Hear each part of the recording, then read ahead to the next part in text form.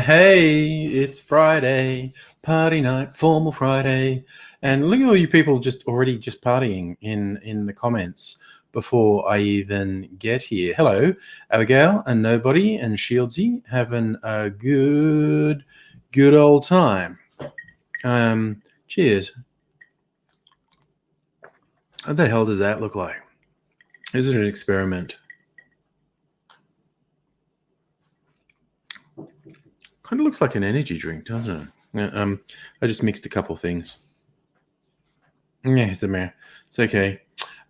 So yes, here we are on a Friday night, and I'm dressed formally and obviously planning to make some cocktails later and videos for the YouTube channel. I'm not really organized enough. I should be. Should I put some glasses to chill in the freezer? Maybe. Uh, yeah, and just a bit scatty. And hello, Kyle on Facebook. Ooh, nobody think it looks like a peach-infused iced tea. It's a few different fruity things mixed together, actually. I agree with you, though. It looks like an iced tea.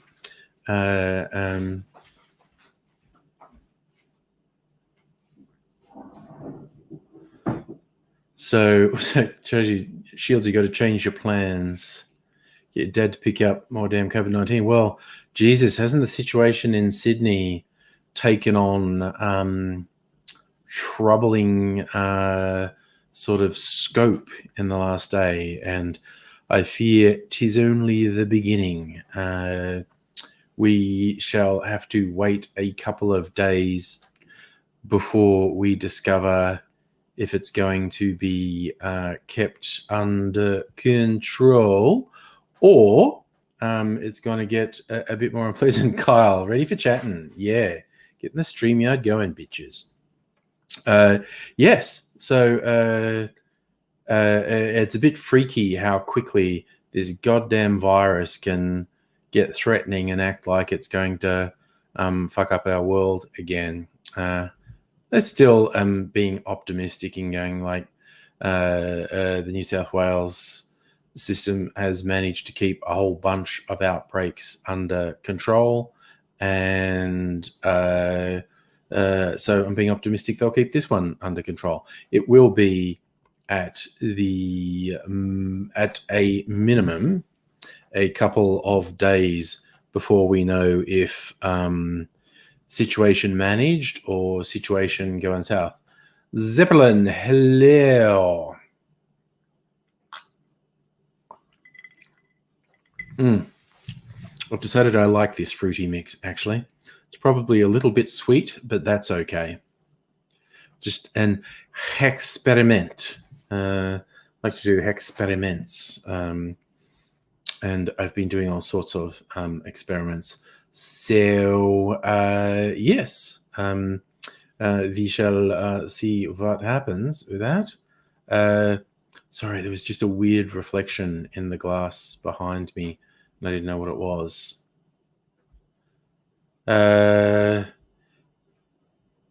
Yes. Abigail, if it wasn't for the getting sick and dying, the COVID stuff's kind of awesome. Which elements of it do you like? I like the working from home element. It's fucking awesome. In fact, like how I have, like, it's a running joke, like time has no meaning, but I have literally no idea how long I've been working from home. Is it 8 months? Is it 9 months? No, thinking it was only 6 months, but it's like, no, it's way longer than 6 months. It was like March or April, which makes it 8 or 9 months. So yeah, that part of it's good. But yes, there are extremely troubling signs in Sydney that this outbreak is actually quite widespread. But we shall see. Aussie Gun Bunny, how you doing, buddy? I'm doing fine on this fine Saturday night. Yeah, Abigail, so yes, you agree with me. The good parts is people staying home and it being quiet outside. Yeah. Yes. Yes, it is not been without its benefits, quite honestly. It's just it's kind of annoying that the politicians and capitalists are going to take exactly the wrong lessons, because this has shown us some great big fundamental lessons of how runaway neoliberalism is an existential threat to human society, and there are things we need to change. Aussie Gone Bunny is very bloody sore. Oh, god damn it. You've broken your foot. Gonna send me a picture of the x-ray. God damn. Because, I mean, what's become obvious is that the gig economy is toxic on so many levels and is not sustainable. What we need to be a fully functional society and to be more resilient in disasters like the one we are going through is for the majority of people to be in stable long-term employment. People earn a living wage from a single job, so they don't do multiple jobs that dramatically increases the risk in, for instance, a pandemic. And, you know, this runaway profiteering from the fucking billionaire class is in no small way absolutely fucking criminal and needs to be stopped. The idea that these fucking monsters can make literally billions of dollars by exploiting thousands, if not millions, of humans by keeping them in substandard living conditions just for their personal gain, you know, that's not sustainable. It's not even just the fact that it's a horrible thing to do to people. We've seen it's the major risk vector for a pandemic. People who can't afford to not go to work, people who can't afford to not have multiple jobs. And this is like a number one risk factor with a pandemic. It's fucking ridiculous. Yes, nobody. I'm sorry. It's too much common sense.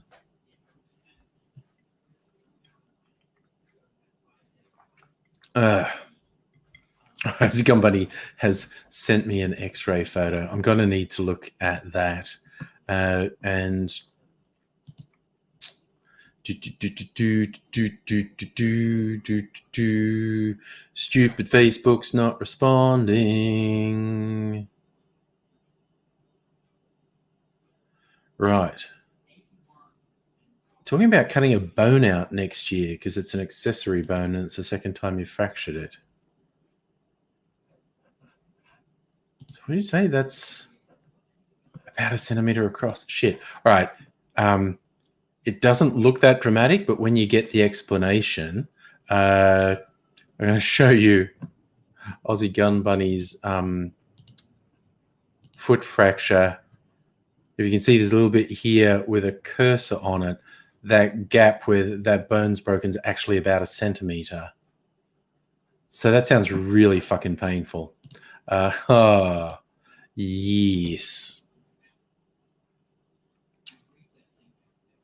Oh, Kyle, well, the government is just the lackeys of the billionaire class. It's as simple as that. And, you know, we see it on a lesser scale in Australia, but we see it. These fucking scumbags who are driven by ideology over reality. And their ideology is, oh, you can't help lowest of the people. That's communism. And we've actually seen starkly it's an existential threat to human civilization to have this massive inequity, because the system's just barely holding together. Well, it's sort of consistently falling apart, but you get a crisis event and everything crashes almost straight away. And it's just that these fuckers, whatever you want to call them, the 1% or whatever, they have made it graphically clear during this pandemic. They regard the overwhelming majority of the population as expendable chattel. You're literally just a resource for them to burn through. You getting sick and passing on illness to others is not their concern. Their day-to-day profit is all they think about. Yeah, Raiders, Kerry Stokes, Peter Costello, there's a long list of them. Ooh, nice. Abigail, sorry, on positive news, Abigail's got a date lined up for after Xmas. Oh, God, but she's in New South Wales. So you're hoping that's actually a severe... God, that would suck.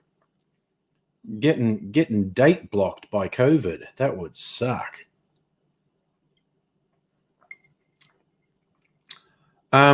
Yes, Kyle, I will open up the stream at some point, probably when I've warmed up a little. I'd just like to sort of get things going, as it were. Theoretically, Aidsy's going to join us at some point. He is at a family dinner at the moment. And yes, he's saying it's pretty agonizing.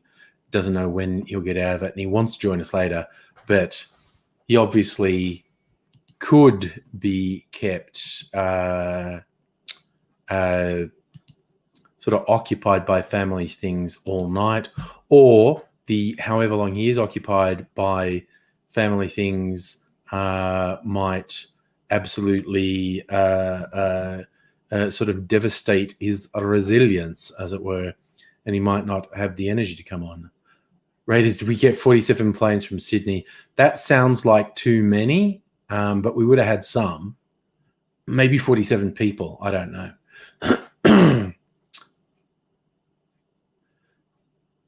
Kyle, you're doing some movie watching late. Well, that's fair. That's absolutely fair. So what are you saying? When you fail to take care of people, try to make economy look good, both suffer badly. Oh, yeah, we've seen time again. That's what I mean. The fucking LNP in Australia, and more broadly conservatives around the fucking world, are so married to ideology.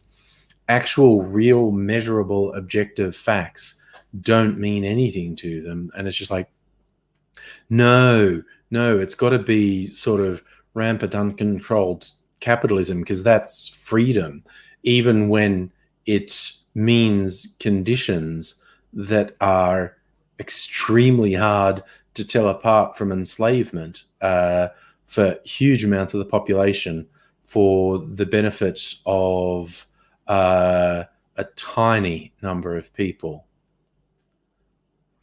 Oh yeah, I think all governments outside of New South Wales, and possibly New South Wales as well, are telling people that they shouldn't travel to or from New South Wales. So, oh, there you go. Nobody, you looked it up. 47 flights did arrive in Melbourne. There you go. That seems like a lot. An awful lot. Yeah. Here we go. We've gone from everything's hunky-dory to we're on the fucking knife edge now. And it seems like this Northern Beaches outbreak in Sydney has gone undetected for quite a while, days, if not weeks. And that brings up the horrible potential for a lot of infected people to have traveled all over the place and fuck everything up. Glee, you reckon there'll be riots in the States? Quite possibly. There has, of course, been a lot of unrest over a number of different things this year. And Trump seems intent on whipping up his idiot followers.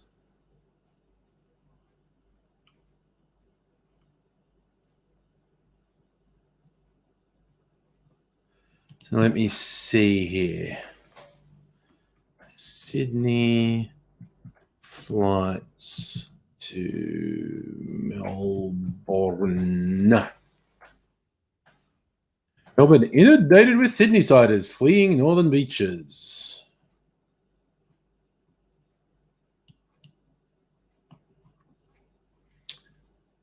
Let's see if anyone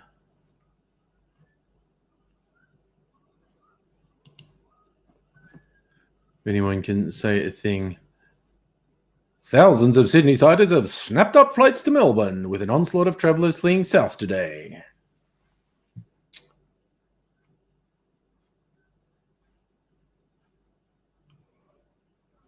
People arriving. Yeah, I don't know if that number of flights is going to be accurate, but who knows? Who friggin' knows? Hey, big bad ads. I didn't see that there was a confirmed case in Brisbane. It's troubling. Laura, hello. Good evening, good morning. Yes.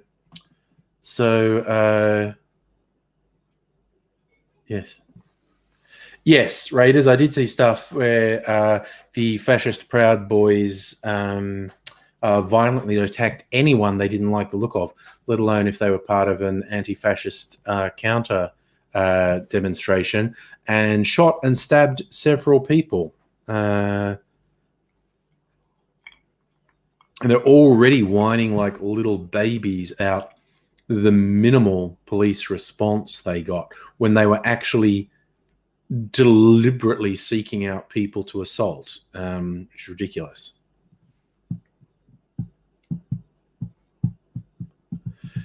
Glee, you're saying, speakers of friends, they said on the news we expected 47 flights. That's a lot of fucking flights. Which, again, say over a 12-hour period, that's 4 flights every hour. Wow. Okay. Whatever. This fucking shit is... God damn it. We're at very high risk. Oh, Laura, you had a great chat with AG. Thank you. I thought you might enjoy that. Yes. And Lord knows the AG man loves to chat as well. So I'm sure he enjoyed it as well. So that is excellent that you got to have a good old chinwag and have a talk. It's always a good thing to do. Yes, I worry that all of Australia is about to get a lesson in hubris, like, yeah, we beat COVID, and like, fatam. No, we didn't. Cedric, that's right. You were there too. Yes. Good. I'm glad the 3 of you enjoyed a good old chat. Sounds like a good time.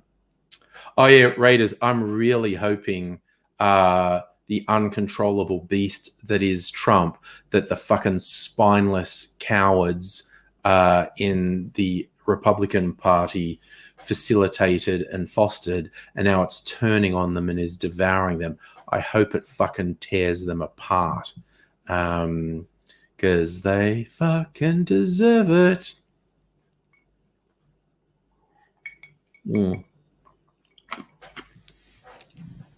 Because they are to sucksaws.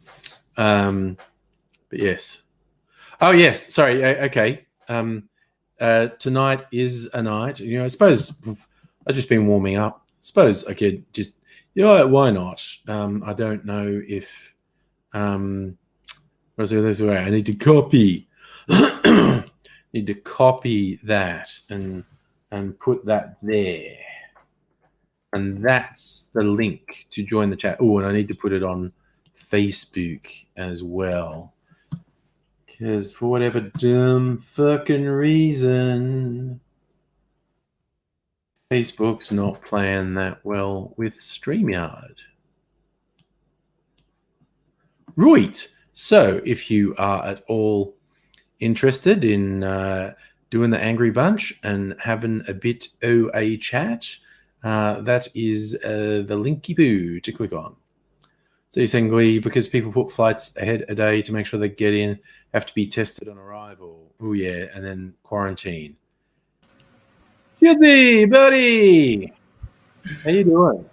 I was sitting on that button. Oh, dear. I need to mute the stream.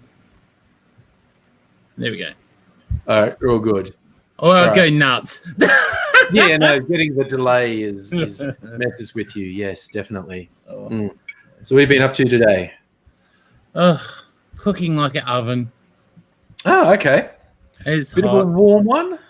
29 degrees up here today with a huge amount of humidity and no breeze in the world. Yeah, let's say the humidity will really get you. As you can see, my hair is all... Yeah. That's humidity hair, is it, Shieldy? Hello. Hello. So here we all are.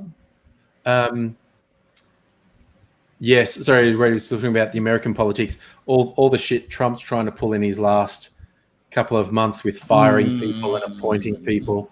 I assume the Biden crowd are just like in a back room and they've just got lists and just gone, okay, fuck this person, fuck this person, and we've got to replace that person and replace that person, replace the person. I'm waiting for them to bring the amendment 14th Amendment thing out.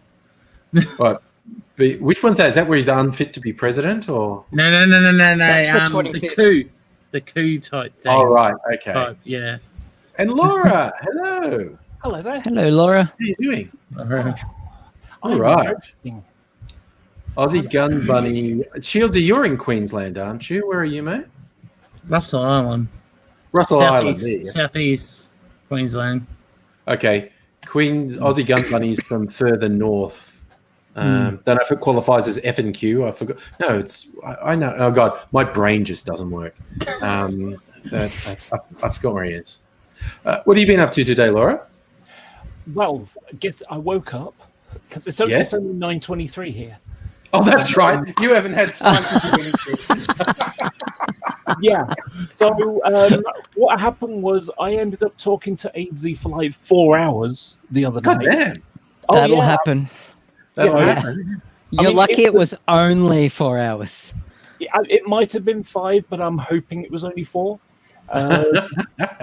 I joined your live stream. It was about 9-ish, and you finished about 10:30-ish my time. God damn. Okay. So that was in the morning. And the thing is, I hadn't gone to bed yet.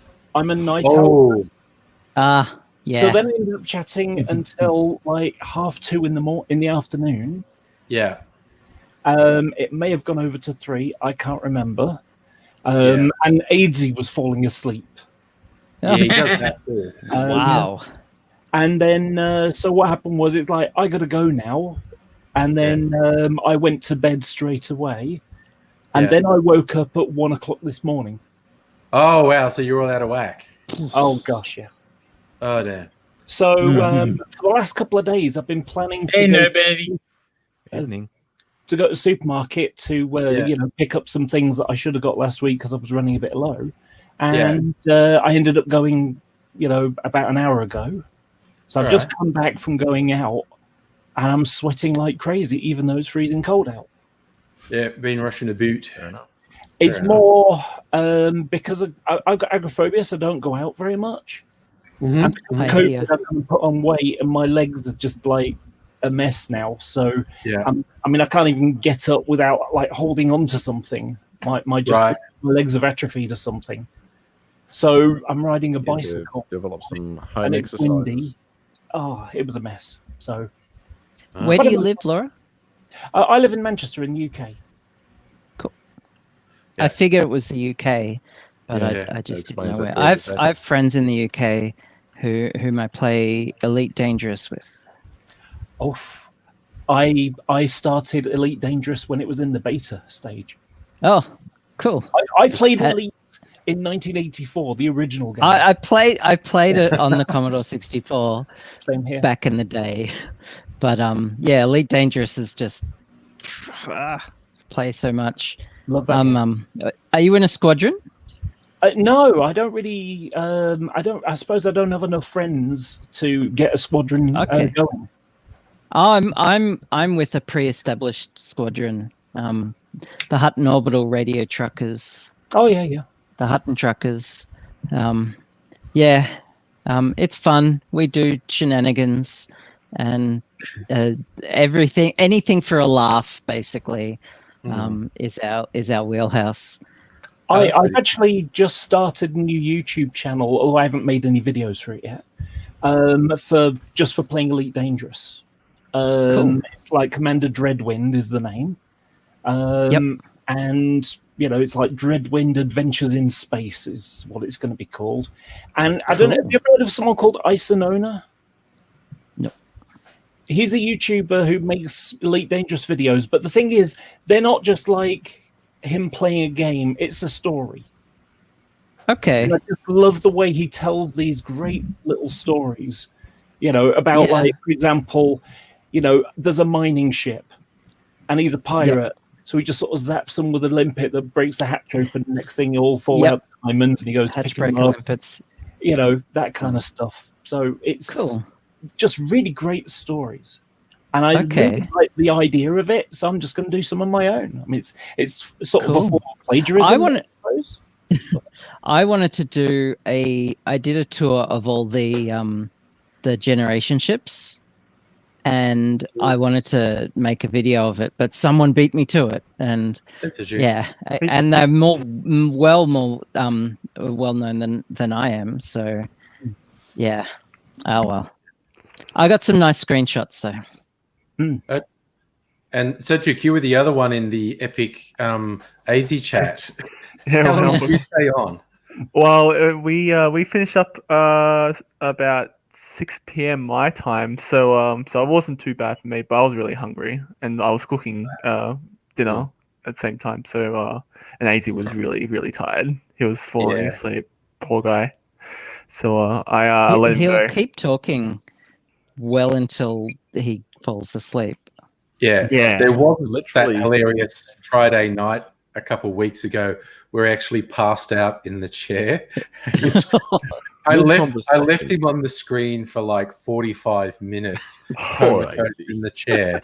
And then I felt bad and finally, but he probably was in the chair for hours. But probably. It was we were in conversation when he fell asleep. Yeah, no, he was literally that. Yeah, you were there. He was mid conversation and just kind of went. Yeah, wish I could fall asleep that easy. Jeez, it's easy to do if you don't have sleep for 40 hours. I've done that. Flying from Australia to Germany. That was my first day. Right. There was one thing that puts me to sleep. Yes. As you can see, it's light outside. That's my window is just there. It's light outside here. Yeah, it's light outside here too. Oh wow!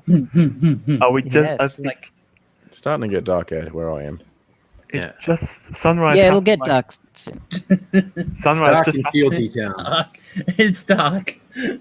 Well, there you go. Well, we only have sunlight until 4-ish. So no. Well, solstice is on Monday, I think. So we're at our longest amount of sunlight at the moment. So yeah, it's okay. I can deal with the winter here. It's all right. It's my second winter.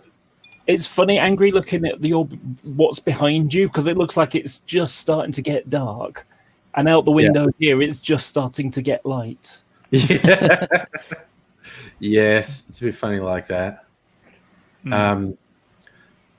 So, Aussie Gun Bunny's into Elite Dangerous as well. So there you go. Oh, cool. Another thing. Well, I think it was you who shared the thing on Facebook, Abigail. Someone shared a trailer for the new release of it, and they made a big point of going actual game footage because it looked like cutscenes. It was pretty. That's coming out in a few months. We were supposed to have it already, but they decided not to rush development too much. Good.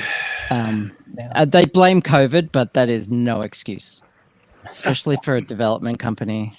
Yeah, they should have been able to work from home. Yeah. Yeah, and they do. I think that the thing that's nice though is that we effectively had a year of free play. Because last year, effectively the first year they brought it out, then they added another bit, another year, then they added another bit, and then they haven't really added anything other than just like quality tweaks. Yeah. So, effectively, it's always nice to see new content, though. Yeah. Which a lot of people complain about, but gee, Elite Dangerous players complaining about things. Whoa, look out! Yeah. They complain about other games geez. like Eve if you're not too careful. Or my only problem laugh with at Elite, Star Citizen.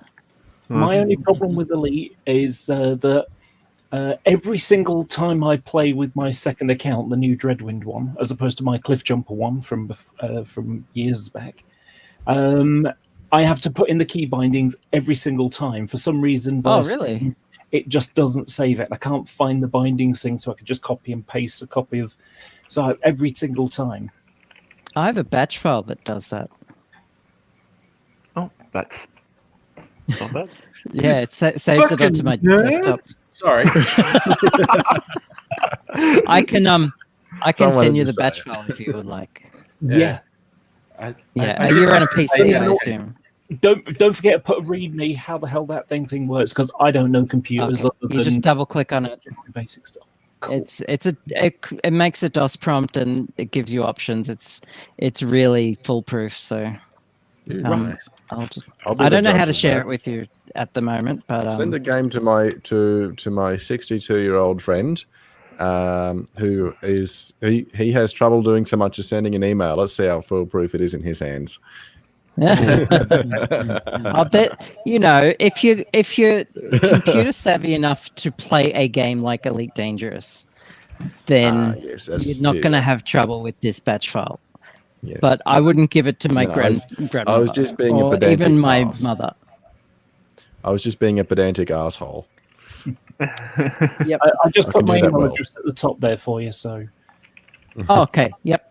Cool. Send it to that. I'm just trying to find the batch file now. Got a lot of shit on my desktop, as people will know when I've shared my desktop before. I remember what's his name? Grasshopper calling me out on my really, really bad proliferation of desktop icons. Laura, do you use a HOTUS? Yes, I use the HOTUS. Yep.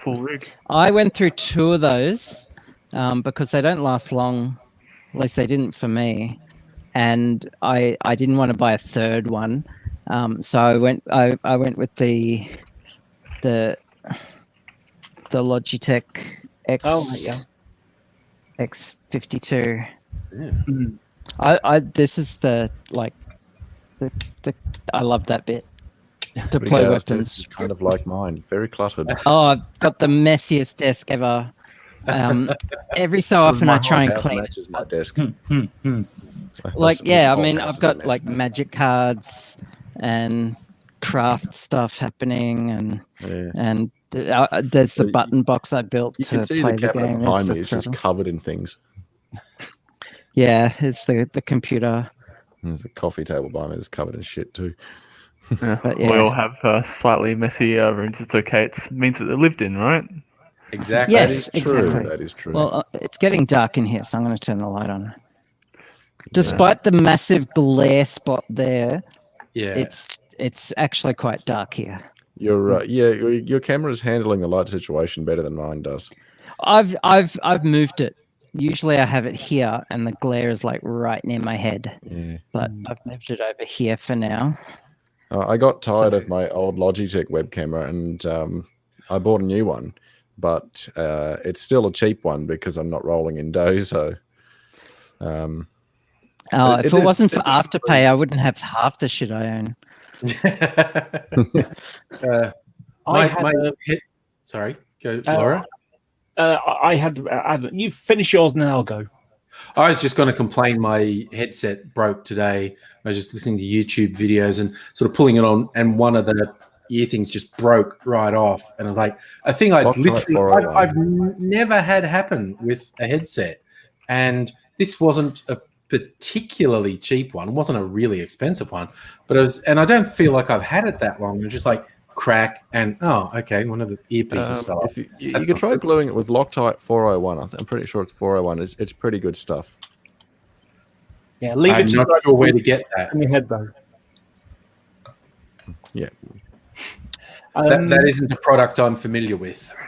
Yeah, like I say, make sure you leave it to dry before you put them back on. Yes, or don't try and glue it while it's on my head. Yeah, that would be uncomfortable.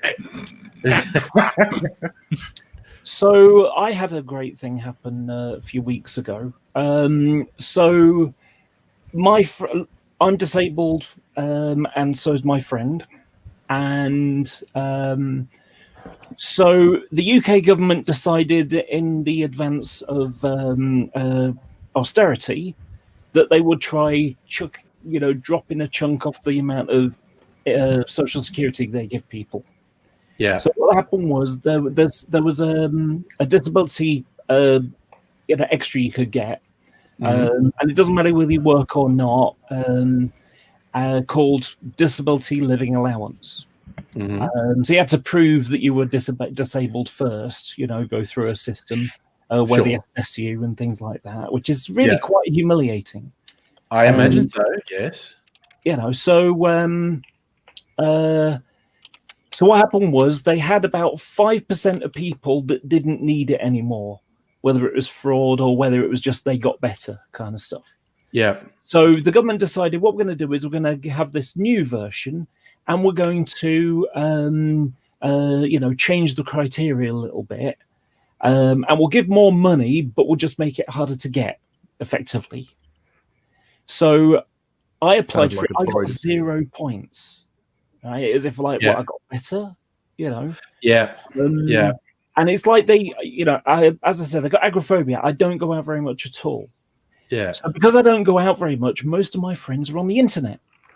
Yeah. And so when it came to me going for the assessment, the friend that would normally maybe go with me, she was sick, so I had to go on my own. And because I went on my own one time, therefore I could always go out on my own all the time. Yeah. Sounds like a Tory decision.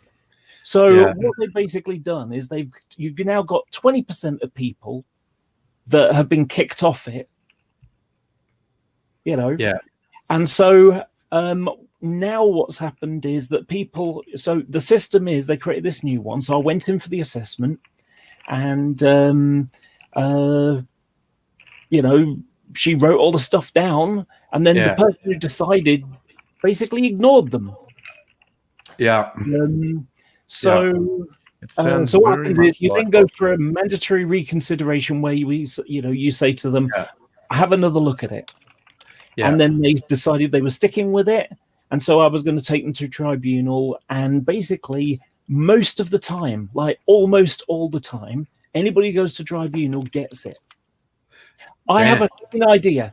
I've got a friend. She is the friend that would normally go with me, in fact. Yeah. She's partially sighted. She's got a white stick. She's got learning difficulties, so she sounds like she sounds disabled. Yes. And they said no to her. She took it to tribunal. She got the maximum amount. Yeah. And not only that, when you win, you get months worth back. You get back pay. It goes back to your original claim. Yeah. So when I went, so just before it was going to go to tribunal, I had someone from the Department of Work and Pensions phone me up. She talked more than I did. And I explained some things, and she said, okay, based upon what you've said, I'm prepared to give you the standard rates, which is more money than I've ever had before. It's like a third increase. Hey. So now I've got, a quality of life as well as being able to eat and pay bills. Yeah. Yeah, well, that's a good thing. Yeah, that's what I mean. Yeah, that's a win. So, it sounds like they probably realised, shit, if this goes to tribunal, we're going to have to cough up more dough. So here, well, what's been happening is that they are losing so many cases. Yeah. That the feeling on like disabled forums and things like that, that it's like they're having too many failures, and so if they if they make an offer, maybe they should stop being likely that doesn't count as a lose. Right. So they're improving their stats. Right. Yeah. Right. That sounds very much like a government sort of thing, doesn't it? A government department sort of thing. We see, the Howard government did all sorts of things in Australia to make our unemployment figures look better. The same number of people were without jobs. They just put them onto different systems so they didn't count as unemployed, and then said, "Look at what we've did." It's a very common tactic amongst. This is lots exactly. of governments. Effectively, it goes back to 1992 in the UK, because we ended up, with the recession that happened in the early 90s. There were 3 million unemployed people in the UK, which is like glass ceiling of, goes beyond that. It's like you're doing an awful job, and people wag their finger and say, no, this is bad, and that's how you lose elections. So what happened was they ended up having people where if they're on the sick. Because if you're somewhere like the Welsh Valleys where they have mining and the mine shuts, no one's got any jobs. Everyone can't open a cafe. The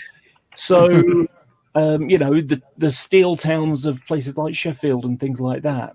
So you had whole industries that have closed down because they've all moved to China or India or wherever. Yeah. And so if they're on the sick, they're not on the unemployment statistics. Yeah, it's same in So Australia. when the 2010 election comes along and the Conservatives coalition with the Liberal Democrats, it's like, okay, we've got a lot of money that we're in the red for, mainly paying for Iraq and Afghanistan as well. I'm sure Australia's got the same problem. And so, like I say, they changed the system in as many ways as they can, so they didn't have to spend as much money. So my friend, who not my partially sighted friend, my other one in the south. So he, he was appealing. He hadn't had anything since January, because by the time the tribunal would have started, COVID was in. So any tribunal. So he's been living on next to nothing. I'd been loaning him £100 a month to help him get by, because he has more need than me. So, but he's also a computer nerd as well. He doesn't go anywhere, and so he like a bit of a gamer. So he kind of came pretty close to the cutting edge, but he's not Threadripper here, but he's going good. He's Ryzen 9. So, so what happened was, when he got the back pay, because of course, the needs that he had then have already been covered. He's struggled by. So he's basically ended, if I win, which I probably will, I'm going to buy the new computer, and you can buy my graphics card and my monitor, because he's going to be going 4K and his is a 2K one. I'm using like 1080p. So it's like, you can buy my graphics card, a 2080 Ti, and his 32-inch 2K monitor for £900, which is a bargain. Yeah, absolutely. So what happened was, just before his tribunal came up, the date was going to be in a few days' time. He said, "Look, because you've given me 4.5 months worth, basically I'd been giving him money. So because I'd given him half the amount, you can just have them both for that. So instead of £900, it's £450. And then he said, you know what? I'm going to buy a new processor anyway, so you can have mine, when I get the new one. So, I'm going to go from Ryzen 7 to Ryzen 9. And the only reason I got Ryzen 7 is because I bought his old computer off him. So, what a great mate. You deserve that, because you were a great mate too. Well, really earned it. Sticking up for someone like that. Yeah, I mean, the system here is bad enough, but I hear horrifying things about the UK. Like you say, the thing saying come back in for assessment. They've like contacted people with cerebral palsy and said, well, maybe you got better, so you have to come in for an assessment. And I'm like, what? Yeah. Yeah. And people who have died. Yeah. You know, paraplegic or quadriplegic people getting told they need to be assessed again in case they got better. And it's like, that's not how it works. I notice you always see those fucking policies when you've got bloody neoconservatives in power. Oh, absolutely. Absolutely. Yeah. Absolutely. Oh, bad the difficulty is they kind of changed the criteria so to make it harder for mental health to qualify. Yeah, if you're going to fuck with people, that's where you fuck with people because you can't see it, you know. Yeah. And not only that, the thing to bear in mind with, you know, when you're going for disabled stuff, disabled people really aren't very good at complaining. Yeah, you know, they tend to be a sort of silent minority that's sort of out of the way. There's no unified voice there or representation. Yes. Yeah. This We need a union, mental health union. Yeah. Yeah, I reckon we do. Advocate for this kind of stuff. I reckon you're right, Abigail. We do. Yeah, and I mean there are lobby groups, obviously, but yeah, it's a bit fraught. You always get those ones that get the profile, the ones that are run by people without disability. And you're just like, oh, I'm not sure. And then you get actual people going, oh no, fuck those people. Like, what's that one that got all the publicity and the funding? Autism Speaks. And they're a hate group. Yeah, the overwhelming number of autistic people are going, fuck those guys. Why are you listening to them? It's just they're the worst. Suck. But you know, they did slick PR and they got all these contacts and they got funding and people with autism are on the outside going, why are they saying I need to be cured? Why are they saying like my existence is inherently bad? Yeah.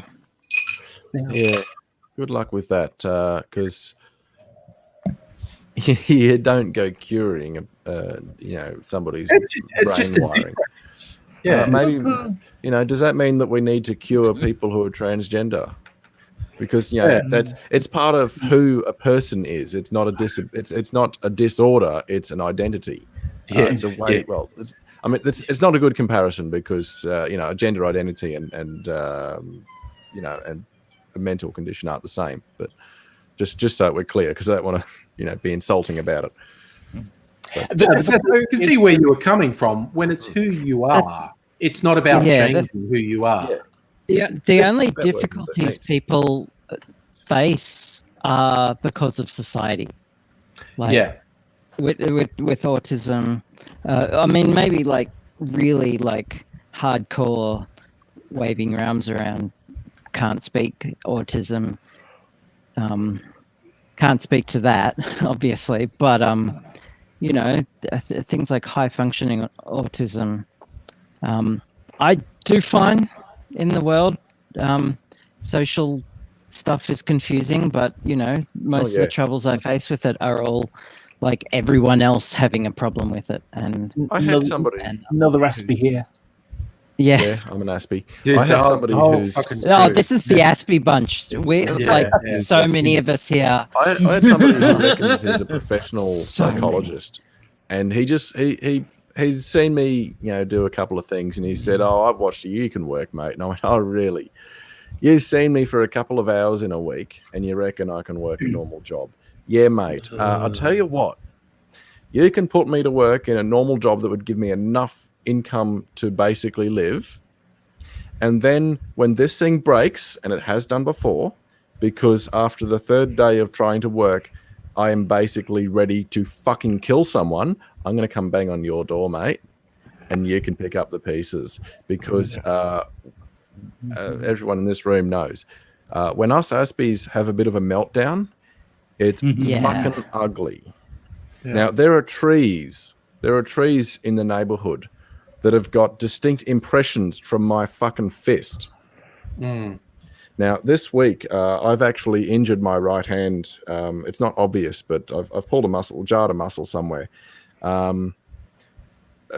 Some of you have seen a photo I held up to the screen one time with the little punching bag I've got. It's a little bauble on the end of a spring-loaded stick. It gives pretty easy. I've injured my hand hitting it. Right. And the base got off the ground. The thing you fill up with water so that it doesn't fall over? Yep. So I've been hitting it hard because this past week I've just been fucking sick of everything and everyone. And, okay, I need a nothing day with 0 human contact or someone's going to die. I had a flatmate for a few months, went to school with him, and let's just say it didn't turn out well in the end. I can't live with people.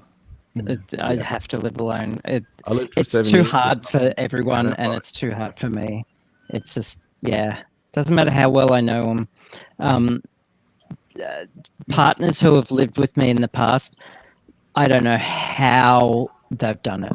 I have no idea because I'm the worst person to live with. If I get a partner, it's not going to be a live-in relationship. It's going to be you have your house, I have my. Well, I'm sure we'll have times where we sleep together and all that if it ever happens. But the whole live-in thing, no, not happening.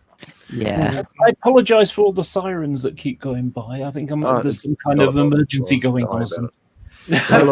I can't hear a thing. No, it's not a problem. And apparently my microphone has a crackle. It's not the microphone, it's my sound system. Oh, I thought it was just your internet getting a bit flaky or something. No, that sounds a bit different. It's a CPU problem, I think, judging by the crackles. Sandwich. I have voice meter potato running, and I've got it's something to do with the sound, the audio buffer on a particular protocol, and I have to sort it out. It used to be a lot worse, didn't it? Yeah, you know something. Well, all we'll do is we'll just think of you as being an auto-tune. Okay. Yeah, that'll work. Sure. Yeah. I like that. Laura, I love your accent. Oh, thank you. The weird thing about it is I don't really have a specific one anymore. My parents were in the Air Force. And when you're in the Air Force, you've got people from all walks of life. You've got everything from slum town to officers and gentlemen. Sure. So they teach at the school, the forces school. They teach to the standard of the officers and gentlemen. So if you listen, my diction is very, very precise. However, I've lived in the North enough now that I'll say bath instead of bath. If you want to speak a bit quicker, and if you want to have a really smug reply to my comment, you could say, "I don't have an accent. This is just how things sound when they're said properly." I have which is used Jimmy Carr's remark as a joke. It's like Americans spell light with 20% less letters. Yeah. Americans, they the rest of the world has various different things. They got to change the names of things because apparently they can't say aluminium, so they say aluminum. Or aluminum. And the insistence on saying herb instead of herb. What's that? So grating that. And it's like nails down a chalkboard. Totally. A lot of my friends here in Berlin are either American or they're Canadian or they have lived in America. Canadian. The worst one is when Americans they say Legos instead of Lego. Oh, I haven't had that one yet. That one I hate. That one annoys me. In South Australia. Let's all rail on Americans. Then you're just showing here's the pasta sauce, what's called Legos. This is, and get a little bit Lego brick. That's Lego. My absolute most annoying one is the Pocket Monsters thing. Pokemon. And it's not Pokemon, it's Pokemon. Everybody says it wrong. We say I gotta Pokemon agree. here. Yeah, They do say Pokemon here, but on the show. what happened is We say it's potato. a Japanese thing, and it goes to America where you get Americans who voice dub it and they speak Americanese. And the thing about I it reckon is, you're right. so the Japanese, when they've got English words that are hard to say, they will cram them short. McDonald's, okay, McDonald's, it's a hell of a mouthful. So they'll cram it short, Makudo, if you live in Osaka, and Maku if you live in Tokyo. And there's almost this, thing like, oh, those Osaka people, they're just so like, it's almost like it's Southern Americans, with the y'all kind of thing. It's almost that kind of mentality between them. Well, We don't Pokemon, sound like we're all that Pokemon right, but if you're stupid, you probably won't notice. yeah. Here to us Australians, we just put an O at the end of every word. Or A. We consent pretty well. My joke about Especially Australians Australian is bogus. that, the first sentence Australians use usually sounds like a question. Yeah, go up at the end. Yep. Yeah, sound like we're actually making a multiple statement. I'm going to go to a army. Like you're asking a question. Is that a question? does. Is that a statement or a question? Oh, like John Safran. Yes, it was. Adam Hills, I think, opened up one of his comedy routines with that thing. He's talking about ending everything on a high note, like I'm asking a question because I'm too insecure to make a statement. I'm quietly, secretly seeking your approval. And he says, I like to think that one day we'll have judges going, I find you guilty of murder. And I'm going to be sentenced to 20 years. They get it far better than me, of course. But Yeah. No, that was pretty well done. The other thing I love about America is that sometimes words mean different things. So, for example, one of the times I went to America, someone had what they called a fanny pack. And I giggled. Yes. Yep. I think we call them bum bags here. Bum bag. We call them bum bags. Yep. How much can you just get in there? Exactly. Oh my god. Sorry.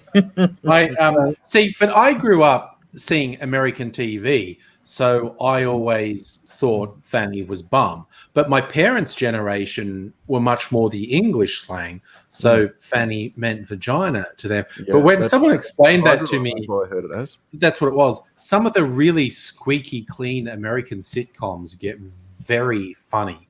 There was this one with these two teenage girls dissing each other, and they're going like how they went skiing last winter. And he goes, "Oh, but Mary spent so much of her time on her fanny," and you're like, "Oh my god!" And then one of them is going to say, "Yes, but when you were on your fanny, you had so much more to land on than me," and you're like, "Oh my god!" My favorite one. Okay. Context. The first time I went to America was in 1999, and I went to a very private transgender group thing. Bunch of people on the internet. So the first time I went to America, I had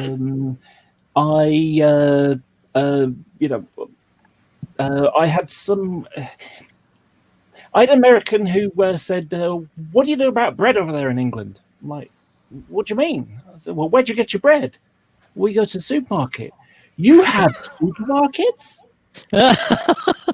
Jesus. And the same person said, an email thing saying, "Happy Easter if you celebrate it there in England." It's like, and it's not American. Where do they think half their culture came from? Yeah. The thing about it is, there's one thing you can say about 9/11, and that's that it woke up America so that the rest of the world exists. Yeah. Because the first time I went, one of my friends who I went with said, pick up a newspaper and watch your country disappear. Because the only reference to any other country was the stock market and what happened in London or wherever. Which is their God there. And they say in God we trust, or their God is apparently a bank. Yeah. That was only from the 50s onwards. Yeah, when they put that. It's once that's the communist scare made that happen. Yeah, but the funniest one was about a couple of about a year or so later, when someone said, "Where's Amy?" and I said, "She's outside having a fag." The fact we were at a gay resort made it twice as funny. Me too. Oh my god! Gold. I've always found this is definitely not politically correct. This remark, but I've always imagined a sketch where you'd have something. It's actually a horrible idea. I don't know if this is going to be funny or not. So forgive me if it's awful. But I've imagined a sketch where somebody goes, "Oh, he put that fag out," and then the person stomps his cigarette, and they repeat it. "What are you talking about?" And there's some poor guy on fire. Oh, Jesus. Literally I did say flaming. it's not politically correct. Oh. I did tell you it's not politically correct, and it might be awful. You have to be and queer to tell that joke, Yeah, probably right. to get away with it. There's a lot of circles I would not tell it in. I figure you guys know me enough that I could probably get away with it. For me, He just made us all go. Yeah. I think the biggest thing that that sort of raises, you sort of get the eyebrow that raises when I say it. And having Asperger's, I jokingly refer to myself as being a social retard. Effectively, Fair enough. Intellectually, I tend to be higher than most people, but when it comes to socially, I'm certainly down on the scale. So, and it, like I say, it's self-derogatory. I'm not aiming at anybody else. It's only pointing at me. Yeah. It's I think when we say things like that of ourselves, it's you get some people go, "Well, you said it yourself," and you go, "You don't fucking get it, do you?" We can joke at our own expense. When you say that about somebody else, it sounds like a put down. And especially if words have a history of well, the N word, of being derogatory, particularly in America, African Americans calling them one another by the N name. Yes. And people go, "Oh, they call each other that. Why can't we?" Because white people started using it as a derogatory thing. What the African American and other blacks around the world now are doing is taking it from the racists to empower themselves. It doesn't mean suddenly the word's okay. Same with the word queer. That was derogatory for ages, and now people use it all the time. Yeah. Same I do with remember, dyke and fag and I remember seeing a comedian with cerebral palsy, and he just really laid it on. He talked about he was at a disability convention, and his best mate's blind, and another best mate's paraplegic, and talked about how drunk they were. And he's like, "Mike, he was so blind." And then Terry was absolutely legless, and me, I was utterly spastic. And I just see the audience torn between laughing and going, and horror, just going, "Oh my god!" yeah, And then how hard am I allowed to laugh at that?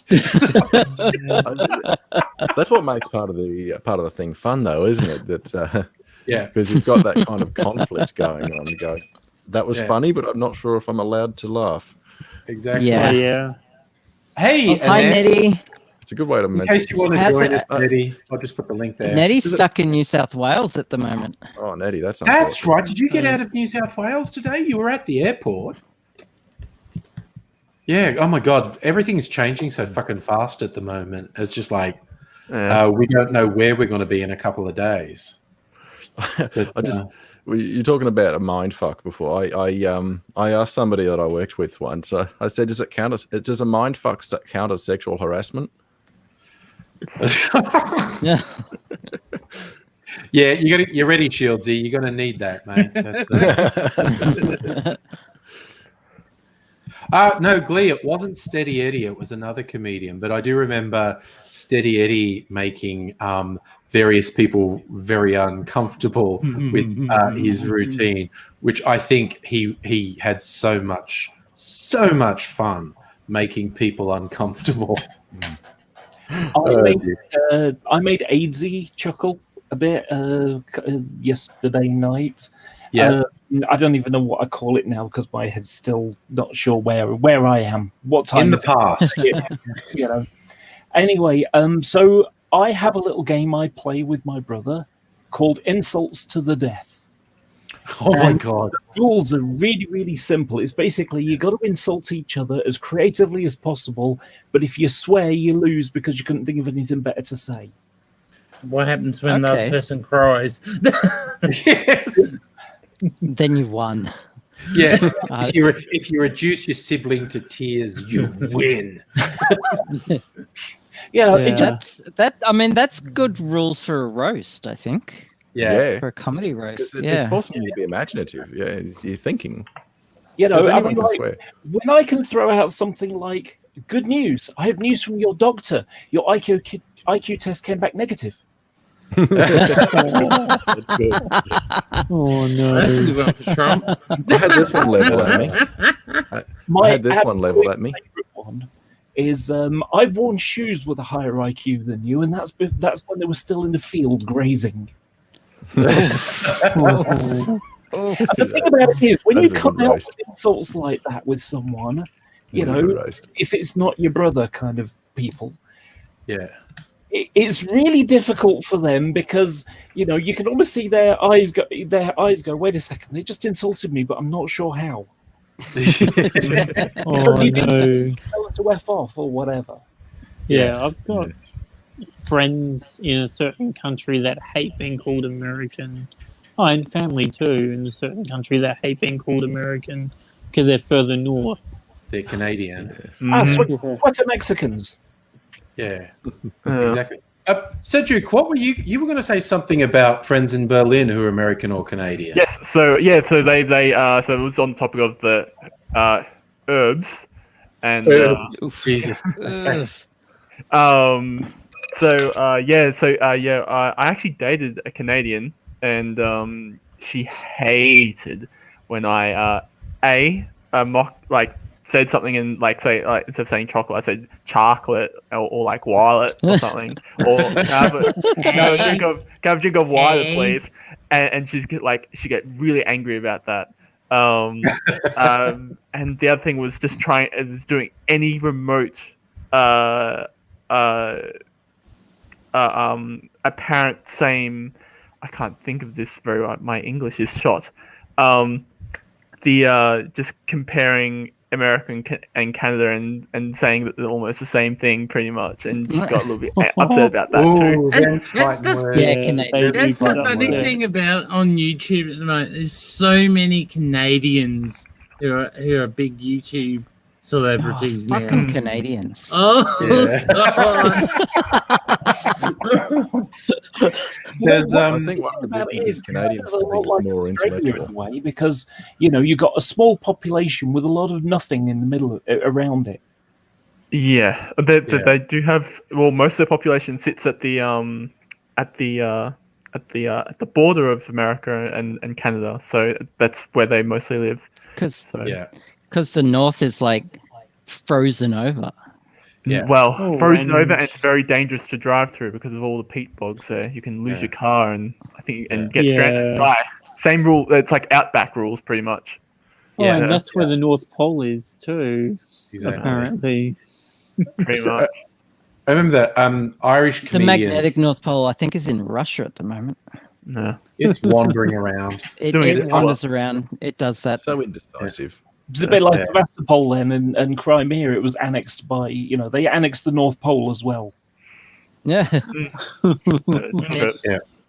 But so they don't like those comparisons at all. No. It depends on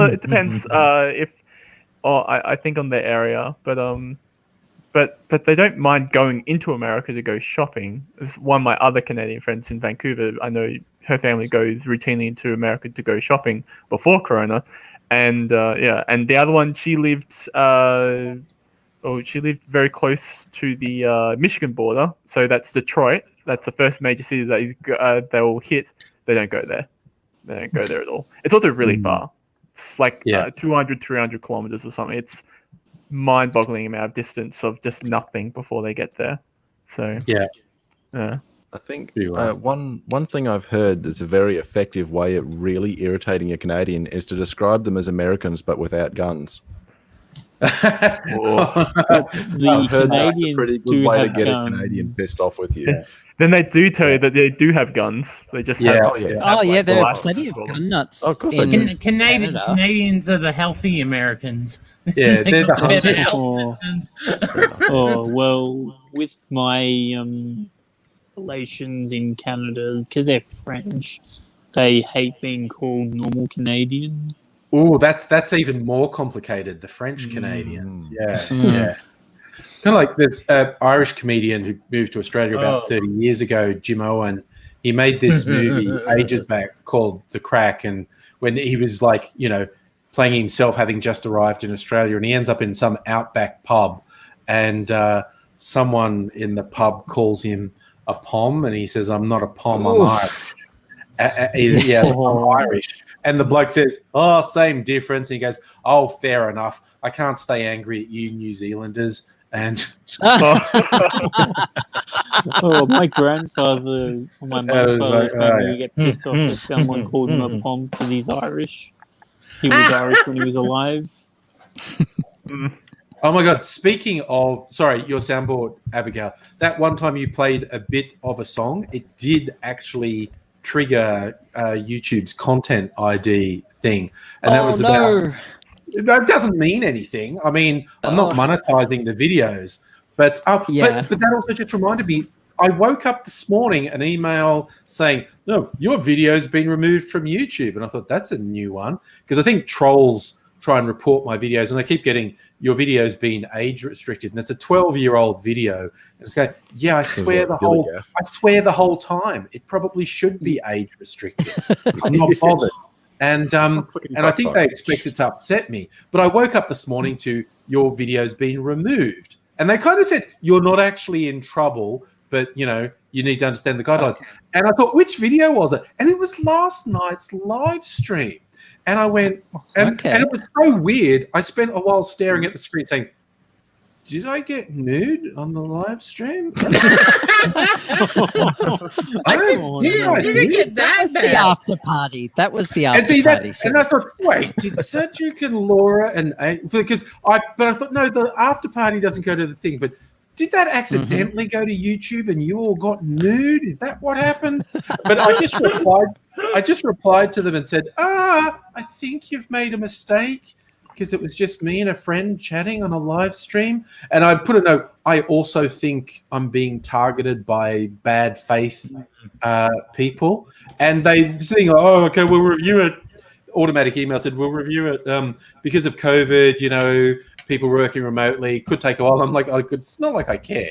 The live streams are just for when we're live. I know some people watch them later. They're not going to lose it. And but I got one back today and they went, we were wrong. There was no nudity or sex in that. Sorry. But I swear to God, it was so weird. It was so surreal. For a while I was sitting there going, making love to a drink?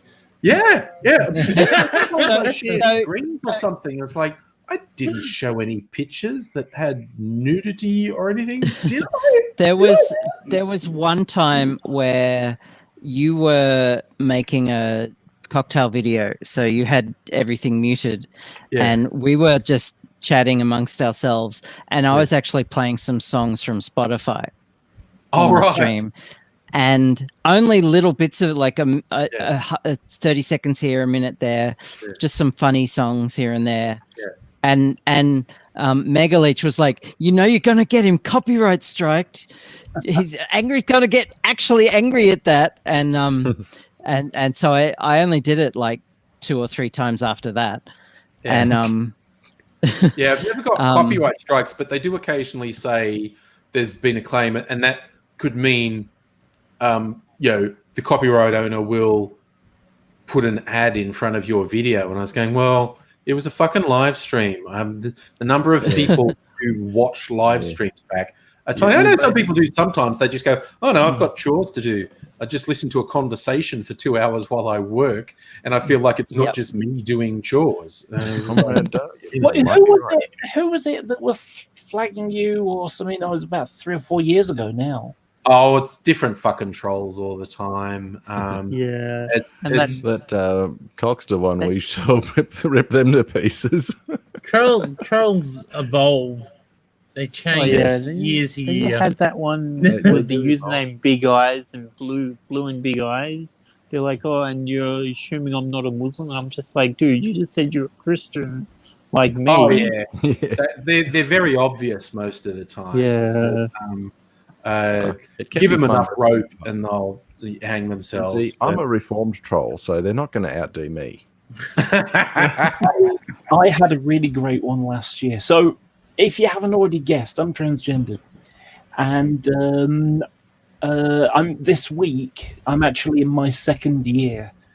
December the 12th, Hey, congrats. 2018 is when I went to my doctor's and asked him to refer me to a gender identity clinic. And bear in mind that 2019, I discovered I was trans.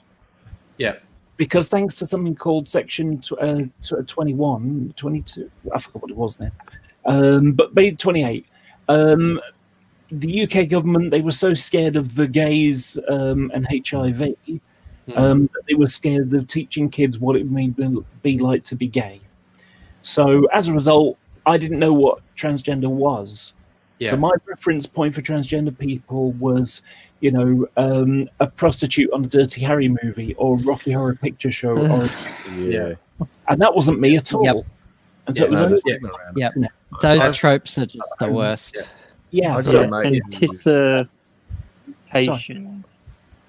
That was Clause 28. That was back in Thatcher's era. Yeah. I just remember Boy George and a few other acts putting out a song called No Clause 28 at the time. But it became illegal to actually educate children because they say, no, education is indoctrination. Kinda, no.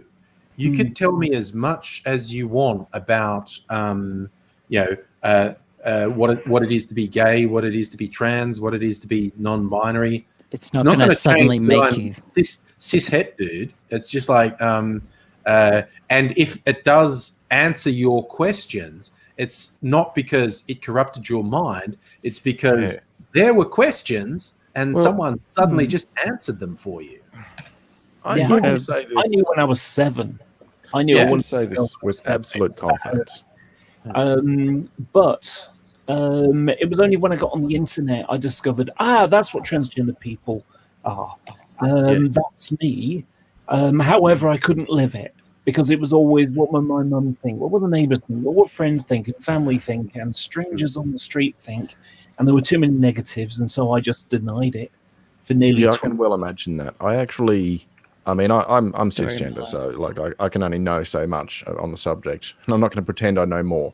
But I actually very, very deeply imagined, pictured in my mind everyone around me if I were, if I discovered, if I was a transitioning person, what that would be like for me. And I can't imagine actually having to contemplate it, knowing it's a reality, because I don't have to, But what I did imagine was fucking awful. I mean, it haunted my dreams. The transition process and facing people afterwards. That's only a part of the story.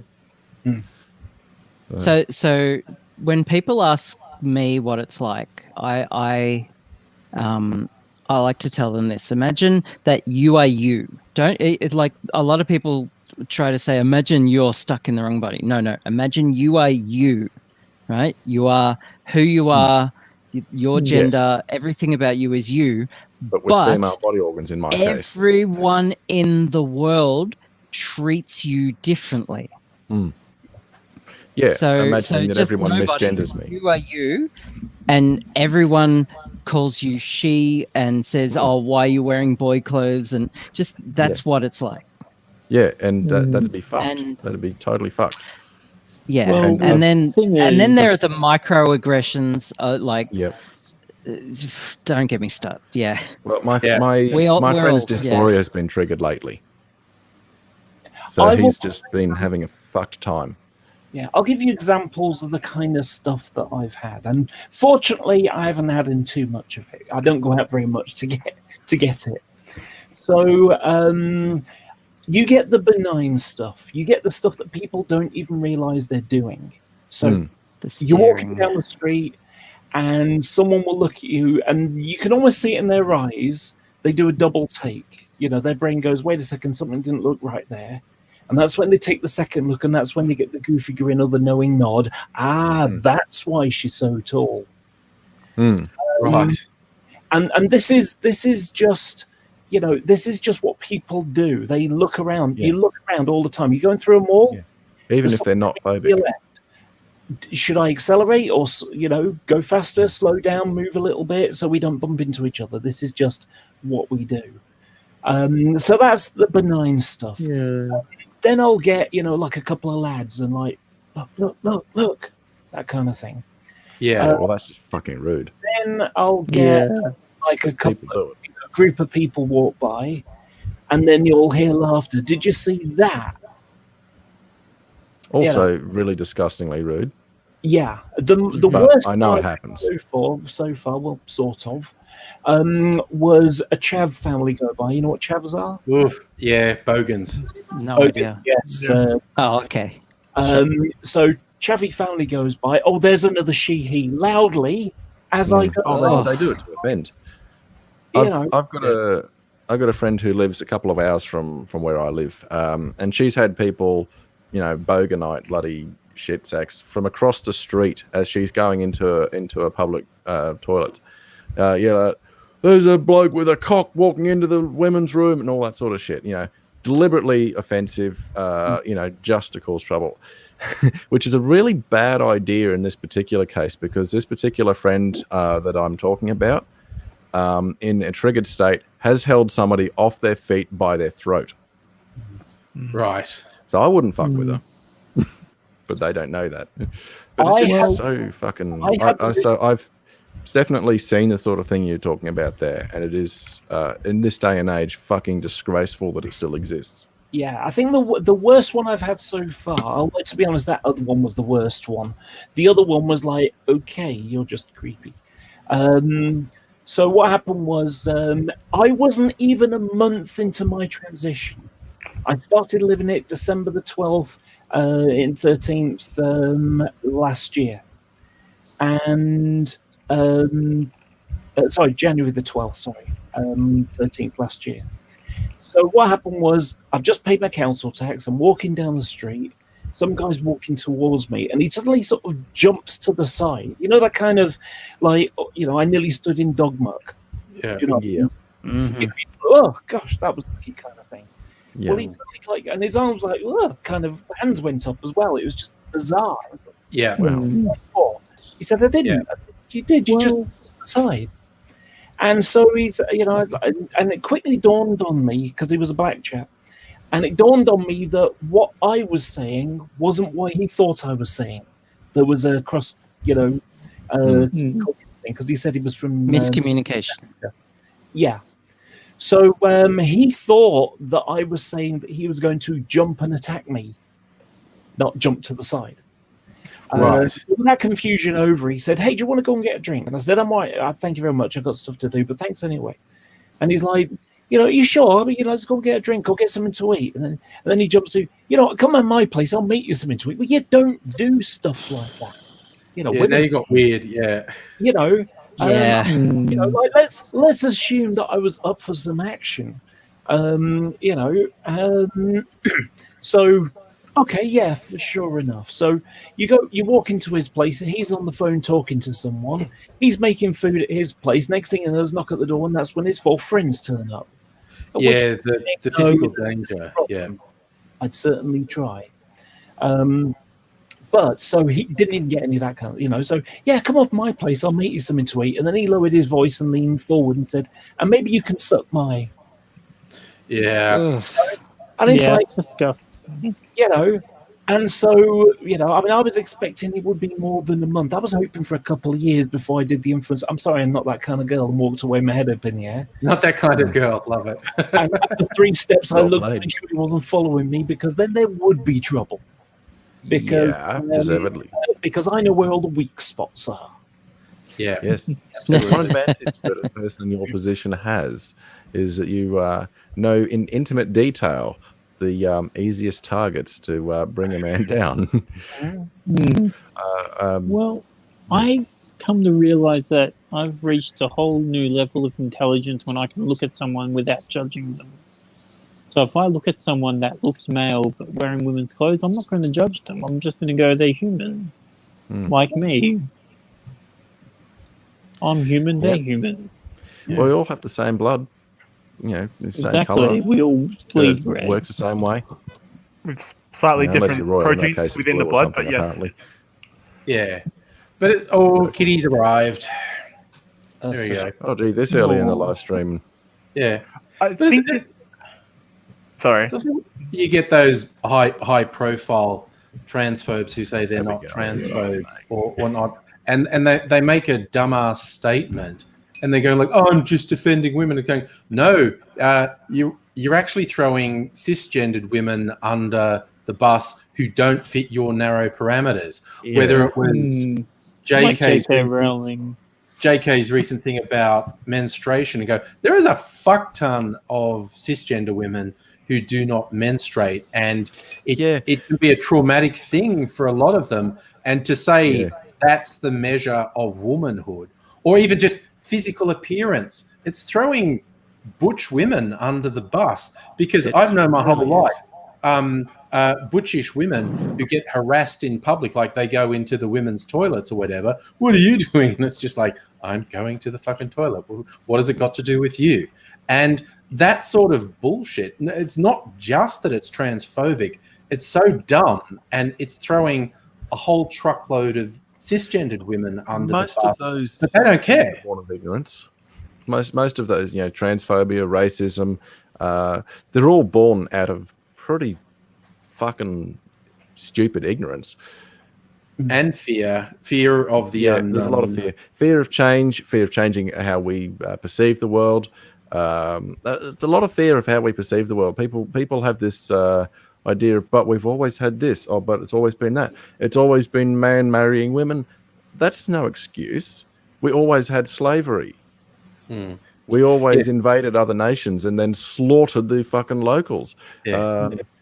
In most Western countries, women couldn't open a bank account without their husband's signature until the 1970s. That's always how it was. And I'm sure conservatives in the day argued against changing that too.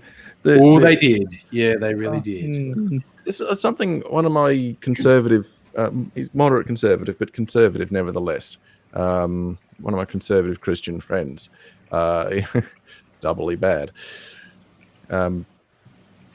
he was talking about different, understandings of things, and he believes that left. When he said when he hears left wing, he hears rebellion, and when he thinks of progressive, he hears unholy. Well, I just released an onslaught of all the things that are pure fucking evil that that conservatives have done over time, including burning heretics at the stake, and that progressives are the reasons those things stopped. Progressive governments are in favour of more community-based sharing of wealth and being less I-centred and more us-centred, which are all actually strict Christian things. Laura, you may or may not be aware I actually am a practicing Christian, so I'm too. So the relevance of that is that I happen to believe that conservative Christians are actually the ones who are a bit unholy. Yeah, me too. I'm an atheist and quite out in that, but I'm not an anti-theist. Well, you're entitled to what you find most acceptable to believe, or what you find most believable. Who am I to judge you for that? Mm-hmm. Exactly, and I would never try to change you as a person because you're you. I've had my experiences. The way I see it, even if if I grant the idea that God exists, the Christian God this is, then that God, if that's a loving God, then that God knew exactly who I would turn out to be. If he's omniscient, he knows exactly who I am, knew exactly how my life would turn out, and that I would be unable to resist it. I just had to come to terms with it. My best mate is transgender, and he's a Christian as well. He goes to the same church as me. Right. So Yeah, and yes, God does know who you are. Yeah. Transition is not changing your gender; it's affirming it. So if that God has a problem with me, if a Christian God has a problem with me being who I am, knowing that all the problems I've had in my life, how the struggles that I've had, and all that kind of stuff, if he made me to be like this just so he could screw with me, because that's we're talking about a trickster God that decided to put these thoughts in my head. Decided to meet me as I am, knowing that I wouldn't be able to resist it, knowing that I'd be sent in hell for. We're not called to be perfect, and Sorry to interrupt, but do you know what Type 10. recognize pretty this? fucking cool. It's a Type 9. Oh, Type 9 heavy. Oh, whoa. Yes. That is pretty cool. Cool. And more on that in a moment. I would It's a just ship from like to The nerd expand shit on comes thick and fast. For the mug. that is It's a awesome. Hutton, And the shirt original too, if I'm Hutton not orbital mistaken. mug. Nice. Sorry? The shirt too, if I'm not mistaken. That looks very nerdy. Oh, it's from Loading Ready Run. Right. Yeah, they copied it from the Commodore 64 loading screen. Okay.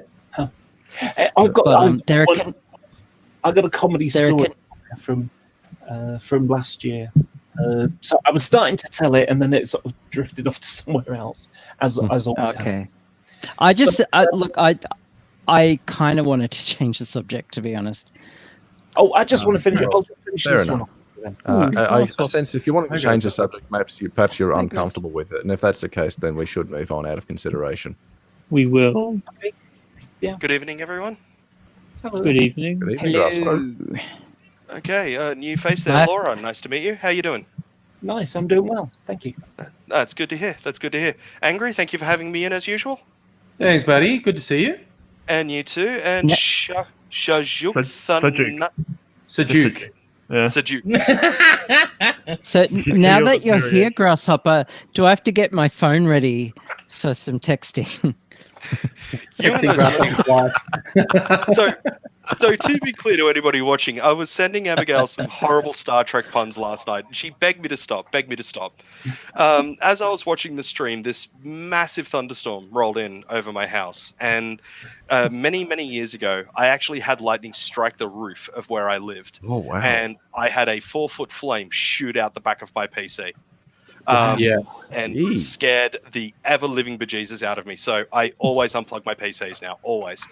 And Abigail sends me a message. I sent her a message saying, "Could you please let them know that sorry that I had to leave unexpectedly, thunderstorm." And she was like, I never unplug my PCs for a thunderstorm. And I'm like, well, I do because of this.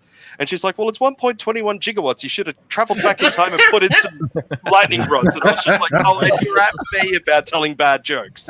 Seriously. Oh, wow. Back to the Oh, Future, the actual guy that was trying to make time work to his will with Marty McFly. He was totally the villain. Oh, man. But, absolutely impressive light show, but very little thunder, very little rain, unfortunately. So all it did was up the humidity to 11 billion% and make last night really uncomfortable. I live in a block of flats with an aerial on the top of it because it's got the cell phone transmitter on. And I once had the building, it was like thundery and that kind of thing. I look out the window, it's like interesting to see all the lightning going on. And then suddenly there was just this almighty snap right above me. And it's like, geez, I was scared to touch the radiator. Many moons ago when my father was in palliative care, where he was staying at the time, you could walk like straight outside into this lovely little garden area. And me being an idiot that smokes, I decided to go outside to have a smoke one day. And just as I opened up the door, there was a bit of a rumbling of thunder, threatening of rain, but no actual rain yet. Dark clouds, all of that. And I was outside for all of about 14 minutes, having a smoker talking on the phone. Was just about to turn around. I had my hand on the handle to open the door to walk back inside. And I swear to God, the lightning would have struck probably maybe 50 meters away, because there was a flash and then a bang, like straight away a bang. Yeah. The bang was that loud because of course, jumped a freaking mile with my hand on the handle. So, of course, the door's gone brrr as I've jumped a mile. Oh My dad couldn't breathe. He thought it was the funniest thing he'd ever seen. You know, You weren't laughing. so I ride a bicycle, and I get people, people say that cyclists are like really, really dangerous, and it's like Not you're all cyclists. likely to be struck by, killed, or seriously injured by lightning than by a cyclist on or off the road, no matter who's to blame. In the UK, it's 18 people per decade hit by cyclists. It's killed by cyclists. Whereas I don't understand the anti-cycle hate that bike riders get. I just don't get it. It depends. Two reasons. The number one is, oh, you're in my way. And two, when they're stuck in traffic, the cyclists are wiggling their way right through, and they're not. They don't pay for road usage when we do pay for it through our GST and taxes. Yeah, absolutely. No, the only time that I've got a problem with push bike riders on the road is when they're like literally in front of cars that sets of traffic lights. If there's a lane for them to be in and they choose not to be in that lane, but in front of the bloody cars that sets of traffic lights, that's annoying as hell. Other than that, live and let live. Oh, and stay off the fucking sidewalk. Yeah. That's a good clarification with the bikes in front of the cars at the traffic lights. Sometimes there is no bike lane and there's only a bike box. They should be in that bike box, because if you put a bike between two cars and get sandwiched, and if you have a car hitting another car from behind, as you have seen probably many road cam videos, You get a bike sandwich. you get a bike sandwich. The ones what get me are the ones who they ride on the road, but clearly there's a cycle footpath right beside the road. It's so much safer. But they still ride on the road. Okay, so sometimes the council will put that cycle lane in the door zone of parked cars. And if that happens, I never, ever ride in the cycle lane when that happens. Because I just hear about too many people getting hit by car doors and then getting hit by a truck. Yeah, going straight over the door. So dangerous is because if I'm riding a bike and I hit a door and I'm wearing my helmet, what will happen is I go forwards and that corner of the door goes into your forehead because it hits your helmet. I've also heard horror stories of that corner of the door hitting people right in the sternum. And cracking the sternum and causing like collapsed lungs and all sorts of horrible things. So But when there's a go on, there's a bit of road in Manchester on the way to where I live. I live in the east side, and there's tram tracks going down the road. So what you've got is pavement, got cars parked, you got a cycle lane in the door zone, and even if I'm in the middle of that cycle lane, I can reach out and touch an overtaking tram. Yeah. That scares the hell out of me. No, Well, that's Brunswick Street. That's where I live. I was going to say, that sounds exactly like Melbourne. that. Yeah. Oh, Melbourne. Sounds like part of East Berlin too. Yeah. There's loads of I grew up in places like Melbourne. And okay, so for Laura and Sashuk, where I live in Australia, I live in New South Wales. And our major city here is they're only on the northern beaches, and let me get my point out first. It's not too late to change that. Like, you seem decent enough to be like, we'll let you live here, I guess. Oh, thank Slip you. me $1 million, you can come over the border. Our main city here is Sydney, which is not actually the capital of Australia, even though you might think it is. Even though half of Sydney-siders think it is. Sorry, Oh, wow. Don't confuse me with Americans. But anyway, the city of Sydney, its mayor is a lovely lady by the name of Clover Moore. Clover Moore is very left-leaning, politically speaking, and has done crazy things like investing into things like arts, as opposed to coal mining and shit like that. So the Murdoch press over here absolutely grill her every chance that they get because she's progressive. She allowed a council who did their own fundraising, mind you, to do a rainbow-coloured crosswalk across one of the main streets in Newtown when same-sex marriage was passed. Yes. She just said yes to that. Now, the council did their own money-making for it. She just said yes to it. But, of course, the Murdoch press said, oh, she's letting this happen, and blah, blah, blah, all of this. Anyway, No. Clovermore has done a lot in terms of getting bike lanes putting in all around Sydney, like around the main city circle of Sydney, from Town Hall through to Darling Harbour. And it's because a lot of people in the guts of the city, of course, ride bicycles. And, you know, bus lanes and all of that sort of stuff, trying to make the traffic all flow better. But then for some stupid reason, the person that timed the lights, the lights have got 3 separate things on them. One for bike riders, one for bus drivers, and one for normal cars. And it will let the bike riders go first, the buses go second, and the cars go third. So it allows the 2 slowest people to go frickin' first, and then allows the fastest things to go last, stuck behind everything going really slow, and traffic just banks right up. And it's... Geez, you don't know how fast the bus can go, Grasshopper. I guarantee you that my car can beat a bus. Get on a Brisbane City bus. Oh my lord, they floor it. We have a similar I've seen infrastructure. people fall over in those buses because they take off so quick. Oh wow. We have That's the stupid auto systems they put in them. we have ridiculous. The only reason I can imagine they did that for is because, you know, the more people who cycle rather than drive, you get more people per hour through a space. You know, it's something like 14,000 cyclists per hour can go down a 2-lane road, one in each direction. I'm absolutely sure that there is most likely some like very good, logical, absolute reason that they do it that way, and doesn't drive me nuts any less because I want to go faster. With the cyclist, it would be that they can be clear of the intersection sooner rather than be in the middle of the intersection with all the cars that could potentially kill the rider. So I'm thinking that first one's probably a safety thing. It also, when you first start off as with a bicycle, that's when you're at the wobbliest. Which means you don't want to be next to moving traffic at that point. So again, comes down, sounds like a safety thing. The buses thing is probably to try and keep the service flowing well. I'm not entirely sure about that. There would be, I can't think of too many safety reasons, but I'm sure somebody can. No, usually it's to clear the busways and that, to keep them clear. That's the main reason why they put lights on through the bus lane.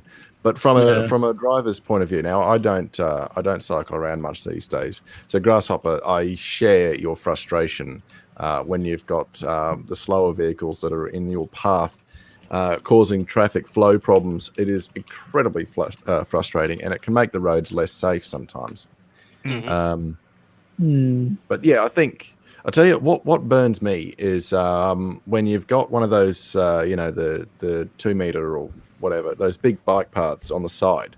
You know, there's a place for the cyclist to ride. It's off the road. It's smooth, and they still want to ride on the road. And you know, these things will go for quite some distance too. It's not like it's only for 100 meters. They do that. They do that here on the island. We have dedicated cycle paths, and they still ride along the freaking road. When I see, I don't really get too offended by the cyclist being on the road. Although if they actually are riding where the traffic is and they've got one of those, I get a bit frustrated if I've got to move around them. But I get around them. It's not going to fuck my day up unless I let it. But I don't understand why people would want to ride on the road when they've got that there. That's what I don't understand. Okay, so very quickly, I just want to say a very quick hello to Stella, who said hello to me in the YouTube comments. Nice to see you again, kind of. Second to that as well, if you are a car driver and you park in those designated bicycle bloody lanes, you are an asshole. Yeah, I agree. I've got stickers with that annoying can't peel off like adhesive just for that.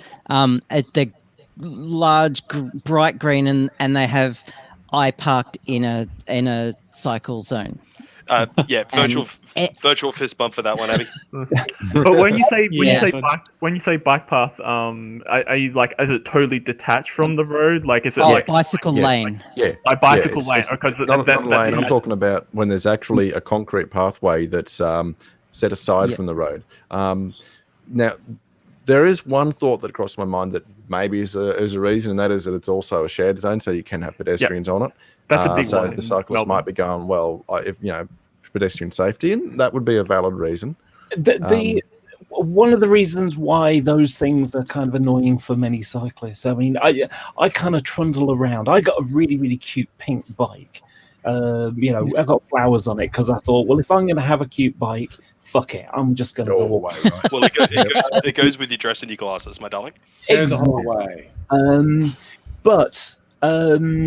Stella, it probably is illegal. If it's a shared path, do you really want to be walking down that path and have a cyclist zip past you at 25 miles an hour? Probably. Not usually. So So it depends on the path. Them tend to be the road bikers with a lot more speed. Yeah. Especially in big groups. The fucking Lycra Brigade. As an avid cycler, the Lycra Brigade pissed me off. Although now I'm getting mental images of you in bike shorts, though, Abigail, and I'm totally okay with these mental images. So. You want to know what my mum said? No, I've got a wonderful story for you. You're going to love this one. This is a Twitter story. Away. Would you mind screen sharing this? I'm just going to pop. Let me see how you do this. Okay, you're going to send me a link? No, it's just a screen share. You can just click it. Wait, hang on a sec. What are we doing here? What's happened is in London and other cities, because of COVID, they want more people riding bikes because they can't have them all on buses and things like that. And they certainly don't want to clog the roads up with cars. So what happened was there's this cab driver in London. They hate cyclists.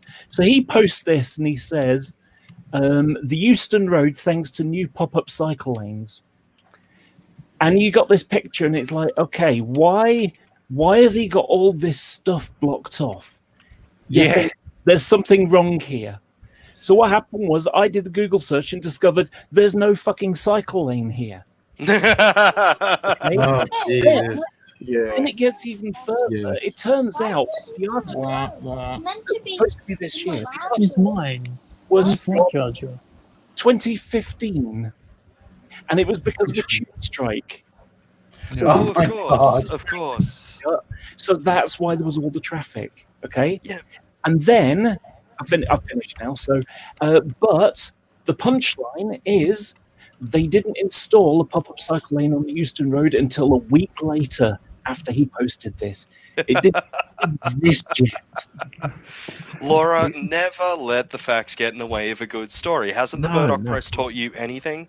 We have so in Berlin we have the prioritized lighting system as described by Grasshopper, but not for buses. We have a bus lane. Bikes can ride in the bus lane.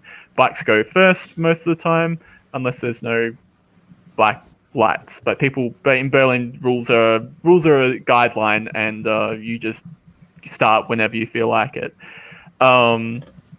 Now we have pop-up bike lanes because of coronavirus in some of the major streets of Berlin now, and we also get these complaints now from mostly from the rich people's, from the bougie political party, saying it harms Berlin's business making capabilities, especially in the West, not in Kreuzberg or parts of Neukölln, but in the rich western part of Berlin called Charlottenburg-Wilmersdorf, which is where bless you. It's like Turak in Melbourne.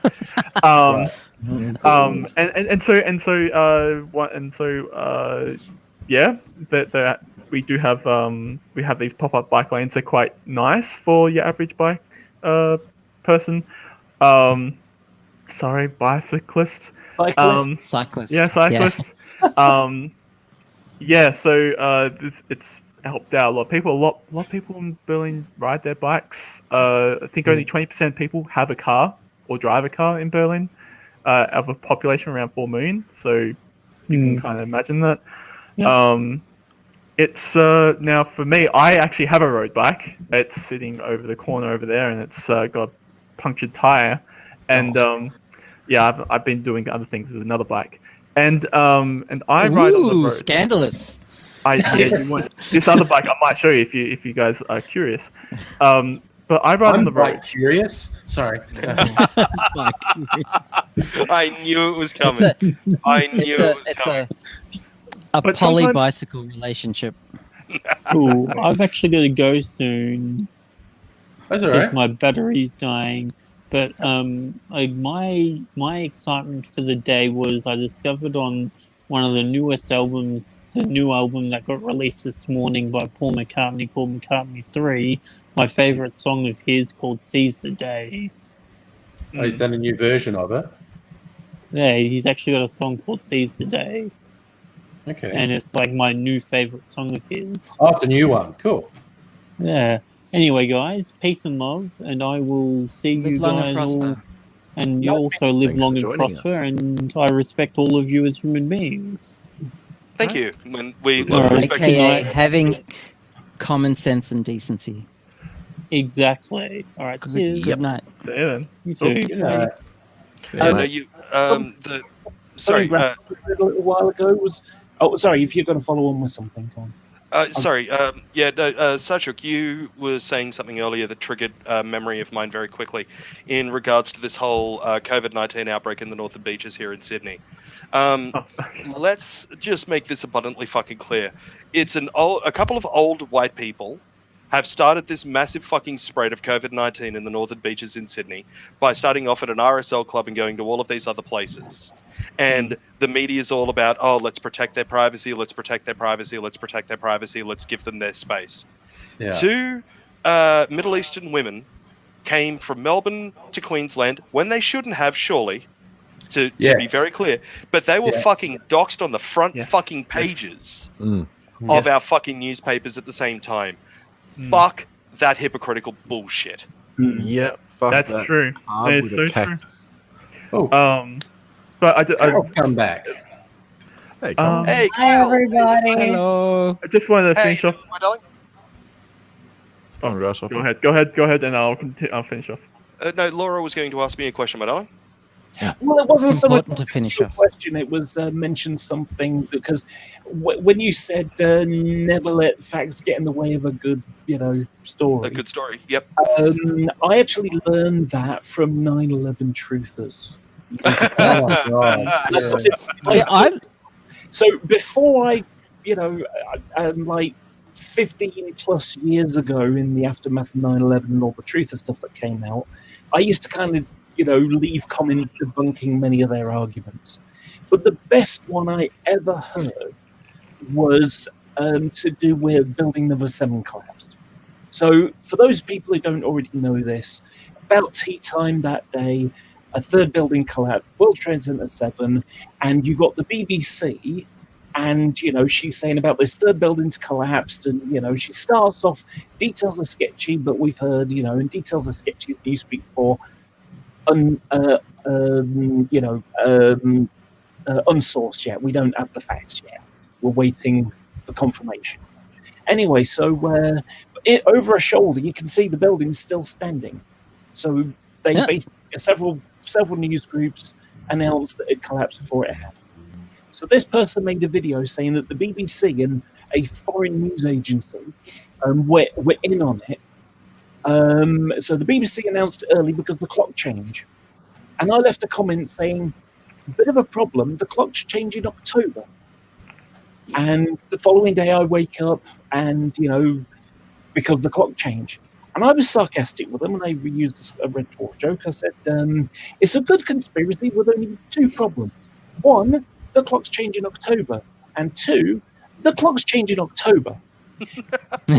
Now, I know that strictly speaking, it's only one problem, but I thought it was such a big problem, it was worth mentioning twice.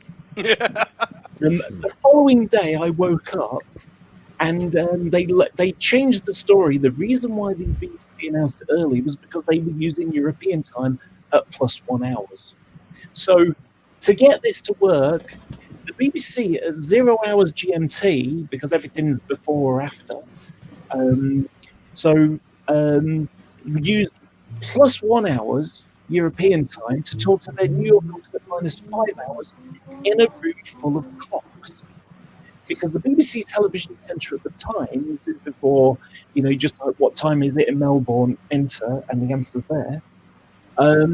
What happened was, all the way around the room, it's a circular room, all the way around you had clocks with different time zones.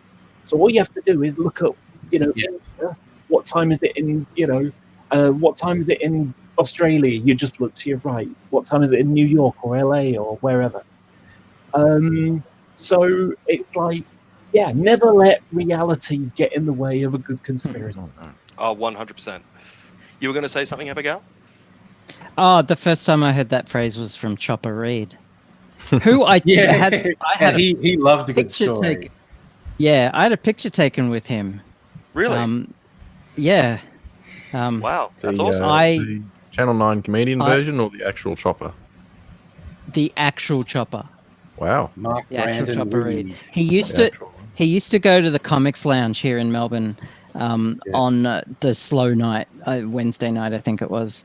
And like the comic who was emceeing would like just ask him questions and just have a chat. And they used to give the audience a piece of paper to ask Chopper questions. And some of them were hilarious. Some of them were just great questions. My question to him, as well. yeah, I asked him what happens when an unstoppable force meets an immovable object, and he just couldn't grasp it. He just said, "Well, it stops." Could not grasp it. The comic, however, knew exactly what it was all about, and he used that to hit on me later on in the evening. Hey, way to go. Which was no thanks, because I don't swing that way. But it was a night, because it was like so long ago, but I just like transitioned like maybe a year before that. So yay, passing privilege. Woohoo. Actually, it reminds me of a bit of a it's a bit of a wives' tale. I don't know if it's true or not. I just really hope that it is. It's an old tale that went around about Einstein. Apparently, after he became famous for his theory of general relativity, going out and giving speeches at all of the various universities that were around the place, he was doing it for years, and he was absolutely just completely sick to death of it. He hated doing it because it was the same speech followed by the same questions with the same answers time and time and time and time over again. And he was apparently venting to his chauffeur about having to do this again and again and again. And his chauffeur turned around to him and said, "Listen, I'm actually an actor apart from being a chauffeur. And I have in my ability and makeup to be able to make myself look pretty much like you. I'm about the right height. I'm about the right body build. But with my various bits and pieces, I could make myself look like you. And I'll tell you what, I'll get up and I'll do the speeches for you if you pay me a bit of extra over what you're paying me." Einstein thought about it and said, "Sure, let's do this." So he and the chauffeur sat down one night and they figured out the whole makeup and everything. And this guy managed to make himself look like a spitting image of Albert Einstein. He followed him around was with him long enough to be able to imitate his speech patterns and all of those sorts of different things. So he went up at the next place, give the same speech that he had heard Einstein give 1,000,000 times, heard the same questions and give the same answers that he had heard Einstein give 1,000,000 times. And Einstein was apparently out the back drinking and having a laugh and loving every second of it. Until apparently it was the second to last university that they were doing. The chauffeur got up, did the entire show. People came up, started asking the same questions, except for one particular student finally came up and asked a physics question that had never been asked before. And the chauffeur stood there and went, "That question is so elementary. My chauffeur could answer that question," and invited Albert Einstein out on the stage, who then apparently answered the question. Now, I don't know if that's true or not. I just hope it is because it's such a fantastic story. Oh, I'm leaning towards apocryphal on that, but it's a fantastic story that deserves to stand in its own right. Yeah. Oh, I just noticed in the chat the immovable object, unstoppable force. Comrade Da in the chats, Asimov answered that question that they will pass through each other. So that's apparently Asimov. Oh, I mean, I could. Are we really going to go down this rabbit hole, I Abigail? disagree. I disagree with that. Well, let's dig up Isaac Asimov and make him defend his thesis. Oh. Come on, Isaac, speak up. Silence won't save you. So, speaking about famous people, I saw that Jeremy Bullock, who played Boba Fett, died Yes. today. Oh. Which is a real shame. The But original man in the suit, yes. I've got a nice story about him. Oh, the original. Who of the original cast is left now? Not many. Oh my God! Two, I think. Hey, Hi, Eddie. Hey, now we really have the Aspie bunch happening. Oh, and finally I get to crack my bad joke. I finally get to crack my bad joke from last night, Aidsy. Aidsy, you finally have a fan. I know, right? What's going on with that? I've been a fan for years. I have a fan. There's an issue. There's an issue. On my wine. And the issue is I'm in the middle of a family function. No, the issue is Angry's pants. Hey, fuck you. I'm just dressed to do this from the waist up. The pants don't match. The pants don't match. Clearly, sir. Clearly. No, that's all right. My pants are actually worse. I've discovered the shorts I've been wearing all day have a lovely hole torn in the back of them. No, I'm sorry, but the inner gay man, the inner fashion queen gay man in me is seeing Angry's pants and just going, "Oh God, no." You want to see my pants? Wearing something. Anyone who worries about fashion would have problems with my wardrobe. So. You want to see my? That's really why I haven't seen your place yet, Andrew.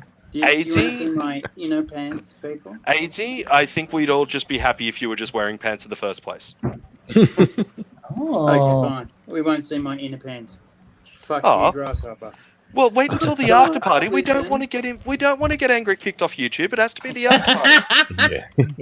Oh yeah, you weren't here when I said I woke up to a message in my inbox today, YouTube, saying your video's been removed from YouTube because of sex and nudity. And I thought, oh God, what video is that? And it was last night's live stream. And I'm going, what? And again, I don't remember getting it. Oh my God, did the after party accidentally go live and AZ got naked? Is that what happened? But it was obviously just some troll false reporting it. And I just said, yeah, I think this was a mistake. And they responded back, yep, it was a mistake. Sorry. Anyway, guys, I was gonna say it sounded a little bit like Bering had done that. I'm in the middle of a family gathering. Okay. And it will one day end, and I know that you guys are going to go late. So what I wanted to do was come on, claim a place on the screen, and then go dark, and then come back when I was freed. Oh, that should work. Yeah, that should work. Gathering. Just before I do that, though, I'd like to take a sedative, maybe two, and yeah, I'm running out of these. Actually, I might take this one and another sedative, and then join the family gathering again, and pretend that I'm not going to punch on. And I came very close to telling a family member of mine what I thought about him today, because he pushed it a bit. So I might come back with stories. Yeah. Stories. Laura, you're looking gorgeous. Thank you. Abigail, don't ever come near my home because you come in. You will be coming home with me. Laura, hook up with Abigail, come near my home.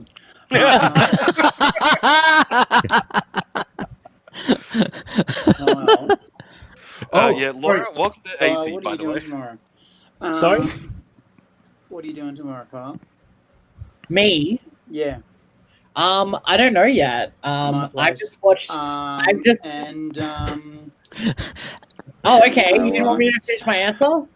No, you're not putting. I think he wanted the answer was you were putting out, and that wasn't your answer, so he's lost interest. So I don't. No, my place. AD's being AD. He wants you to be in your place.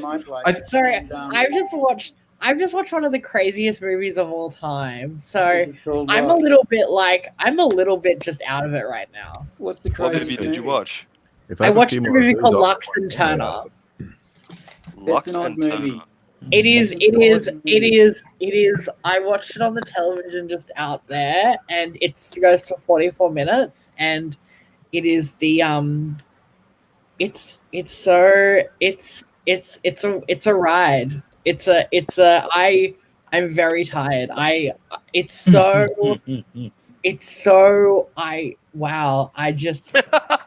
oh god. You can't even form sentences. It's I can't. It's sort of spit it out. Do you know the strangest movie I have ever seen was a porn? Right? Strangest movie I've ever seen was a porn. Okay, and so what happens is, screen comes up and there's this erect penis going on. Yeah. And then this head goes That's over not weird, AZ. That's me and a Monday. Right. And for 20 minutes this goes on, and then the head looks at the camera and goes, "Okay, strike." What? And then for 5 more minutes this goes on, and the action finishes and the movie stops. Yeah, that's it. Strange. And I do remember seeing this porn site once, and they had videos with titles that were like some Eastern European existentialist, like, Evelyn tries to hold off the meaningless of life with random casual encounters. And it's just like, okay, what the fuck? I know what you That's mean. not subtitling. That's just writing words on a fucking screen. I know. Oh, sorry. I also just wanted to mention in the chat, and I don't know if they're even still there, someone called Koop-de-Doop on Twitch is confused because we've got so many people here, but no one's actually watching on Twitch. It's like, no, dude, we're mainly doing this on YouTube, and I just stream it also to Twitch because I can.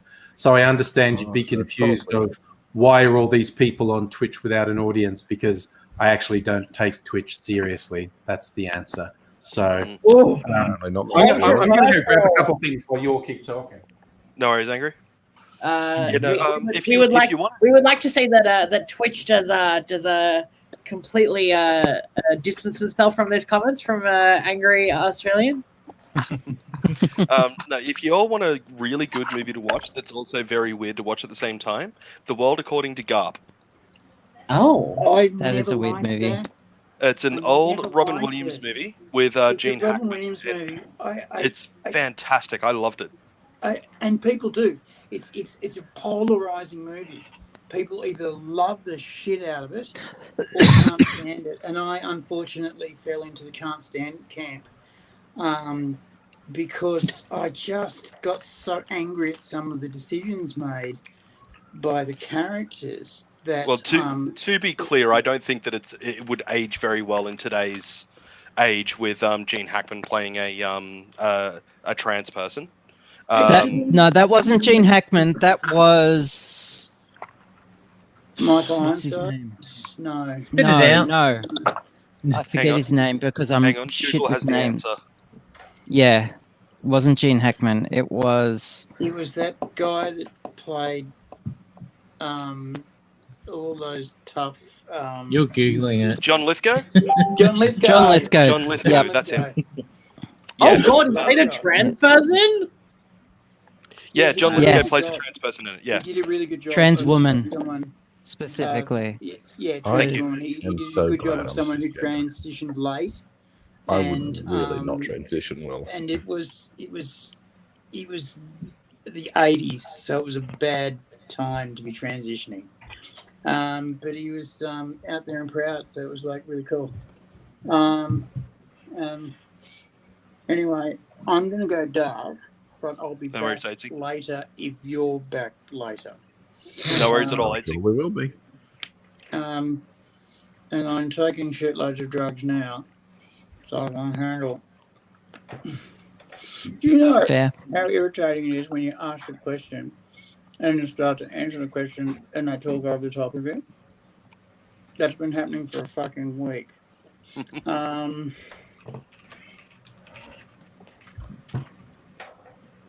Anyway, I'll survive. Go and do what you got to do, AZ. Because as long as I know how to love, I know that I will thrive. And yeah, I forgot the words. What else will survive? You were talking about punching on the face. Look upon your face. Yeah, I would have changed the fucking keys. I would have changed the fucking lock. So topic, AZ, go do what you got to do. I'm going to raise a new topic. What's that?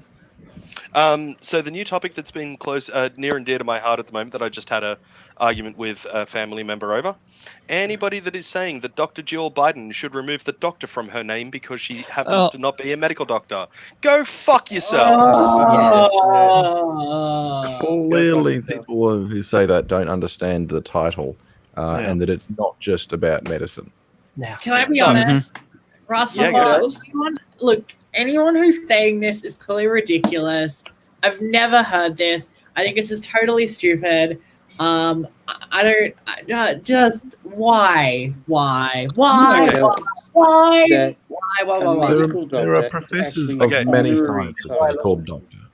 A medical doctor is an honorary title. A academic doctor is the actual title. A medical doctor is actually not a real doctor. It's not a doctorate. It's a master's. It's a master's. That's right. Unless they do a specialty. Until they do a specialty, then they become Mr. But it's also one of those where... with these facts and accurate things. I get that.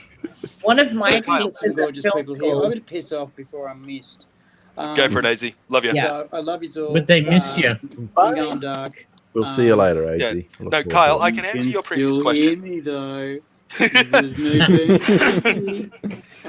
Kyle, people are fucking stupid. Is that why? No, it's a very clear bias that's coming through. So, but the family member that I just had this argument with, he is one of the types of people that will constantly post things about, cheer up snowflakes and everything pro-Liberal Party, everything anti-Labor Party, or pro-right-wing, anti-left-wing for those not in the Australian political spectrum. Pro-coal and all of that sort of shit. So, he honestly thought that Trump was going to win the next election. Yep. And it was something of which that he and I were both in complete agreement on. I honestly thought that Trump was going to win. Thrilled that he didn't, but I honestly thought that he was going to win. Look, we can definitely have a discussion about that later as well, because I definitely don't agree with you on that. I didn't. But now, now that he's lost, and Biden's getting sworn in and all of that, what they need to do right now, more than anything else, is try to take as much shine off the Biden camp as they possibly can for 2024. And all they're doing is just starting early. And it was this op-ed piece that was written in the New York Times by some misogynist fuckstain. And he quoted an old line from an old poem or something, and it was, you can't call yourself a doctor unless you've given birth to somebody. What? It was some old fucking dude, from fucking ages ago said that shit. And this entire New York Times piece was basically, Jill Biden shouldn't call herself doctor because she's not an actual medical doctor. We don't need a doctor, like an actual doctor in the White House, basically. And therefore she shouldn't bother with the doctor part of it. It's like, how about you shut the fuck up, you misogynist cunt? But now people are basically parroting that on, because all it does is all they're trying to do is take as much shine off the Biden camp as possible, because God forbid the first lady actually be fucking educated and good at what she does, like Michelle Obama was. Yeah. One of the things I've noticed with the right wing side of things is the right wingers will actually completely sabotage the entire country just so that they can try and look better. And we saw that when Abbott and Joe Hockey wanker Tourette's moment. Before they actually won the election, they were talking down the economy, and their rhetoric was so severe it actually started fucking the economy before they got elected. And then they got elected and went, "Oh shit!" And now this is really in bad shape. And now the debt has quadrupled under them. To save face. Yeah, they actually willfully sabotaged the economy because, one, they didn't think they were going to win, and two, their only concern was sticking it to their opponent. They did not give two shits about their country, and we've seen this time and again with these right-wing anuses. I'm thinking maybe I should swear a little bit less, considering not everyone at my church actually swears. I've just started. Tell us what you really think, Noble. I just started reading this article, Grasshopper, and it is the most. Some guy, this writer just needs a good slapping in the face. Yeah. Send them my way. By the way, it wasn't actually from the Washington Post, from the Wall Street Journal. New York Times. This little story reminds me of something about a month ago on Twitter. And it was talking about Brexit, and there's this lady trying to basically explain that a no deal would be awful for Ireland and the Good Friday Agreement and stuff like that. And someone's like, "What the hell do you know about it?" And her reply was, "I wrote the Good Friday Agreement." Yeah, so it turns out quite a lot they know. Yep, no, I've got a female friend that lives over in Perth who has a doctorate and chooses not to use the DR suffix next to her name, and that's her own personal choice. She doesn't want to be called doctor. Another friend of mine who now lives in Chicago, she got a PhD in philosophy. She put the doctor next to her name. She deserves to be called doctor because she fucking earned it. I don't give a shit what the hell your doctorate is in. I don't care if it's in music or literature or anything. If you go through the fucking hard yards of getting a PhD, you deserve that suffix if you want to use it. See, I think what this highlights is that people throw terminology around and they forget its origins, or where its actual meaning. So they think the word doctor. They think a medical doctor, a practitioner, and so they overlook the fact that like you're talking about doctor. It's not a medical doctor. That's not what that term actually means. But people only think about doctor as in their medical practitioner. Yeah. There's have you ever heard the expression on tender hooks? I heard it's actually tenterhooks. And if you were to look up tenterhooks, you'd see why, because it was to do with a very old. It was to be things being pulled tight, being very. I see. I have a doctorate, and I use my doctor title in some contexts here in Germany because there is a bit of societal respect for that. But my job, for a job I might go, well, I'm Dr. Sajuk Thanatoska. But with all my colleagues, you don't have to call me doctor. Some people in Germany, especially Germans, they will want you to call them by doctor. It's a little bit more old-fashioned that way, but in Berlin, it's a little bit. I can't think of the word. I just use spießig. It means like stuffy or something. Stuffy. It's like up yourself kind of thing. Uptight. Yeah. And so and I don't really want to really use my doctor title at work. It's to flex on my colleagues. It's just because I know my colleagues are better in other things than I am, and I've just done some very microcosmal amount of research in a lot of research in a really small subject. Your achievements are valid. All of your achievements are still valid. I just want to put that out there. Yeah, of course. But the thing hang on. I is, think Laura wants to say something. Go on, Laura. go on. Finish off a second. But I only use it. I only use it in some contexts. So, Sashuk, if I may ask, what's your doctorate in? In electronics engineering. In let me think of it. It's in energy expenditure estimation, or it's energy expenditure estimation of human motion using wearable sensors. So it's biokinematics, control theory, and that's actually really interesting. And just general, a little bit of discrete mathematics like linear algebra, and it's not really that complicated. I have a master's in biology, so you're kind of piquing my interest a little bit. I see.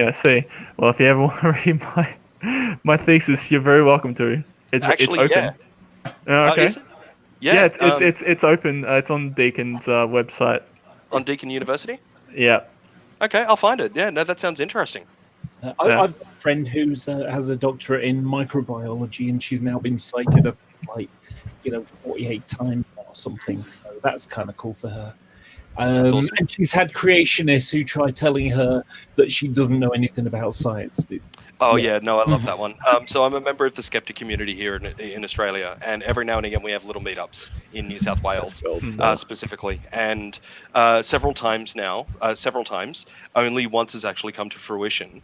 Creationists have asked to debate somebody at the skeptic meetup in regards to evolution, and they've always contacted me and said, hey, you're the only one out of all of us that has actually got a degree in biology. Everybody else is astrophysics and all of these other things. So, being that your master's is actually in evolution as well, and they want to debate evolution, could you please debate this person? And I'm like, yep, absolutely. Let's come up with a debate structure and email it through to the person. And let's make this thing happen. And they're like, no worries. And they send the debate structure through to the creationist, and the creationist goes, no. Because there's an actual structure to the debate. Are you familiar with Aaron Ra? Am I familiar with Aaron Ra? Yes, I am very familiar with Aaron Ra. Yeah, buddy of mine.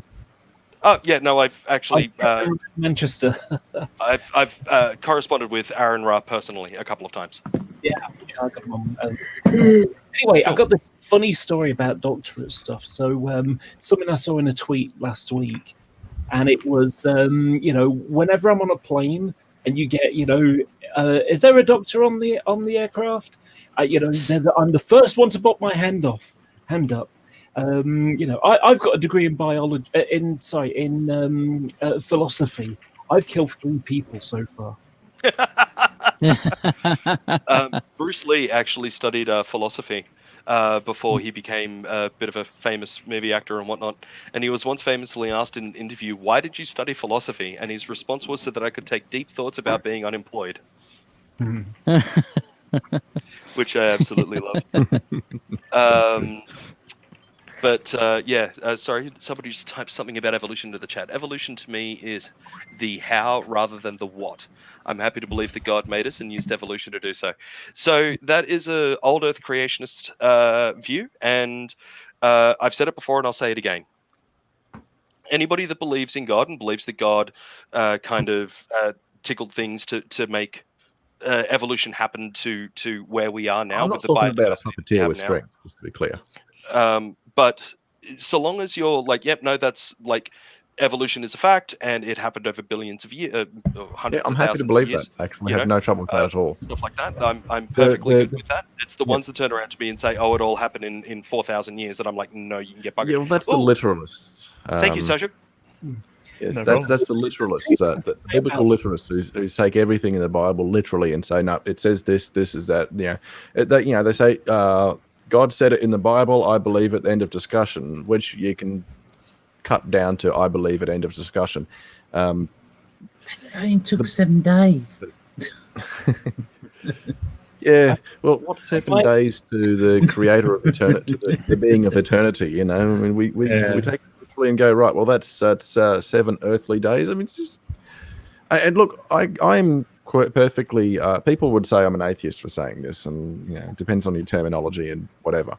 But I'm open to the possibility that my faith is completely unfounded. I don't know for a fact. my friend with the degree in microbiology, she's a Catholic, and her way of describing it is basically, God set the system, created the rules for how everything works, and he lit the blue touch paper and stood well back. For those who don't get it, that's a fireworks thing. We haven't had fireworks in Australia for 30 years. But the little fuse on the fireworks was a blue piece of paper, and the instruction was light the blue touch paper and step back. Yeah. We're the fireworks in this context. Really? You don't have fireworks in Australia? Oh, we do. They're just illegal because I hear them constantly. Oh, yes. Fireworks? You can't buy them. They're illegal. I've heard people set them off in my area. I live in the 14th floor of a high-rise. I hear them from suburbs over. I see them sometimes. They're just every now and then. And Sasha, go just save that link. Thank you very much. Very good. We have a year. We got bonfire night, which is celebrating someone being hung, drawn, and quartered, or a group of people, in fact. Good old Guy Fawkes, yeah. And then the other one is New Year. Now, I live on the 10th floor of block of flats on a hill overlooking Manchester. I've got like a 40-mile view. And New Year's fantastic because bonfire night is kind of sporadic. And if it's like on a Thursday, well, you might have stuff like an event on the Friday for the kids kind of thing. So, but I love it. I have a free fireworks display because it's basically 5, 4, 3, 2, 1. The horizon is like, the opening of the Iraq War, both of them. Yeah. Because I live so close to the center of the city, I get to see the city fireworks every New Year's Eve. That's and awesome. It's spectacular. Yeah. Yeah. No, where we do our from New my Year's apartment. Where we do our New Year's party, a bunch of our friends, is really close to a large public park that is used for a lot of various things in and around our city. And they always do a smaller fireworks display for New Year's there every year. And it's completely visible from my friend's pool. So we have our own little fireworks show every New Year's Eve as well, which is great when you're drunk and naked inside of a pool. But my friend in Plymouth, the one I was talking about earlier, has an interesting one. Every year, it's the International Fireworks Competition. Oh, fun one. Okay. There are some really good displays.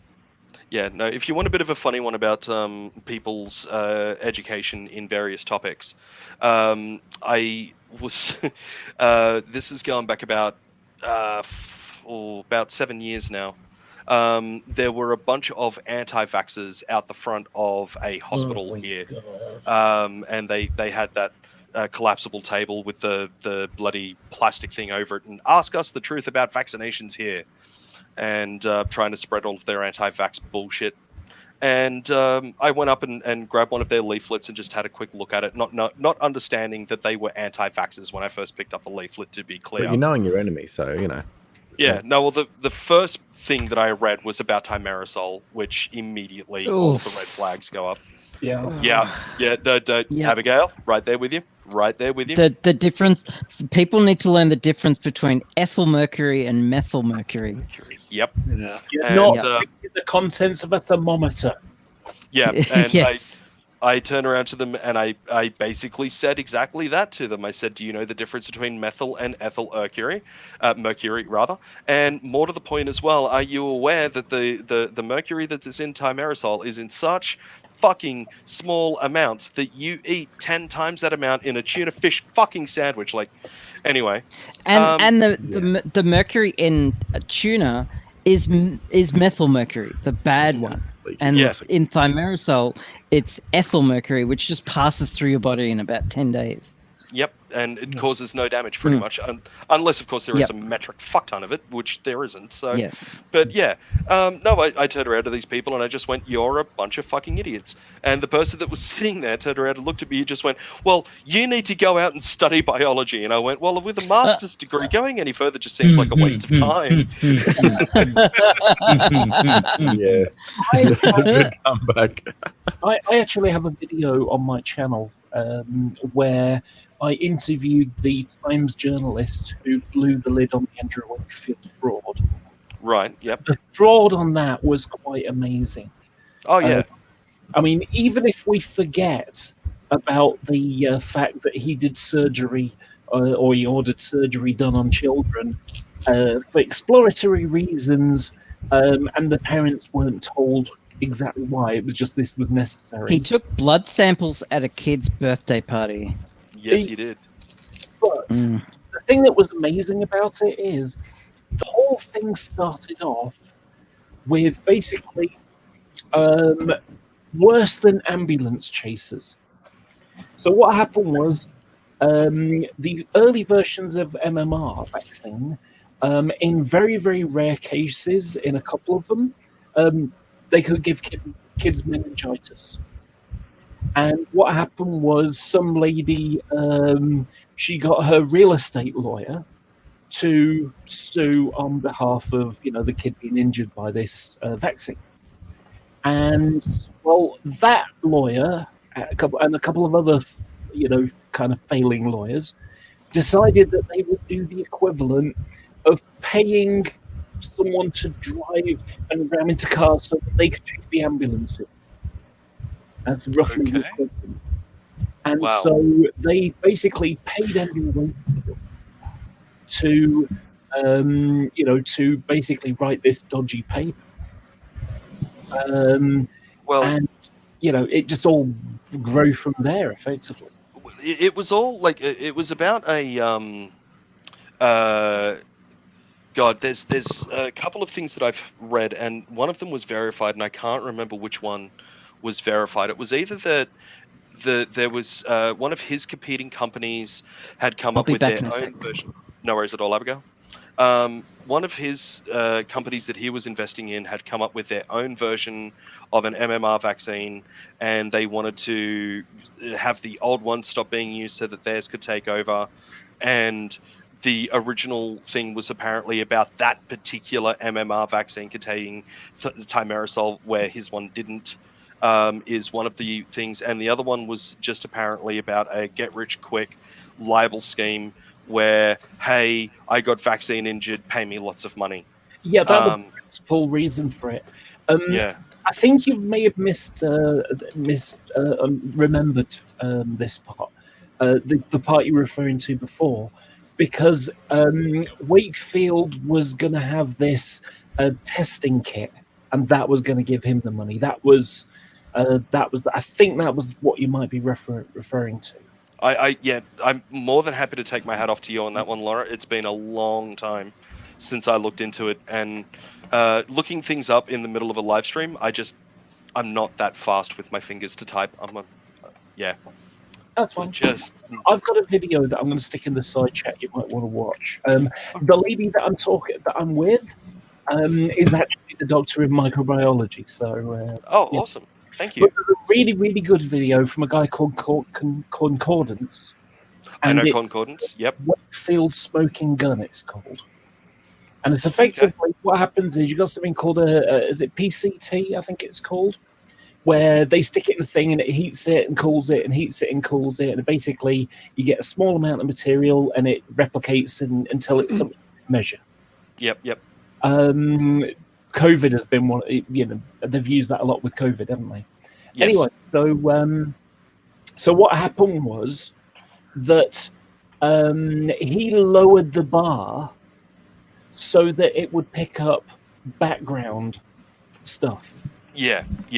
So if we put it in Geiger count terms, it would be like, tweaking of a Geiger counter so that it picks up normal background radiation and pointing it at someone and saying, look how much radiation you've got in you. Yeah, you're dying. Yeah, 100%. Yeah. It's the same as all of these ghost hunters that have apparently got these bloody amazing magical wands that can pick up on spiritual energy, and they're basically electromagnetic readers. And they wave it past a part of the wall that's got an electrical wire in it, and all of a sudden it gets a reading. They're like, "There's spirits there," and it's no, there's I've got a good fucking haunting not. story for you. Okay, nobody, bring it on. Yep. There's probably somebody already here who knows the outcome of this and knows the laboratory I'm referring to. I can't remember it, but there was a laboratory that was reported to being haunted. People felt really eerie and uncomfortable there, and like it was, there was a presence there. And then they fixed the air conditioning system. No, I did a thing a few years ago. I mean, it's funny, but it's actually it's the fans. One of them was a subsonic throb going through the air ducts, and we've known this for quite some time that certain frequencies, pressure waves, can affect how we feel. They can make you feel kind of a bit weird. Yeah, and that's what was happening. It was actually this sense of this place being haunted was because the air conditioning was sending this throbbing subsonic frequency, the pressure waves, and people were getting a bit anxious. And I've felt it. I've had that experience. My friends and I, a few years ago, we went out to a bunch of abandoned places around Sydney, and places that you can walk into and just freely have a look around. They're not closed off to the public at all, and they're old like asylums for the mentally challenged and stuff like that from way back in the day. And they're all dilapidated and falling to pieces. And yeah, it's creepy walking through there, and it's a little bit disconcerting when you're walking past a room and it's still got the bed that they used to use for fucking ECT and stuff like that. And you look at that and you understand what happened with ECT, and it makes you feel out of whack. Sure, but to say like not a subsonic thrum. I'm just saying that being in these places can be a little bit unsettling. But to say that that's fucking absolutely. paranormal activity is just, that's a fucking heck of a leap. And there are a lot of things that can cause in places like that for that eerie feeling, other than just the location. There could be there could be something seismic going on. There could be certain air currents moving around that can do things. There could be even chemicals given off by the old paints that may. I'm sure there's people who know better than me to comment on that, but there's so many reasons. And like you said, just the psychological effect of being in a place like that would be enough to make you feel kind of on edge and go, "Oh, gee, this place is probably haunted." And then somebody else goes, "I hear this place is haunted," and word of mouth spreads. Yeah. And there's the old quarantine station that you could do a tour through. It's like a bit of a ghost tour that they used. God, I forget what the whole quarantine thing was over, but it was way back in the early 1900s, and a bunch of people died and stuff like that. It was really horrible. And apparently one of their favorite things to do is in this particular room, they go into this room and they're like, these bunch of people were in chains when they were in this room, and they all died of this horrible disease, and it was really, really horrible. And apparently this room now is like horribly, horribly haunted. And one of their favorite things to do is, while they're saying that part, somebody will switch the lights off and somebody will kick a metal bucket that is full of bolts that is strategically hidden on the floor, just to scare the right living shit out of everybody that's in the room. Like if I was doing the tour, I'd love to do that, because I'm an asshole that thinks that scaring the shit. Look, I'm one of those assholes that thinks that scaring the living shit out of somebody is absolutely hilarious. To be clear, if I get the shit scared out of me, I also think that's hilarious. I could take it as well as I give it. Yeah, good. I'm one of those assholes that loves jumping out from behind a wall and going, "Rah!" My wife fucking hates me for it, but I love doing it. So, I'd love to do that part of the tour, but again, I cannot stress enough that, and Laura, you're striking me as a fellow skeptic, so I think that you're 100% on my bandwidth here. It's a heck of a fucking jump to go, I don't feel right, therefore paranormal. Yeah. You would be surprised to know this, but the parish priest would probably agree with you 100% on that. I've yet to meet a Catholic priest that believes in hauntings or ghosts or anything like that. I have yet to. Well, he's not Catholic, but we're kind of the next thing from Catholic. We're Anglican. Okay, fair enough. Well, either way, I've yet to meet any religious leader. I've heard it's called watered down Catholics or moderate Catholics. You know, something you were saying about earlier, nobody. You were saying about the sort of young Earth creationists and the Bible literalists. Well, they're not just younger ones, but yeah. Yeah, it makes me chuckle when I see, so a lot of them are the evangelical Protestant type, especially Americans. But what makes me chuckle is they get really, really pissed off when you point out that the start of the young Earth creationism all came out of Ellen G. White. What's it? Who was the Sixth-day Adventist? And most people's concept of hell come from Dante's Inferno. That is true. Or the Divine Comedy. Have you ever read about Zoroastrian hell? I have, actually, yes. I don't read much, I'm afraid. I got pointed to that about late last year. It was a very interesting read. Very similar to the Christian hell and Dante's Inferno, except for they do have a weird thing, which is you'll be pelted by hedgehogs. Wow, okay, that's good. Hedgehogs at you. The subject of hell, a lot of people talk about hell and being sent to hell for eternity, where you are tormented. So they take that stuff in the Bible literally. Are we all sheep, as in literal, actual sheep with white fluffy fur, woolly fur? Are we all wool? Are we sheep? Because the Bible calls us sheep and calls God the shepherd. And you walk through Jesus because he says he's a door. Yeah. There's that. Yeah. It's funny that we do share a little bit of genetic makeup with sheep. Well, does that help? But do we take it literally? God is a rock, and I mean, it's obviously the Bible has a lot of metaphors in it. So we sort of pick and choose what we take literally, and then when there is something literal in it, like loving everyone unconditionally, somehow we find that we can pick and choose about that. Oh, but that person's gay. Oh, that person's trans. Okay, well, the Bible actually, when you have accurate translations and context, isn't necessarily saying anything against gays. There's stories about eunuchs getting get baptized. Could you stretch that to transgender people? Maybe. I mean, look, it certainly doesn't condemn being transgender. There's nothing in the Bible at all against it that I'm aware of. Well, where the Bible is concerned, the New Testament is very little to say on homosexuality. It's got very little to say on. It's got nothing to say on people being trans or anything along those lines. But the New Testament's really got nothing to say about being gay. And I know what people will quote me on this. People will say, "Oh, what about this clobber text? What about that clobber text?" No, I call them clobber text. I think there's something in Timothy and there's something in Romans 1, one of Paul's letters. But the translation, it's far too much reading to put it here, but I have a link on my phone to. So I'm just.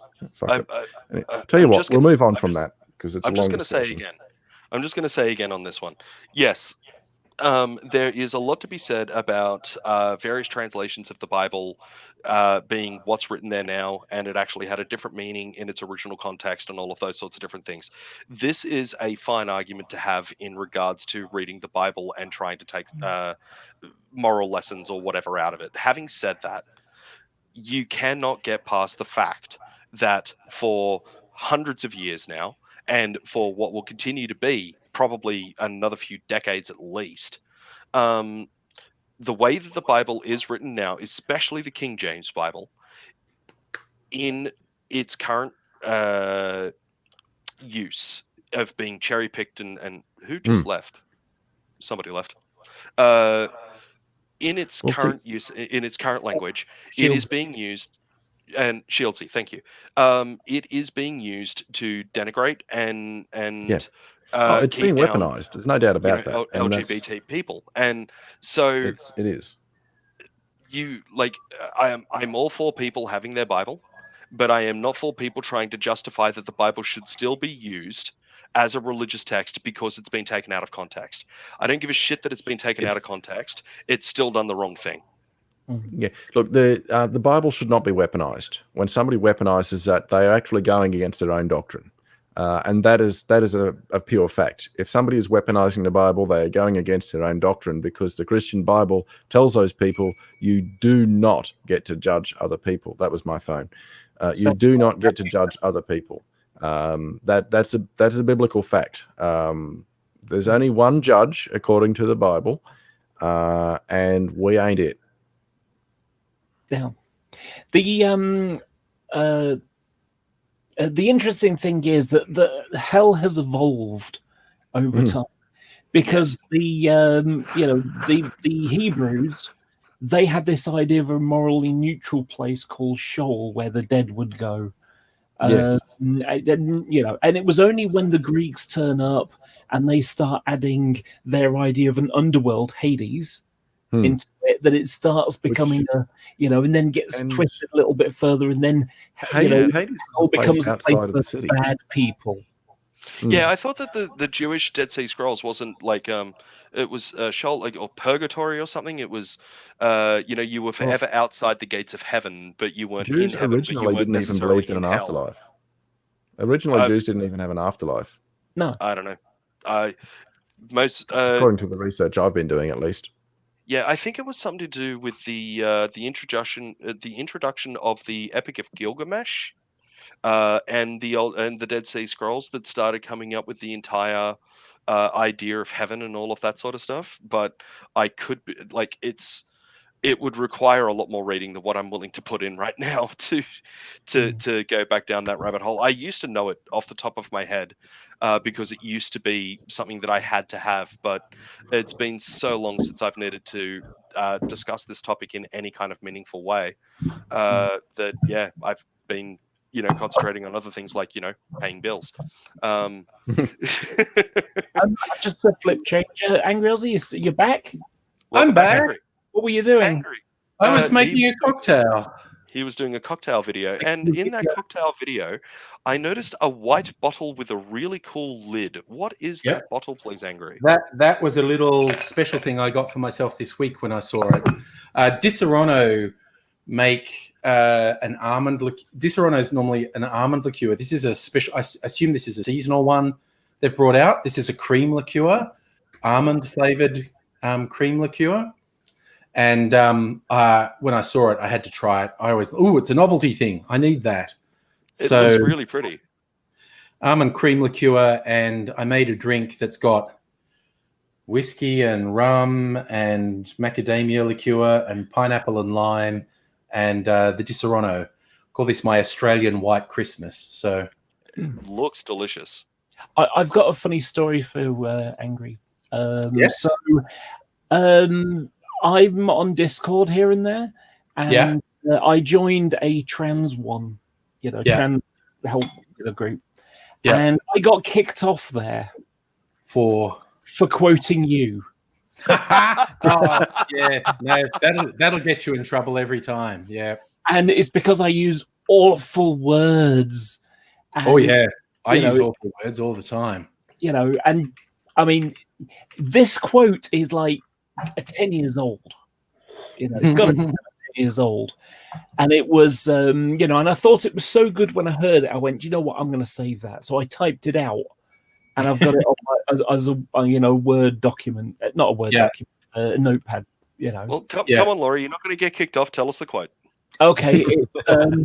Okay, so I get faggot or gay or something similar heard to me multiple times every day in comments. It doesn't mean because, well, let's see, either it's got to be true, in which case, how could it bother me? Or it's not true, in which case, how could it bother me?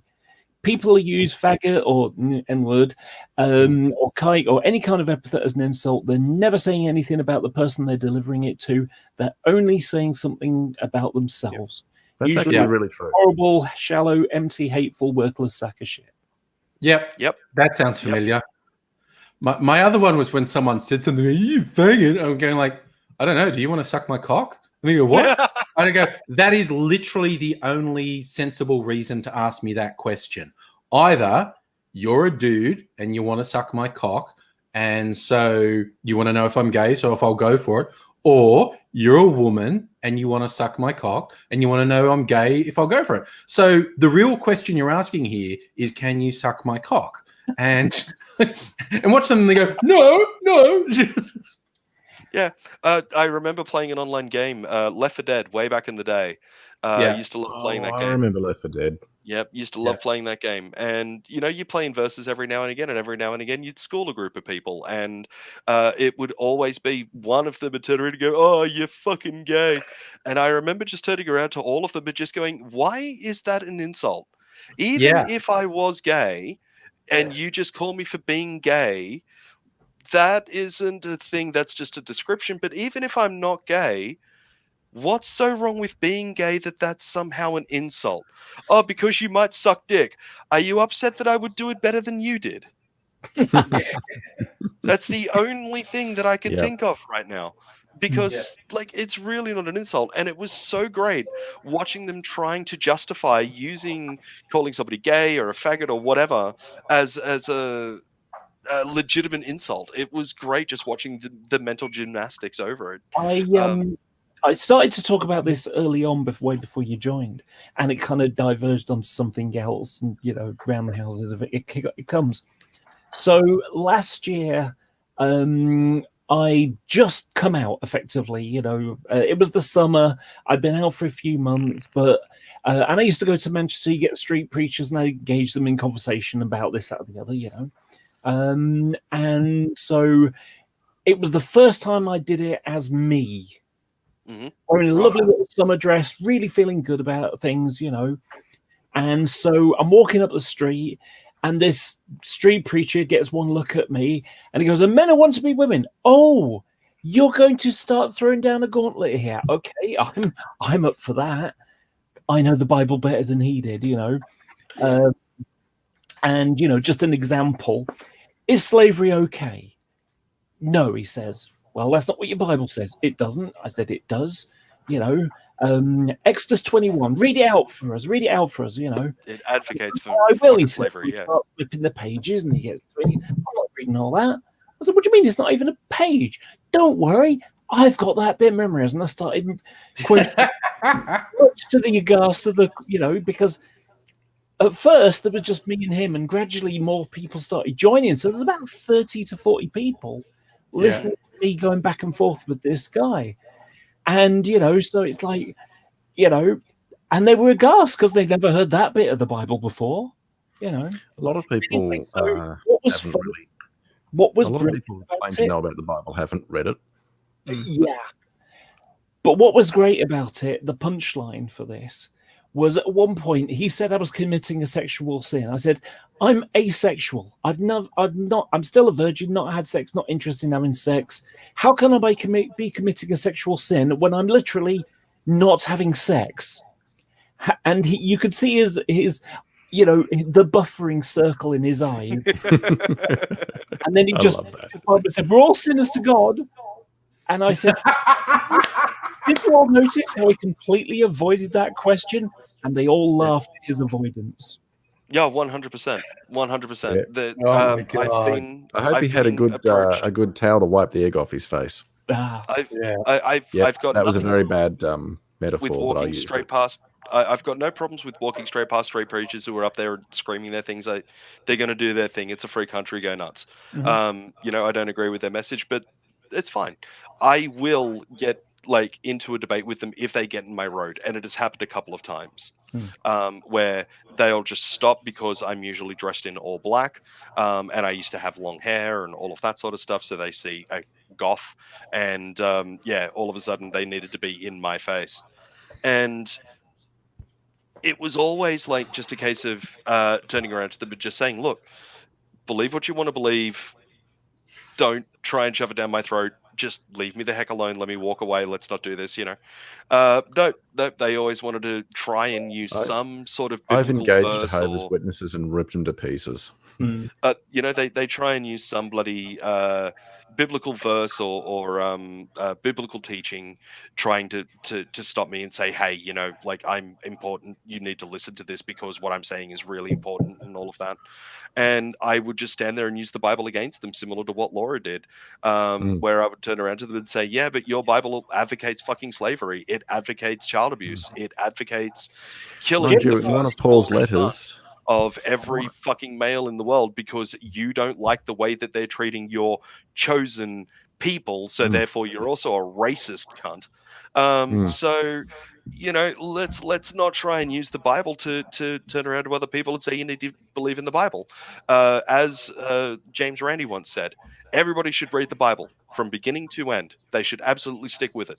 Not because we need more Christians, but because we need more atheists. And nothing will turn you to an atheist faster than reading the fucking Bible. Especially if you don't have the historical context to go with it. One of Paul's letters might have been Corinthians, but I might be wrong. I'd have to look it up again. There was actually a New Testament thing that's cited to justify. Evangelicals in America have used this to justify slave trading and all that sort of stuff, and they tried very hard to keep it status quo.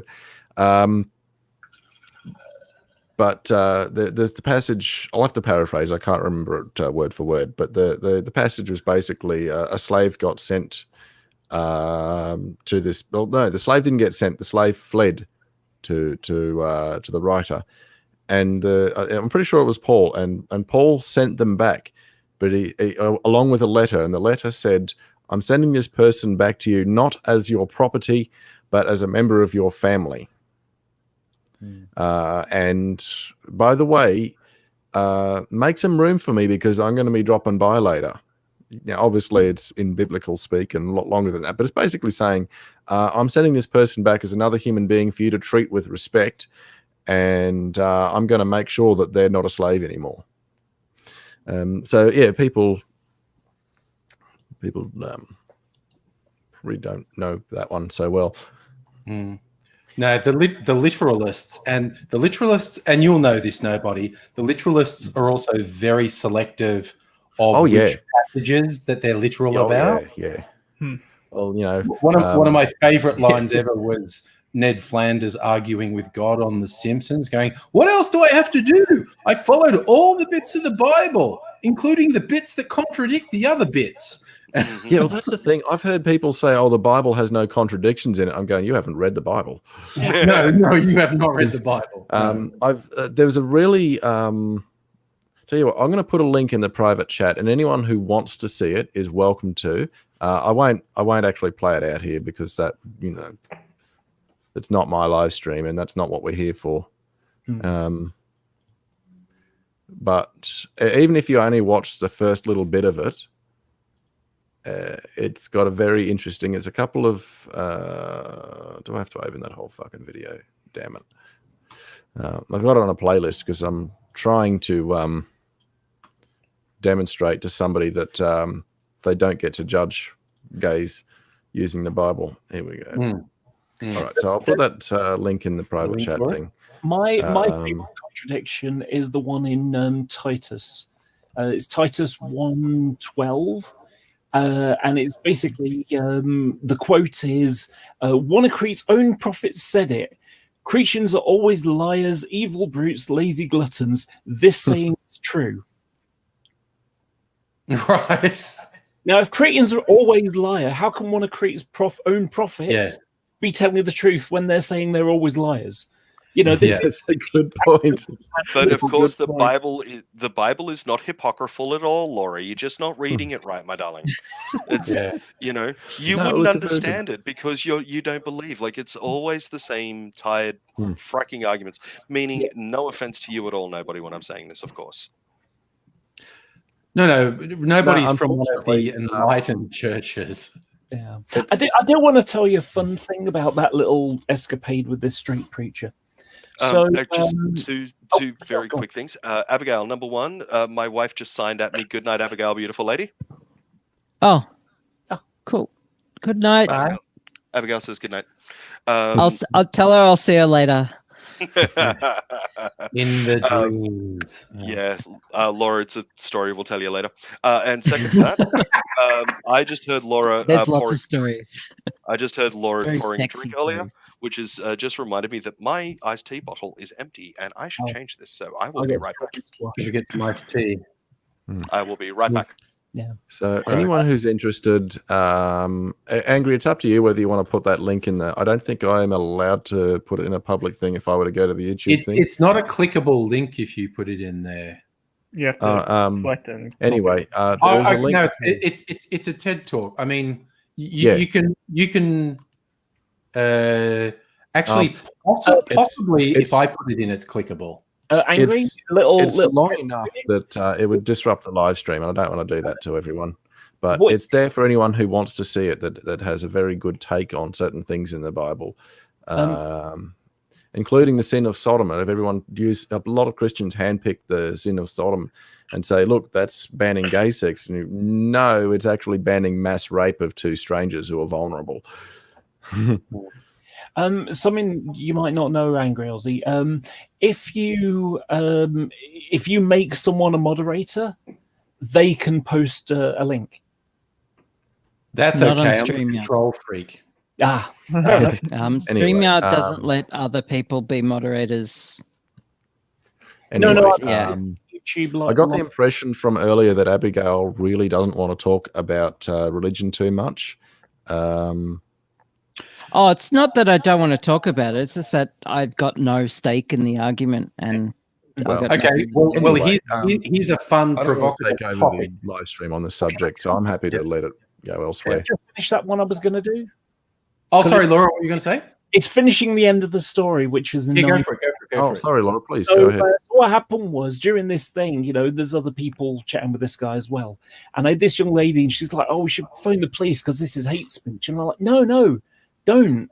Think about what's going on now. 20 minutes he was chatting in the street with no one paying attention, and now everyone can see how horrible and hateful he is,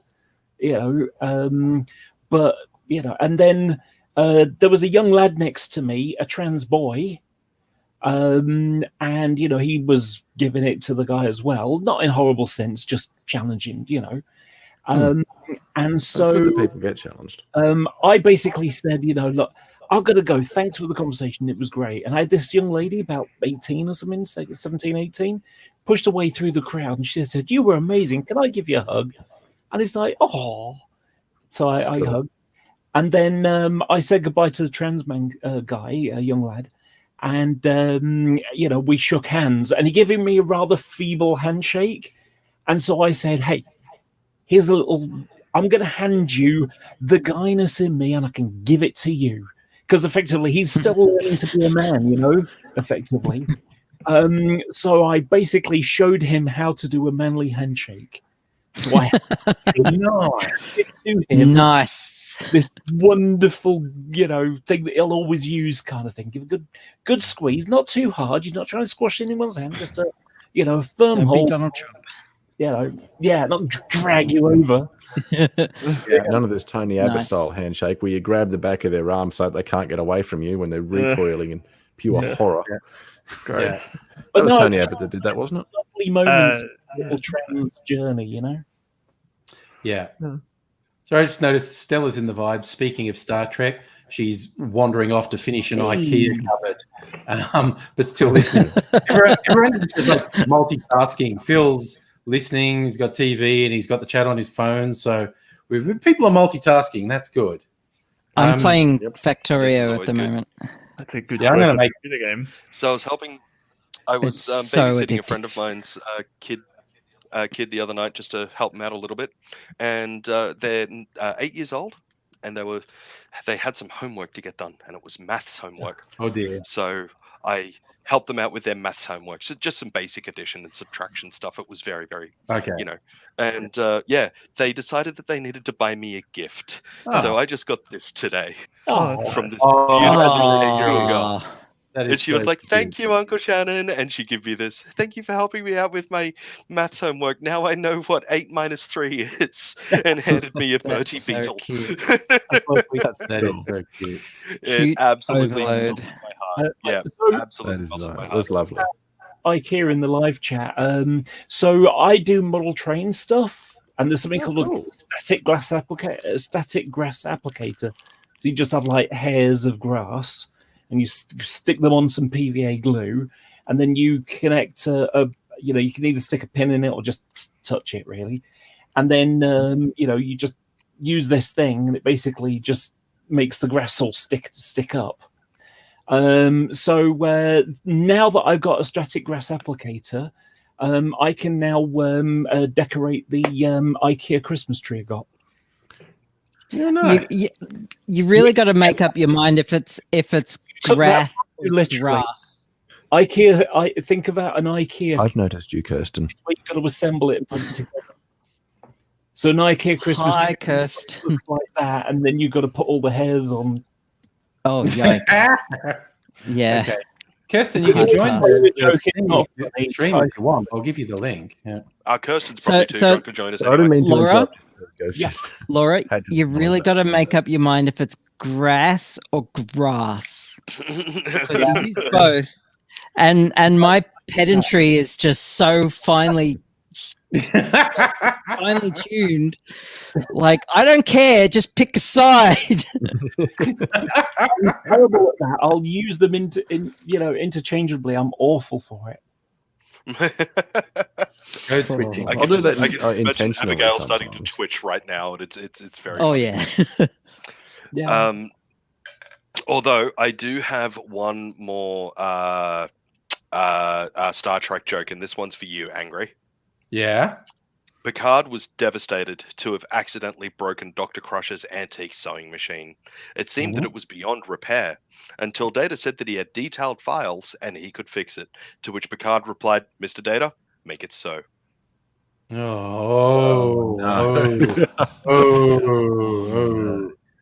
Oh, Kirsten's tragically drunk. Oh, I said that. Then definitely come on the stream, Kirsten. I said that she was too drunk to join us, didn't I? Yeah. Yes, I did. Yeah. Everyone it'd be more of a tragedy if you were sober, but yeah. No, it's not going to be.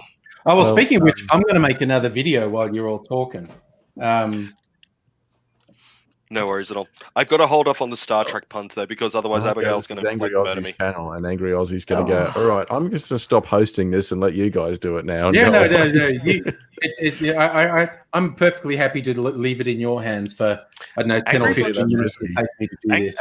Angry Bunch is always great because we always, circle around the same topics and swear a lot, and it's always a lot of fun. We do swear a lot.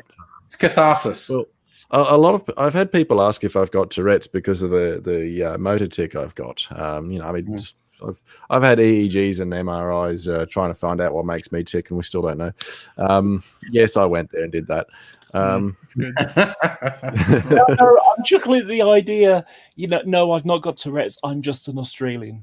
Yes. Friend of, well, I don't have diagnosed Tourette's. I do have a motor tic disorder.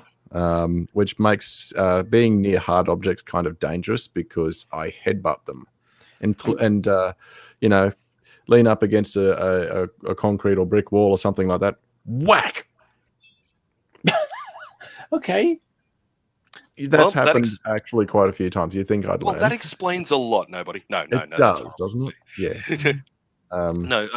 Laura, but I do have this. I've got a good bit of padding here. That helps. An extended family friend of mine, pick me up by if I get unconscious too. Many times removed, but their daughter has the actual stereotypical Tourette's of the uncontrollable, just bursting out in a bunch of curses. And perfectly lovely girl. Met her a couple of times. She's absolutely lovely. Her dad, for her 18th birthday, give her just the best shirt in the world, and on the shirt is written, "What do we want? A cure for Tourette's. When do we want it? Cunt." I was a bit slow on the uptake about the remarks. I'm just Laura, you're gonna look up I think it was Keshin8 YouTube channel. It makes stop motion videos with Lego. Look up Australian Wolverine. Australian Wolverine? Australian Wolverine. It's got the character is all Lego men and women, And they got Magneto hovering in there, and he's whoa, and then there's one of them, Magneto, you fiend, I'm going to do it. And they all make all these threats in typical movie speak, and then it gets to the Wolverine, of course, the Australian actor. And so they've gone from, I'm going to use my mind powers to give you the worst headache you can possibly imagine. And then the next one, I'm going to use my mind powers and make that headache twice as bad. And then it gets to the Wolverine. He goes, no, I'm going to bite your fucking cock off, you fucking cunt.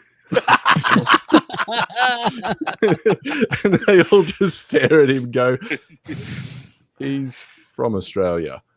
Oh. It is. It really is a thing.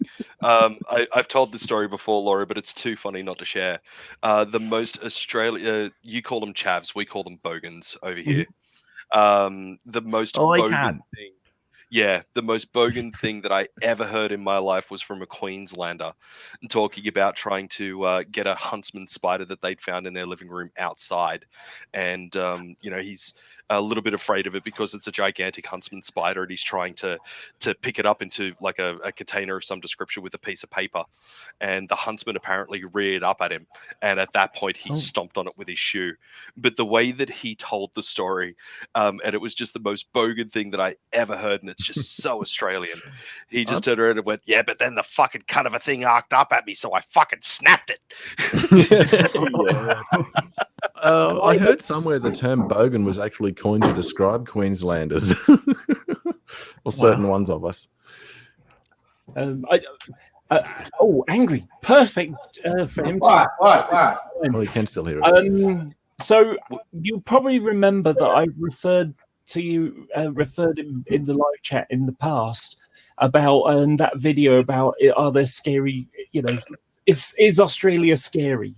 Yes. Basically, everything's trying to kill you, kind of thing. Yeah, grass. I was in a hangout much like this, but before it had to be done with Streamlabs and stuff. The Google version, and so my little Scottish friend, the microbiologist, she doesn't like spiders, and I put a link at the side of I was sort of mentioning the huntsman kind of thing, your little spiel. Yeah. And I posted a link and she clicked on it. Ooh. And then we saw the bottom of her feet. Oh no. Yeah, it was so funny. But speaking of that, and it goes back to what Grasshopper was saying a moment ago, I have an idea, because I do silly videos here and there. And I had this great idea of, do you remember the start of Avatar? And you got the curtain and he's walking up and he's talking about everything outside that gate's going to kill you. Yes. I thought about removing a couple of little bits of words and just having walking away, and these are going to eat your eyes for booby doos or whatever. And then it will basically, I'll have black that'll go around it, and so in the middle of this thing will be the video, but it'll be black around it, and it'll be the silhouette, the negative silhouette of Australia, and then Australian, come to Australia or come visit Australia, and Australian Tourist Board. Yeah. When I hear someone say "come to Australia," I can't help but think of the Scared Weird Little Guys. Yeah, they have that song about everything in Australia. It just lists all the nasty things that are in this country. They said we wanted to make a song that focuses on the wonderful wildlife and fabulous fauna that Australia has to offer, and then it just opens up about all these different venomous species that really mess your shit up. I love the meme that's going. Sorry, go ahead, Abigail. Speaking of Star Trek, I want to show off my latest acquisition. Please. I want to see if people recognize it. There's too much glare there, darling. Can you get the light away from it? Is it? There's no. Is it like Shadow Universe or something? It's the badge of the Terran Empire in the Mirror Universe. Yeah, the Mirror and Universe. it's got a magnet back instead of a pin, so like it just clips on. Oh, it's so you stick it underneath. Yeah. That's funky. Yeah, I like. I know. So just like it's there now. So Where'd you get that from? Yeah. eBay. The store I bought it from is just in North Melbourne, just like literally 2 suburbs away from me. Oh no, sorry, West Footscray. Sorry, 4 suburbs away. Very but as yeah, they're a brand that you can buy. Sorry, if anyone's interested, let me know. I keep on like cutting you off, and I'm really sorry about that, Abigail. I'm actually not trying to. You can sometimes get lag in these. Yeah. That's okay. No, just in regards to earlier, we were talking about the scared weird little guys that coming to Australia.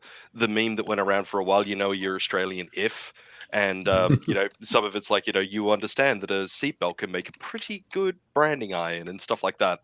One of the quotes, and it was, you're secretly very proud of our deadly wildlife. Kind of like, it's all about, everything here is trying to kill you. There's yet to be an Australian that I've met that's kind of like, nah, that's not cool. Every Australian that's like, yeah, no, fuck yeah, no, we play it up because it's a lot of fun. That is definitely us. Mm-hmm. I constantly get this meme wherever I go in Germany. It's hilarious. Of course, here in Europe, they have one thing, especially here in Berlin, they have the wild boar, which is that they come right into the city. Right into the center of the city, and they're terrifying because they have huge tusks and wild pigs are bad. Yeah, and they run at 40 k's an hour or charge at 40 k's an hour. They'll fuck you up. Yeah, and in spring and summer they have 40,000. and they have and when they have the piglets, the mothers become even more aggressive, and it's absolutely terrifying if you have to come across them. But apparently that's nothing compared to what we have in Australia, so I love it. But that's my only real fear, is coming across the wild boar. Wild pig. Well, you get them in Australia too, which is a treat. So yes, when I was in Florida, I used to have a bit of a perverse pleasure in just lying about Australia all of the time and just seeing exactly how much bullshit I could get away with. To be clear, I always came clean at the end, but I always just wanted to see exactly how far I could push the envelope. The greatest thing about doing that is that it doesn't matter where in the world you are. If you're trying to pull a fast one over a foreigner and there's another Australian there, they will always back you up 100%. No matter if they've heard the story or not. Absolutely, it's a cultural tradition. It really is. It's in our DNA. School and drop bears. Absolutely terrific. Yeah. No, I was having a discussion with a lady once, and I was actually being upfront with her, like from the beginning. I was like, no, look, we've got like really bad snakes and the world's deadliest spider and stuff like that. But the chances of you getting bitten by this snake or by this spider or by this octopus or whatever are pretty low. And if you just follow some common sense, you'll be fine and all of that sort of stuff, and she was taking it all in, and she was like, but I would still love to just go up and pat a kangaroo. And I'm like, well, that's the one thing that will most likely fuck you up if you try to do that. Okay? You go up and try and pat a kangaroo, it is going to fucking eviscerate you. Don't ever go near them. And she was like, but they're the cutest things. And I'm like, yeah, they look really cute, but they're violent as all fuck. Asshole kangaroos. And it's like, you see your little grey fellas, well, most of them will just go, oh, I'm going this way. Yeah, they'll get away from you. That way, and I'll do my thing. You see one of those other big guys, you go, I hope he's in a good mood. I'm going that way. A big red, I'm 6 foot tall, and I look at one of those and go, that's very tall. Fuck this shit. Yeah. I'm still chuckling because again, it's the Angry Aussie video, because it was that same video. It's like, like this, what was it, Melbourne couple or whatever it was. This Melbourne couple who had an injured kangaroo jump through the window and attack them in their bed. That's what's waiting for you. That literally happened. Yeah, some people in a suburb, and because the kangaroo panicked because it smashed through glass and then was trapped in the room. But of course, all the people had was a kangaroo that weighed about 40 kilograms, madly thrashing around with claws and muscles. They were like, "What the fuck?" Yeah. And if you've ever seen like a big red if you've ever seen a big red kangaroo up close, those things are buff as fuck. They really are. They're ripped as hell. But I've seen enough about them. There's no way I'd go near one. No was that famous video from a couple of years ago where the guy punches a big red in the face, and that was just outside my hometown of Dubbo. And that guy was a zookeeper because his stupid bloody dog went to go to kangaroo, and the guy, he's not as stupid as his dog. The kangaroo, and I try and explain to people, and they say, "Why did you go up and punch the kangaroo?" I'll go, "Oh, the kangaroo was going to kill his dog, and the dog was too stupid to know that, but he knew it, and so he pulled the dog, and and it was just shocked the kangaroo. Like he didn't hurt the fucking thing. The kangaroo sort of punched a kangaroo in the face, and it just went back to me, what was that? And I think the kangaroo was and then it went away. Actually hit me. The fuck do you think you're dealing with? Did you actually hit me? He's just sort of going, that guy didn't just hit me, did he? What the fuck? Yeah. I think that guy actually hit me.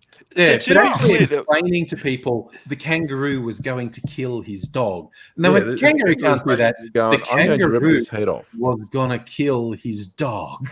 And then you had all of these fucking idiot animal rights activists out there, like apparently reporting him to the zoo, going, "Oh, this guy's like, abusive to animals, and we should you should fire him," and all of this sort of stuff. And the zoo basically responded and went, "He dealt with the kangaroo the way that you should deal with a fucking kangaroo that is like close to your loved ones, your pets, or whatever. They will kill it. He didn't hurt it by punching it. All he did was make the kangaroo second guess what it was doing, because the kangaroo, like you just said, nobody looked at him and just went, "Did you just fucking punch me? Seriously?" He just kind of got attention. Why is it you make kangaroos sound like Geordies? They're very much. Western Red is very Geordie in attitude. Some Eastern Greys are also like that too, like the males.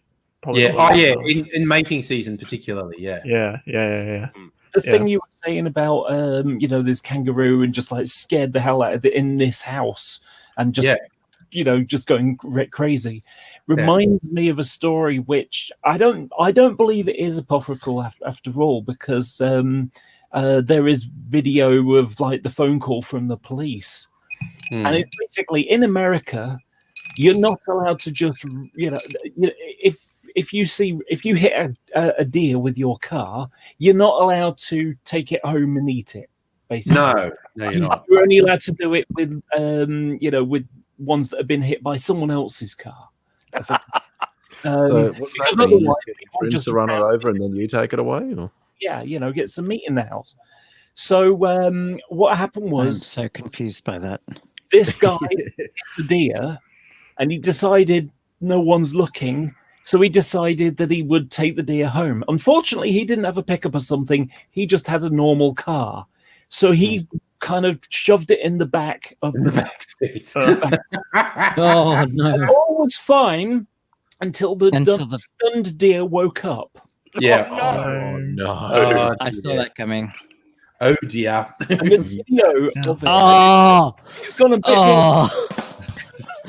bit... going crazy is wrecking my car. Yeah. You ever, So, true story, I actually hit a horse once. That sounds nasty. I've got the photos Of course. I've got the photos of the remainders of the car up on my Facebook, if you don't believe me, but I actually hit a fucking horse. I believe you. Yeah. It was at 2:45 in the morning at a suburb not far from here called Denham Court, which is a very rich, affluent type of area, and a lot of people love to leave their horses in adjustment out there. And as it turns out, one of the properties there was getting a pool installed, and the construction crew had left the gate open, and these horses had gotten out onto the road. The one that I hit was a 5-year-old quarter horse, and it was pure black, and there were no street lights at the time. Oh, shiz. Yeah. And I didn't see it because there was a truck that was coming towards me, and he was flashing his high beams at me to warn me of the horse, but all that did was stop me from being able to see any fucking thing past blinded you. Yeah. And as soon as he came past me, I got the horse straight in the front legs, and the horse's body came up and over and landed on top of the car and then rolled off. You're lucky. He could have gone through the windshield. Horrible. 100%. My girlfriend and I, my girlfriend at the time, who she's still a really good friend of mine, we walked away from that accident, and talk about counting your lucky fucking stars. You see what the photos of what was left of this car. It was a tiny little 3-door hatchback, 1-liter 3-cylinder Daihatsu Charade that we were in. It was a little toy box car that I could afford when I was a starving uni student. And there was nothing left of the bloody car. But yeah, no, that was one of the most frightening fucking things in the world. AIDS is back. He's not. No, you're not back? Okay. No, I've come for an order to you to email me drugs now. Okay. Cyber drugs it is. Better of bad news, but I don't have any. Well, nothing's useful to you anyway. I only have amphetamine, sorry. That'll work. Wrong person to say that to. It's the wrong person to say that to, Sajuk. He's just like, give me all of them. Yep, all of them. Email them to me now. My boyfriend and I, when I was in hospital with brain damage for fucking close on a month, decided that you should be able to email each other an orgasm because we hadn't, because of the lockdown, we hadn't actually seen each other in 3 months. And we decided we should be able to email each other an orgasm. And if you can email each other an orgasm, you can email each other drugs. So now I just want to watch Orgasmo again. Haven't nobody seen that in years. What do you got? Was just talking about the time that I hit a horse in my car. Horse's urine. No. Boiled up and mixed with frog's venom makes Dirabandi wine and will blow your fucking head off. So onto it, Grasshopper. Okay, I want to know how the hell someone figured that out. Yeah, what the fuck? Question. Think this through. They were Queenslanders. Of course they were. I just want to say I had nothing to do with this. Sure, I had nothing to do with that discovery. I just wanted to let that be known. Yeah, but you knew what Dirabandi wine was, didn't you, nobody? You fucking had a good clue about what was going on. Actually, I had no idea, I'm proud to say. You had a bloody good idea of what they do with cone toads. And don't you pretend you haven't had a couple of nights to look at the stars and go, they're coming to attack me. But yeah, no, Laura, sheltered life. after I hit that horse, I could not ever imagine hitting a deer, having it damaged, because like deers are fucking solid little beasts. Hitting one in the car is going to do some damage. Yep. I can't imagine after hitting a deer going, yeah, I'll just put that in the back of the car and take it home with me. Like I just. Some people are dumb. I hit a fucking kangaroo once. But it wasn't. It was only the fucking thing destroyed the front of my car, and then the fucking thing had the temerity to roll up over the bonnet and straight through the windscreen. Yeah. Fucking smashing the shit out of my face, smacking the crap out of my girlfriend's face, and then going through the back of the ute window, and this motherfucker got up and limped away. I ran after it with a tire iron because I didn't want it to suffer. But mostly I was pissed off. Yeah, I would be too. And I did get it, and it was really bleeding. But fuck. How to fuck up yourself and a car. And it was a joke because it was a slow speed chase. This kangaroo was going, Christ, I'm hurt. And I was going, fuck me, I'm hurting. And the kangaroo's looking at me. He's got a tire iron. I don't think he means me well. And I've got a tire iron and I don't mean you well. And I eventually got it and put it out of its misery. But I wandered back to the car, and the poor girlfriend is going, this is why I didn't want to come to Canberra with you. And the fucking, because it's a Hilux, the car went. The car drove. No, that Top Gear episode showed how tough those we had to actually drive the car to cool it. But because the fan was like pushed straight into the radiator, but it went, and we fixed it on a weekend and drove it back to Bathurst. Anyway, I'm going to take lots of drugs and hopefully mix with the drugs I've already taken, and come back to you when I can. Yeah. Oh yeah, Kirsten might have missed. Kirsten notices your new background, AZ. AZ is in Canberra, Kirsten, at a family do. So, and I'm going to make another video, so you'll keep talking. I'm teaching my old man how to use a a fucking selfie stick over this weekend. It's going to be piss funny, and I'm going to load all of those videos. Well, tell him that he's already good with the ugly stick, so selfie stick should be fine. Yeah, just random George diss there. There it is. I'm just gonna send them to Angry and say, load these fuckers up. And when we get together for live streams, we say, and now I've got some words from George. And because the first few will be him trying to fuck around with buttons and just fucking it up, and that will be great. And the next few will be him trying to be authoritative broadcast voice, and the next few will be him trying to fucking justify his position on anything, and the last few will be him responding to me giving him shit. So one of the things that I was eternally grateful for, where my dad was concerned, he was like really technologically switched on. He built his own computer from the ground up. He learned how to use them properly. He could build websites. He was able to program all of our entertainment system and use his phone and all of that. I never got that phone call saying, how do I do the email, or how do I do the Facebook type thing from my dad. Like, I was eternally grateful turning it off and on again. Last night, Grasshopper, I turned on the fucking Wi-Fi for my iPad to talk to you good folks, and the Ethernet for my parents' fucking Netflix and all this other shit that they can't afford because they're pensioners. Jesus fucking baby boomers. And it went out. And I went, right, okay, there's no reason for that. And so I've looked around and I've touched a few things and I've gone, hang on a minute. And I said, did you check the plug? What do you mean? It is plugged in, isn't it? Yeah, it's plugged in. And I've gone and checked the plug, and it's sitting out when someone's knocked it. And I've gone, great. So I've taken it out, fully out, and put it fully back in again, and waited the 3 minutes, and everything's come back on. It's like, oh, it's working again. And I'm going, yeah, it is. Yep. Every now and again, you should reset it. Reminds me of the time my mum phoned up and she said, I got a problem with the electric. Can you come down? And I said, what's wrong? And she said, well, the electric's gone off downstairs. Is it working upstairs? Yes. Okay. That'll be a fuse. And she thought, she was like, can you come down and fix the fuse? Where you do the old thing where you got to screw in and a couple of, Because English fuses, remember, ladies and gentlemen, are different to Australian fuses. Year? Just checking the board and see if one of them's flipped up. So she disappears and comes back and oh yeah. Sorted it now. Yep. No. My dad was he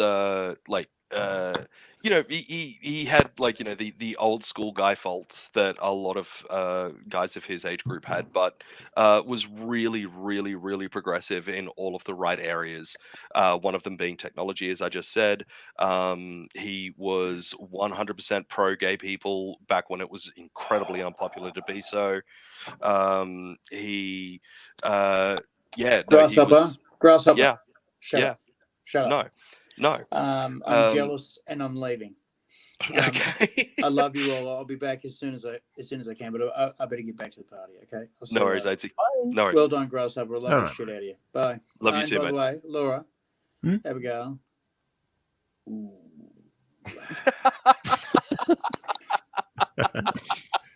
Yep. Just saying. Why don't you ever do this with the guys here? I fucking do. I'm pretty sure I fucking noticed Kyle's fucked off. I hope it's just in my place. He made a couple of comments like that towards me, but then found out that I was married and left me alone. Yeah. See, I'm very decent. I'm a very decent human being.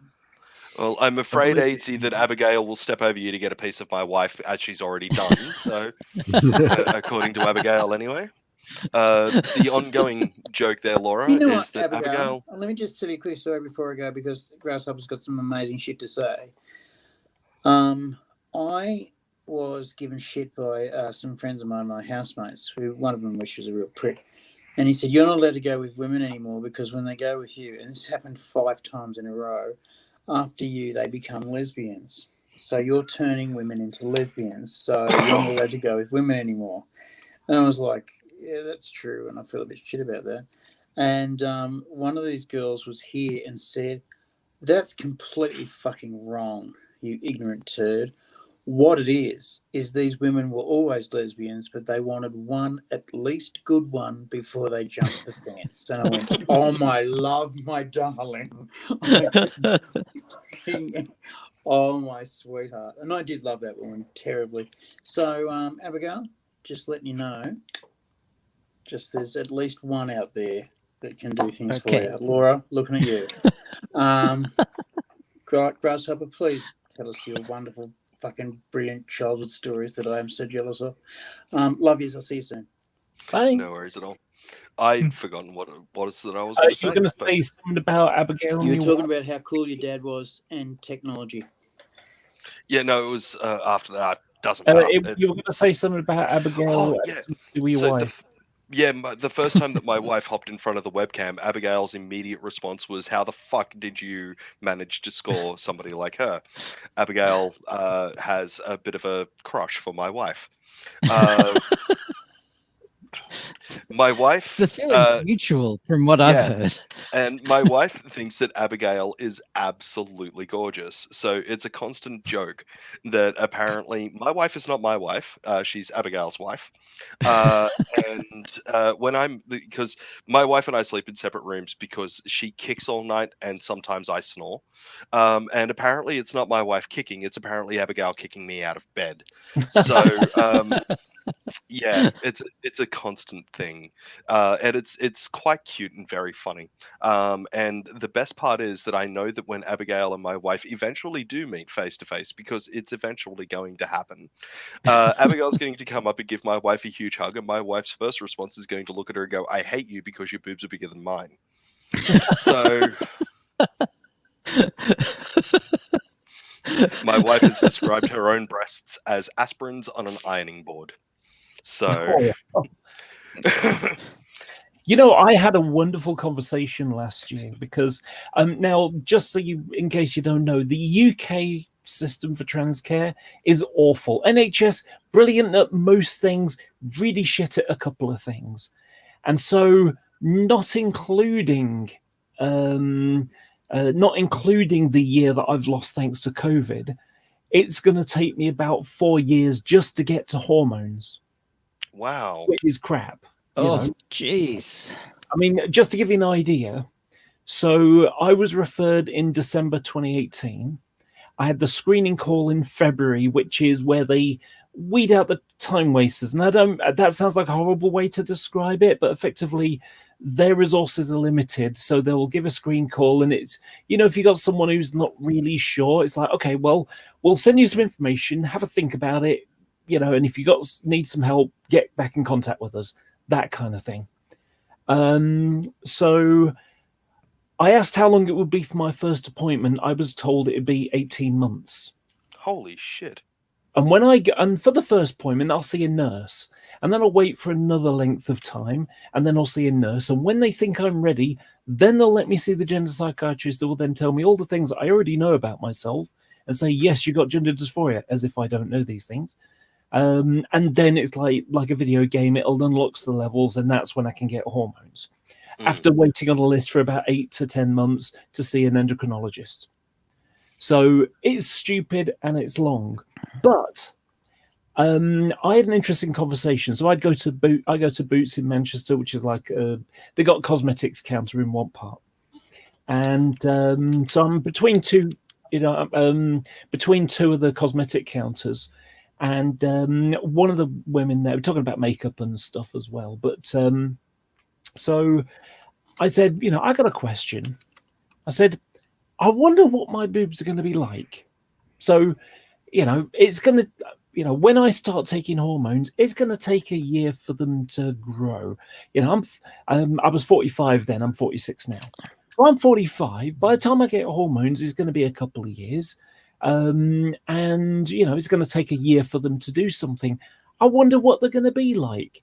Are they going to be like young person's boobs because they're new, or are they going to be old people's boobs because I'm an old lady by then? I'll be over 50. And sort of a bit of arm in and it's like the consensus was basically you're gonna have fresh ones because what it is, it's basically time and gravity, and that's what makes them saggy, which makes them look old basically. And so it's like so you're going to be 50 and you have the boobs of a 20-year-old. We're all going to hate you, and you'll be 50 going through puberty. Yes. Yeah. Yeah. But I have an even better one. So, so back in, like I say, December 2018, I go to the doctor's. In January, I found a lump on my left breast, and it's like, okay, well, go to the doctor's, get it checked out, and my doctor's fantastic, Asian guy. Don't know what his religious point of view is of these things, but whatever they are, he leaves them at the door, So brilliant, my doctor. Good. And he treats me like a female patient that gets a chaperone in, and the chaperone is basically they get like the nurse for the surgery. And she monitors and makes sure, because there's been a few instances where doctors have touch women inappropriately, and also a few instances where women have accused doctors of touching them inappropriately. So it protects both sides. So does the examination. Okay, definitely something there. So I want you to go to the hospital. So you've got two choices.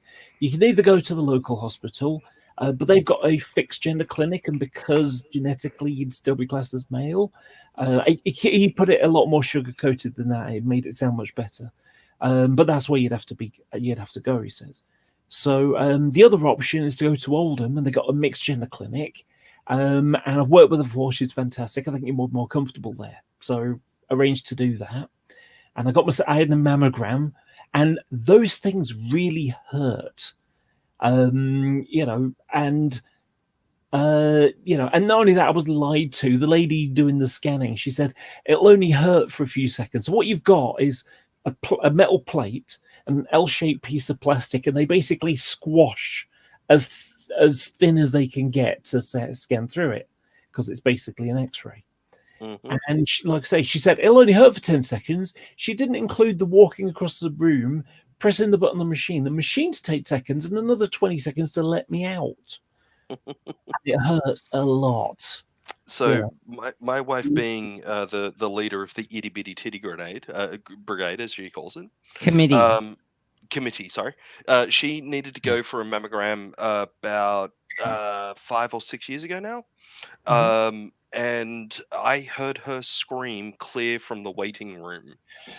Yeah. Now she flatly refuses to have any of her lumps inspected via mammogram.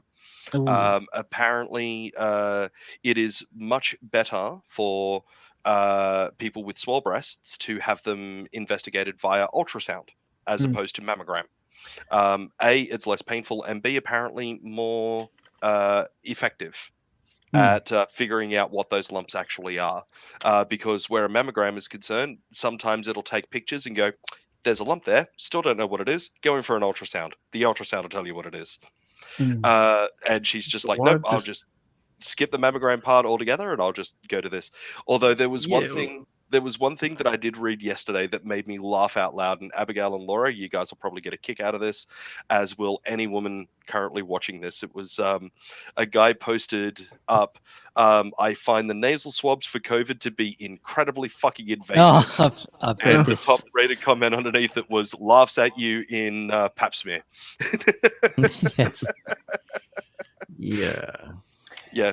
Hey, nobody, do you know why they call it a pap smear? Because if they called it a cunt scrape, nobody would get one. Oh, Jesus. Wow. Australian joke for sure. That does not deserve a budum. Yeah. Oh. Story. So that was a good gag. Yeah. That was a good diss. That was a good roast. So to finish off this story, so I got called into the consulting room, and she's like, "Okay, got good news. Know exactly what it is. Nothing to be worried about at all." So I've got a pamphlet here. Now, something to bear in mind, it's written for guys because what you've got is this thing, and and it turns out I've got something called gynecomastia, which is male breast growth. Oh, jeez. Which is fantastic. Yeah. It's almost as if I'm not one of these meant to be kind of people, but I can understand how people will be susceptible to such things because it's almost like, my body's saying, okay, I know you're going to be a long time before you get boobs. I'll get started without you. And so a year and nearly 2 years ago now, I had about a thumb's worth of tissue on the right and half a thumb on the left. And now I've got about 4 fingers on the right and 3 fingers on the left. Cool. Way to go. Yeah, no, talk about a fortunate mistake, I guess. Yeah. But my wife accidentally, she was chasing after me because I whipped it with a tea towel, and she wanted to slap me, and I was running away.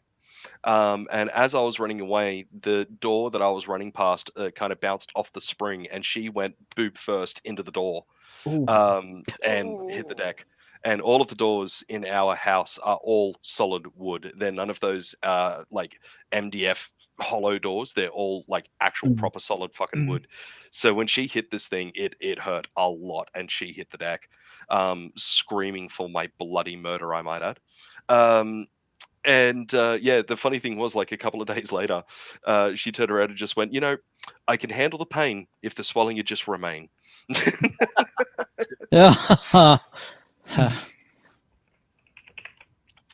But no, that's true story. Don't ever whip my wife with a tea towel. She will get very violent.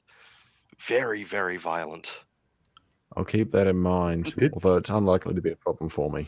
My dad was the tea towel war king.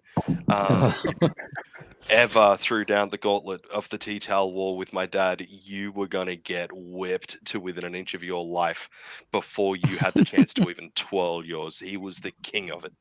And I'll keep that in mind. I was trained by the best, so I'm pretty freaking handy with a tea towel. And I used to be good at it myself. I mean, you just catch it at the end. It sounded like a whip if it hit anything. Oh yeah, no, no,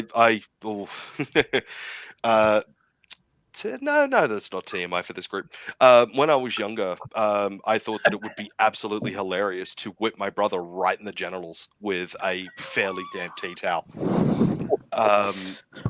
And because he was sleeping, and I had to be awake and doing the washing up and the drying up because that was my chore for the time. And I decided that my brother, misery loves company. So being a vengeful little shit, I think I was about 13 or 12 years old at the time. My brother used to sleep in nothing but Y-fronts, and I'd heard him getting up and out of the bedroom, and he'd gone to the bathroom, as was his right. He was walking out of the bathroom to go back into the bedroom to put on pants, and I've walked up to the hallway, seen Simon, he's turned around and looked at me, and I've just gone, push, straight in the genitals. Now, connected. Just me, is that a Duran Duran song? Cry wolf, woo! Well, the crack from the tea towel hitting his genitals echoed off the walls to give you an idea of how good a contact.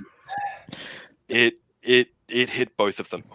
And he's reply, haha, you missed both my legs. He's hit the deck screaming for my murder. My dad's come out of the bedroom. What the fuck is going on here? Simon's lying on the bed on the ground screaming for my murder. I can't breathe. I think it's the funniest thing in the world. Dad finds out. We shouldn't be laughing at this. Dad's found out what's going on, and he was just like, "Oh, Shannon, fucking hell, don't do that to your brother, you bloody arsehole." He smacked me one, took the tea towel off me, make sure Simon was okay. Simon doesn't forget this. Fast forward 2 weeks. You remember when the extendable umbrellas first came out, and you hit the button and they extend and then open? My dad bought one of those from like a $2 op shop. And not long after he bought it, it had broken off, and the spring that was inside of it had gone pting out, never to be found again. My dad, being the cheapskate that he was, decided that this needed to be fixed. And the way that he fixed it was with the clutch spring from a freaking motorcycle. Holy shit. Oh, so when you hit the button on this umbrella, it would like detach and fly halfway across the yard before it would actually open. It was under so much pressure. That's crazy. And that used to sit on the back parcel shelf of our car. And we're going out to my grandmother's place. I'm in the front seat. Simon's in the back seat. We pulled into a petrol station. Dad's filled up the car, gone in to pay for the petrol. As he's doing that, I've just heard Simon turn around to me go, "Hey, Shannon," from the back seat. I turn around to look at him, and there he is with the umbrella poised. And as soon as I look at him, he hits the button. And this thing comes with full force, crack right in the eye. I am screaming for his death. Like, it hurt so much. Little cut under the eye, and it was starting to swell up, you know. And Dad's come into the car. Simon can't breathe. I'm screaming for his murder. What the fucking hell's going on here? I just got him back for flicking me in the dick with a tea towel. Dad looks at me and just goes, "Payback's a bitch, son." And that was it. Hey, Grasshopper, have you ever had this gag? You did that roast for me. Have you ever heard this gag? You know, someone goes, "Oh, how do you dust off a dick?" And of course you go, "How?" And they say, "Hold still, I've got the brush." Oh, bottom tish. No, my favorite one is everybody's seen my dick. It's directly on top of my shoulders. But yeah, I'm so no, bad at cracking ice. Sorry, always more of it misses the glass than goes in. All right. Well, we can't see it happening, but we can hear it, and it's kind of funny just to listen to. Yeah, it's all over the place. I still remember my friend and I sitting out in the backyard drinking beers, and I had the little stubby holder in hand. I finished my beer and went like that, just tipped it out of the stubby holder. He goes, "Man, not like that." And she's like this, and you get a bit over the head shot. His beer bottle goes flying across the yard. I'll have to keep that in mind. So I come inside for a moment, and I hear this clink. Oh shit! Sure enough, I come outside and on the ground about 5 meters away are 2 broken beer bottles. One he'd thrown over his shoulder, and it landed square in the middle of the other one. Just smashed it. I have a story for you, a true story. One of me being an idiot, but it is still kind of funny. I'll bring it on. Idiocy can be the best entertainment, honestly. So I live on the 10th floor of a block of flats. Outside are 2 bus shelters. They used to be made out of glass, but idiots kept breaking them every weekend, drunken easy. As they do. So it was really, really hot summer. And I decided I just had By a week. English standards, that's so cute. Sorry. Well, it's about 35 degrees outside, which is hot in the UK. That is pretty hot. Actually, that's pretty warm. Yeah, and I've heard those tubes get really hot into the 40s. The underground trains. Yeah. Anyway, proceed. So I had just had this weird craving for pancakes, and the way I made pancakes back then was, like a 2-liter jug of milk, and I'd have like that much left in the bottom of it, and so I'd just crack an egg, drop it in the top, and then make a funnel and just put flour in it, and shake it all up until the mixture was just right, and then just pour it straight in the pan. Fantastic, right? So I'd made some pancakes and I was all happy and everything like that. And then the next morning I went in the kitchen and I realized that I hadn't used all the pancake mix. I'd left, about a liter or so in the bottom. Maybe a third of a liter. So 2/3 of a liter. Anyway, so I'd left a load of pancake mix. I'd gone and left it on the side. Well, because it was hot, it had turned, open the lid. Oh yeah, no way, in the bin. Well, about 3 days later, I heard this dum, dum, oh no, going outside, and looked outside. There's about 6 kids, into about teenage kind of age, 12, 13, 14, that kind of age. I thought, little pricks. I know. And so I went in the kitchen, went in the bin, and then there's this gone off yellow and white creamy looking thing, and it's kind of all bloated as well. Doing its thing. Yep. So what I did was I went and shut the window and ducked, and I heard it go bang, and I'm laughing my head off. I could barely breathe. And I wanted to look out the window, but I knew, I was only 19 or something. I knew that if I looked out the window, it'd be like, there. And next thing I got some kid's dad at the door. I wasn't that brave. So after about 2 or 3 minutes, I decided to go on the balcony and idly look over the top. And you've basically got these kids and they're stood and they're like, bits of it on them. It's got this stinking gone off pancake mix. And, but there was one kid who was walking down the street and he was 50-50 could have stood it. He must have been like standing there and it landed like that and just burst on him.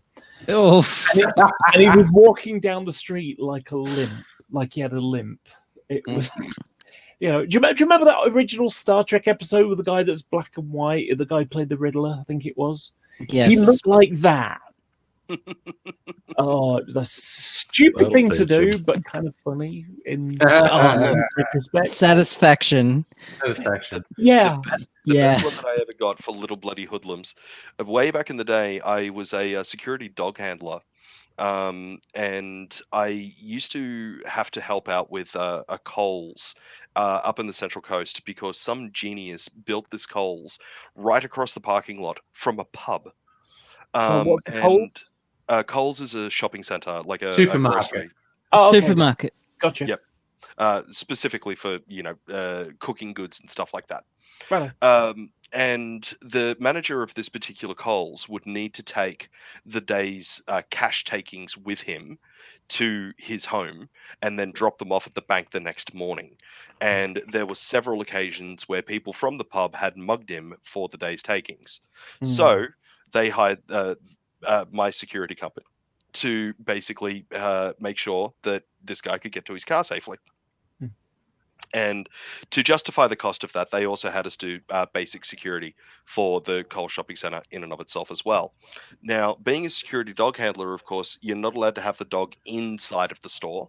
It's not a seeing eye dog, so it's not allowed inside of the store. But we would have the dog with us when we were doing external patrols, of course. And it was very much as a deterrent thing. This guy's getting escorted by security with a dog, so don't stuff with them type thing. And when I was actually inside of the store, the dog would the company had a ute, and on the back of the ute was a cage that the dog would stay in.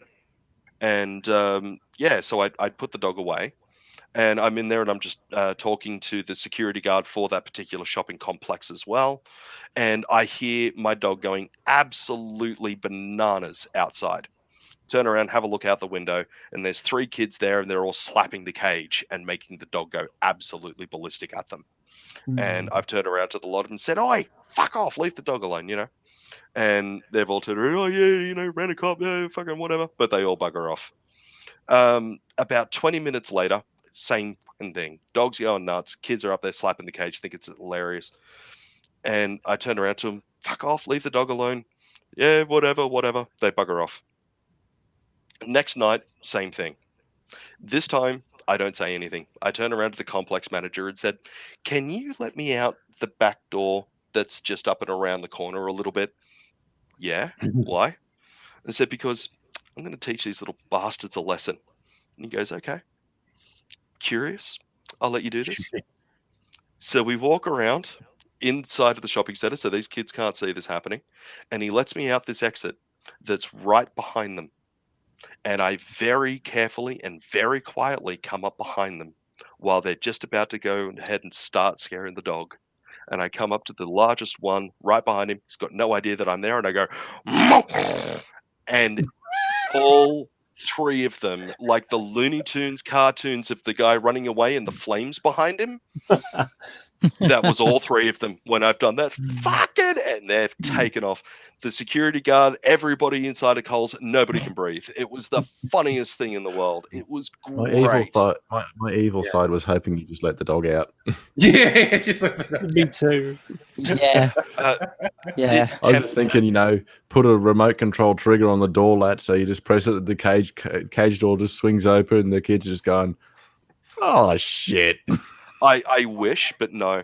No, the other place that we had to do security for up there was this place called Avalon's Retirement Village, which I shouldn't have said on live stream, but anyway. What the heck? It's right in the middle of a housing commission section that surrounds the entire bloody retirement village. Laura, housing commission is for people in a very low socioeconomic status. It is government assisted housing where they don't get public housing. Yeah. Now, generally speaking, housing commission areas full of bogans and whatnot, you know. And yeah, this often get referred to as housos. Yep. Yes, housos.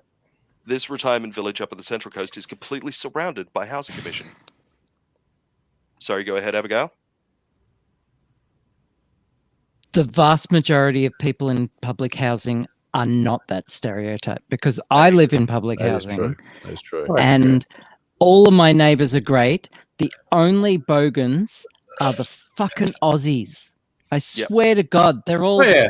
No, like, Abigail grew up in housing commission. 1%, 1% of most of the people here are just great. Yep. No, like I said, Abigail, I grew up in Dubbo. I'm aware of people having stereotypes of you. I grew up in Macquarie Fields, and if anybody's wondering, oh what that's shit! Like, yeah, Macquarie Fields. Proceed with the story. Like anyway, this place is completely surrounded by a housing commission, and it's a retirement village, and it got unfortunately, a lot of old people that are living there in like little retirement apartments that they can buy and live in. They got robbed, so we were doing security for there with the security dog, and I would have to do a internal patrol every hour and make sure that everything was okay. This one particular night, I'm doing a patrol. The dog's name was Bullet, by the way. He was a German Shepherd, and he was fantastic. And I'm doing a patrol with Bullet, and there was a man-made river that went right through the middle of this entire nursing home complex type thing. And, had this lovely landscaped native bushes either side of it and whatnot. It was really quite beautiful. But I heard some rustling in one of the bushes, and I've turned and I've looked and I've picked up the flashlight and I've turned it on, and there's 3 guys there. Now they can't see Bullet because he was jet black. Couldn't see him. And so I've shone the flashlight. 3 pairs of eyes have all kind of lit up. I'm like, okay, guys, up, out, let's go. They thought that it was 3 against 1. Oh yeah, what are you gonna do, Mr. Redicop? Let's see you fucking take on 3 of us. Let's see what happens. And I've turned around, looked at Bullet, and just gone, watch him. And you just hear Bullet go, "Arr, arr," and they see an 80-kilo fur-coated razor blade. They really quickly change their tune. They're like, no, we're good, we'll go. I'm fucking sure you will, you little shits. Let's go. And they're walking out and they're watching Bullet, and he's just eyeballing him back. It was absolutely fantastic. It was so. I have to say that dog impersonation is pretty good. You do a good dog impersonation, yes. Has everyone heard the Carl King of the Ducks story? No. It's like a Tumblr post. I keep seeing it on, people who share memes and whatnot. This guy tells a story. He's on the 2nd or 3rd floor of an apartment building, and there's a pond across the road. And he's on his balcony one day, and he sees some ducks, and he just like throws a handful of bread towards them, and the ducks come over and eat it. And he goes, "Oh, that's cool." And he feeds the ducks. Which he shouldn't do, by the way. No, he shouldn't. But he feels happy. He goes inside. And, the next day he goes out on his balcony, and just him going out on the balcony made a couple ducks walk towards him. And he goes, "Oh," and he throws a bit of bread, and a few more ducks come. And over a period of weeks, he's got like 20, 30, 40 ducks coming for him. And he's really enjoying it. And he's just decided, I am Carl, King of the Ducks. They come, and he's casting down his beneficence on his duck subject, and it's giving him a bit of enjoyment. And one day he said this famous one, these two little kids, and they see the ducks by the pond, and the mother gives them bread, and they're throwing bread to the ducks, and a couple of ducks are coming up to them, and he's going, and the kids are enjoying it. And he's going, "The fuck are you little bastards doing? Those are my ducks." And he walks out on the balcony, and a whole bunch of ducks see him walk on the balcony. So suddenly a whole bunch of ducks start moving towards where the kids are, and he just waits, and he gets a whole loaf of bread and like tears it up, and he waits till all the ducks are near the kids, and then he just throws all the bread over, so it basically lands on the kids, and he screams at the top of his lungs, "I am Carl, King of the Ducks!" And all the ducks just support these kids, and the kids freak out, and the kids are screaming and run to their parents, and then he ducks back out of sight, and he can just hear the kids screaming and go, and the parents go, "But what happened? What happened?" And they go, "I don't know. Someone yelled something, and all the ducks attacked." And then leaving, and he's just leaning over, "Yeah, that's right, you little bastards. I'm Carl, King of the Ducks." I love that. That's gold.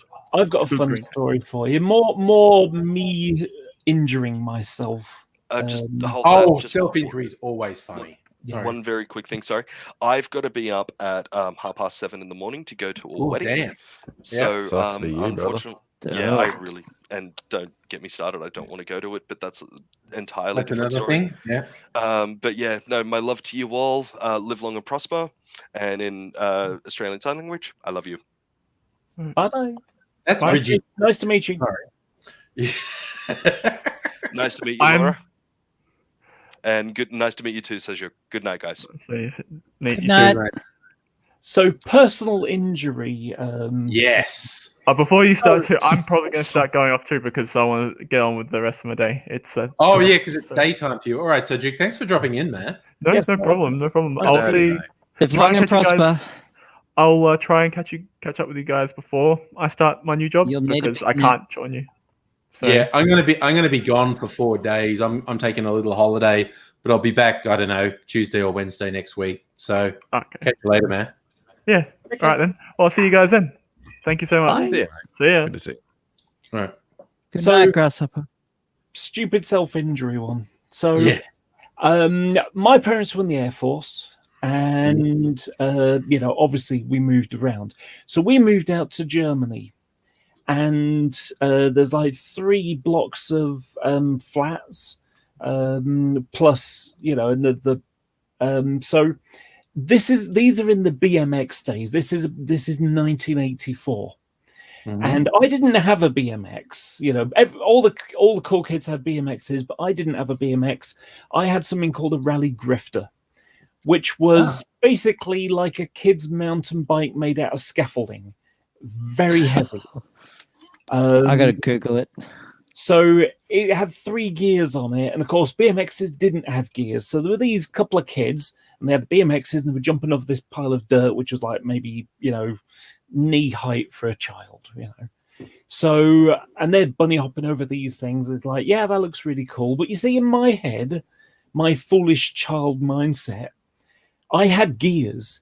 Gears equals speed. Speed equals can jump higher and faster, further, which also equals cooler, better and cooler. So, all I had to do was pull this off and I'd be like the coolest kid around.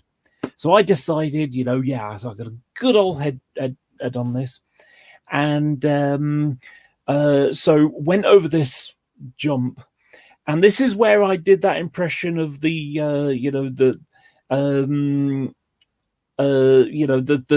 stormtrooper speeder bike thing where they fall off, because me and the bike separated. The jolt of it, me and the bike separated. I landed on, it was like next to some garages.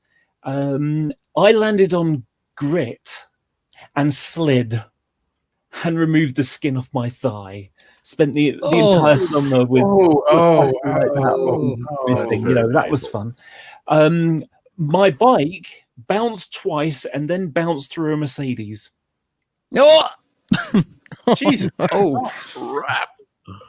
Because it was Damn. like spinning and bounced, and then hit a Mercedes, and it hit like the front left wing, the bonnet, cracked the windscreen, bounced across the other side, and damaged the other door as well.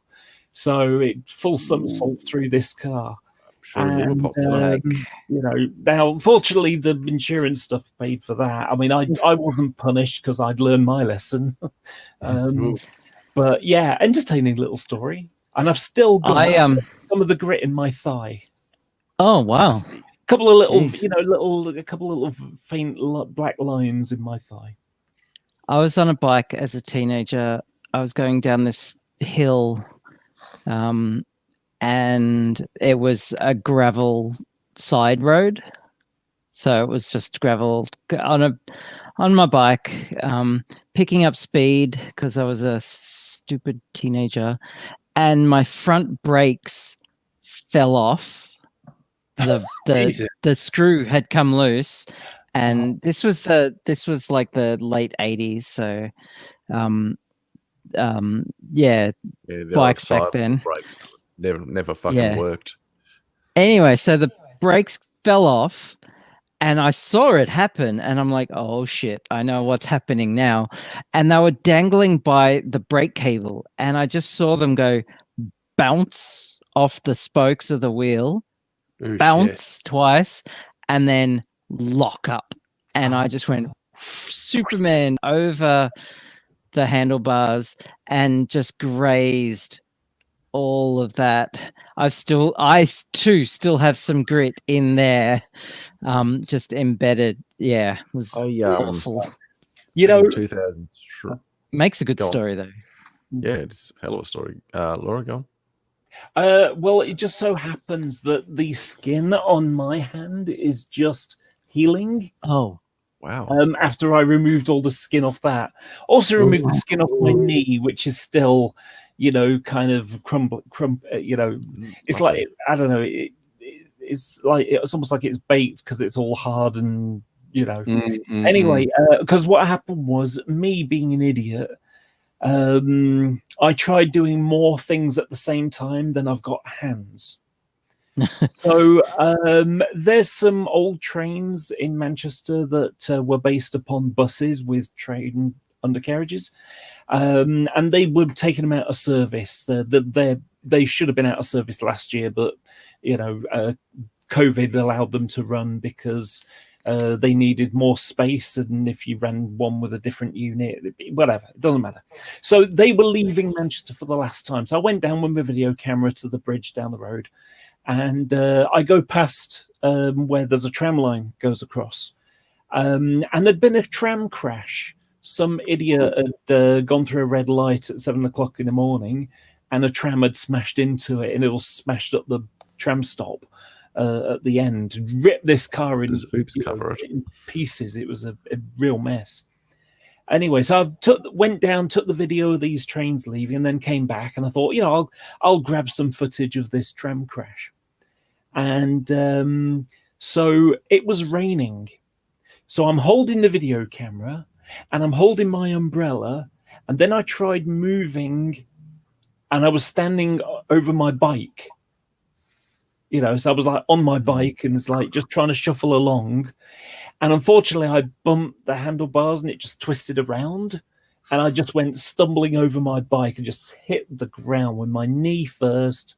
And, still a bit swollen now. And landed on, just banged my hand. And it was more embarrassing than anything, at first. Generally sucks. Like, a nice guy even stopped his car and said, "You're right, love." I thought that was cute. Yeah, that's nice. But it was, I was embarrassed. I didn't even rip my tights, which was amazing. That was cool. But yeah, buggered up my knee. Really did. I did a good base over apex sort of crash. There's, in my old neighborhood, there's a nice hill with a roundabout at the bottom of it. this comes into play. I was with my brother. I just got a brand new bike, and my previous bike had the old side pull calipers because new stuff costs money. Didn't have much of that, but I'd been doing work experience in a bike shop, and quite an expensive bike was at a massive discount. I'm all over that like flies on shit. So I get this bike, build it, fantastic. Got all the gears working properly. One thing I quickly noticed was that the linear brakes on it, the V brakes are commercially known as, very, very effective.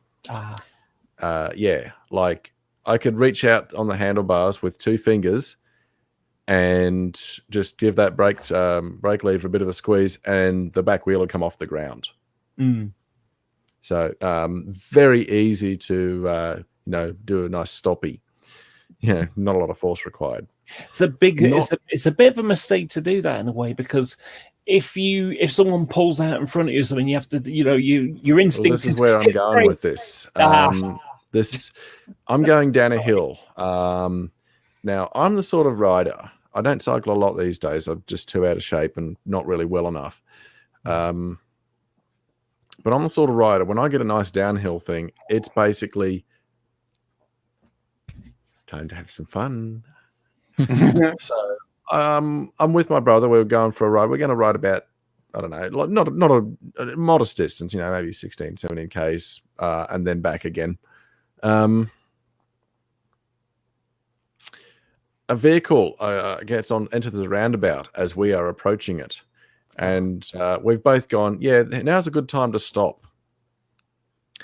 Well, my bike stopped very quickly. It stopped very, very quickly. I didn't. Now, I was doing at least 40 kilometers an hour. Oh, shit. And the rest of this story is pretty much what I have been told because I do not recall. Oh, my God. I came over the front of the bike, and I'm told that the car had cleared the intersection. My brother had entered it and heard a noise, looked behind him and seen that my bike was in a crumpled heap and I was still moving. Oh, shit. I had impacted the ground and had bounced. Oh, shit. So I'd bounced off the road and then sort of done a bit of a tumble roll, which is very fortunate. If I'd had my arms extended, I probably would have broken both of them. But I think I landed sort of back first. For whatever reason, I instinctively stayed hunched over, which did me a huge favor. It basically meant I spent 6 hours in the hospital instead of 6 months. So, the positive. Swings and roundabouts. When I came to a stop, it was face first on the road and out cold for a good couple of minutes, I'm told. And then when I did come to, it was completely incoherent, unable to formulate words. Just the part of the brain that says, "This is how you speak." That wasn't online yet. Volkswagen. Sorry. You got the reference. I did. Yes. The blood stain on the road was approximately 2 to 2.5 feet in diameter. Ooh, where I'd stopped moving. It was a relatively small cut, just above the eyebrow there. But warm summer's day in southeast Queensland of Australia, pissed out a lot of blood. I'm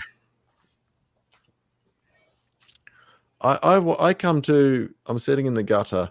There's a couple of green ants have decided that they're going to crawl up inside my shirt and bite me, which pissed me off to no end. So I'm going, what the fuck just happened? I'm covered in blood.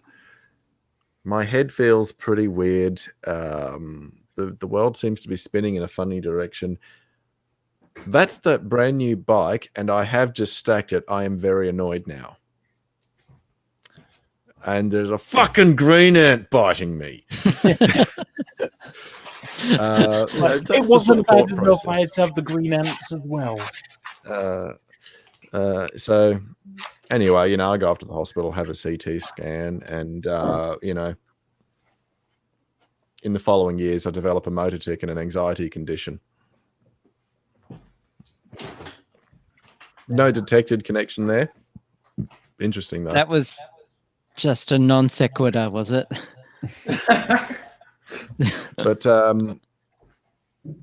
But yeah, talk about doing a Superman. That's I'm told that I was in the air for quite some time, and apparently I gained pretty good altitude.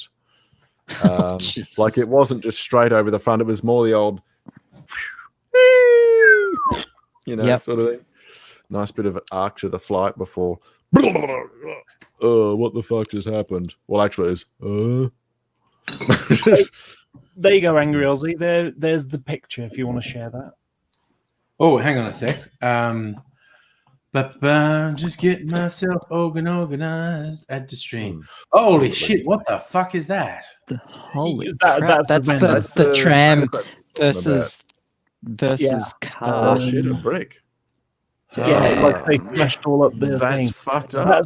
That's the tram. That's what the damage was to the tram. The tram's gone. Yeah, a bit of a scrape. I'm okay. Yeah, knock the doors off. Jesus. Jesus. The van, that's a flesh wound. That van is not a virgin. 'Tis but a scratch. Yeah, so I have to express my shock in Irish terms. Yeah. Jesus. That picture there is J-A-S-U-S. that picture That's there Miles is O'Brien. This picture was taken just before I hit the ground. That's the damage after. Yeah, that's painful. Oh. Yeah, those things always sting. Yeah. Oh, yowzies. Yeah. And not only that, I already had one documented. I had one from the week before already. But fuck off. That's a nasty crash. It wasn't even a crash. It was just a crunch. Yeah, it was just falling over. I was talking about the tram. That van was definitely not a virgin. No, that was well. From the look of it, the guy was lucky. He was going the hospital, not the morgue. How's the driver not dead? Jesus. Well, I remember when the trams that they've got now have got covers over the front. Whereas the old trams just had the big coupling sticking out the front. And I remember when the first tram started running in Manchester, and a lady went through a red light, not realizing that the tram system was going through it now. And yike. A tram went and hit her broadside, and it punched a hole in the door. Yeah. Fortunately, it was the passenger door. She was going the other way. If she'd been going the opposite direction, she probably would have been killed. Yeah. We have like tram safety ads here that say trams can't swerve because people tend to cut right in front of trams because they always cut right in front of other cars. All I can say is that when they do swerve, my sympathy is limited. Yeah, that's very limited. Oh, you know that I said I'd make like silly videos from time to time? Yes. I'll give you an example of one. So I've got this little thing I do every now and again. I call it On the Case. And it's hello there and welcome to On the Case. And today I'm on the case of, and it's this one, I'm on the case of Oreo cookies. Now I don't have a problem with cookies. I don't have a problem with Oreo cookies. What I don't like is the way that they dictate how you must eat them. That you've got to twist them and lick them and dunk them in milk. Well, that brings up an interesting question. Why milk? Can you dump them in your tea or your coffee? Or what about the blood of what about dunking them in your beer? Or the blood of a virgin that was sacrificed on the common last Thursday? Well, I say no. I am the Oreo anarchist. I will eat my cookies the way I want. And today, I'm going to eat them in the manner of the Cookie Monster. That's it's stupid and ridiculous, but it's just a little. That's what's good about it, though. It's a bit of fun. Yeah, gotta have fun. Totally awesome. Another one is So I was in a hangout like this, and my friend Fiona. So it's on great debate topic. So God, religion, that kind of stuff.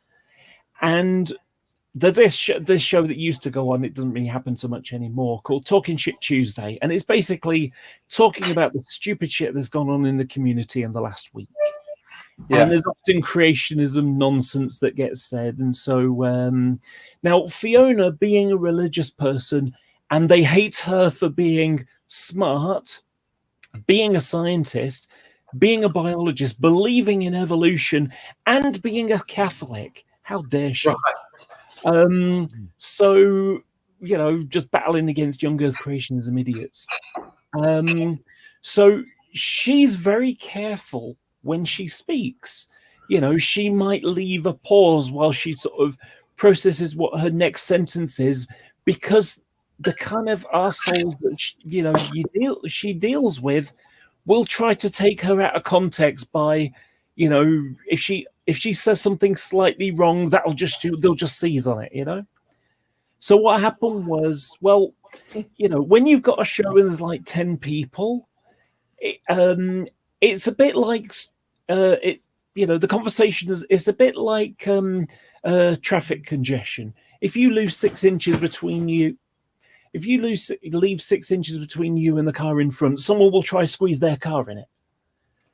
Well, it's the same. If you leave, sort of half a second between one word and the next word, someone will jump in. Yeah. So I went and jumped in, and she got really pissy at me because I'd done it again, kind of thing. She'd had it happen a couple of times, and I'd done it, and mine was the last straw. And it's like, look, can I get in there? And so there was this guy called Jason Burns who was around at the time. And if he apologized, it was always a backhanded apology. And so I basically gave an apology, and then I sort of blamed it all on her. It was all a joke. It was deliberately silly. And so now I'm gonna introduce you to a fine little guy. This is Lenny. Needs his hair doing, but yeah. So Lenny is a lion, okay? Lenny the lion. What's cool about him is, if you look, he's got a smile, but he's got sad eyes. And so if you sort of say, sorry, Lenny, you can't go to Kenya, they're like, oh, and it's just to kind of brace your heart. Well, anyway, so I'm like, so I'm sort of giving this like backhanded apology, deliberately mocking someone else. And it's like, what? What do you mean it's a backhanded apology? I thought that's what you're supposed to do on the internet. No. Ah! I sort of get the line taking me. It's stupid, but it's funny. Another one, and it's not a video as such, it's just little phrases here and again. So there's this guy in America called G-Man. He just says stupid, horrible things. He's a really horrible person. But he also says things that, he just doesn't understand phrases and words. And so one day he said, atheists and their elk.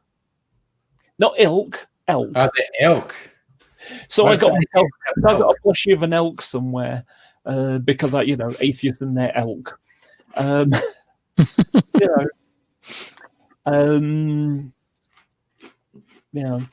mean, another example, that Jason Burns guy. So Jason Burns, I mean, fortunately, he practically had a mental breakdown and decided he was going to quit, which was the best thing for him, to be honest.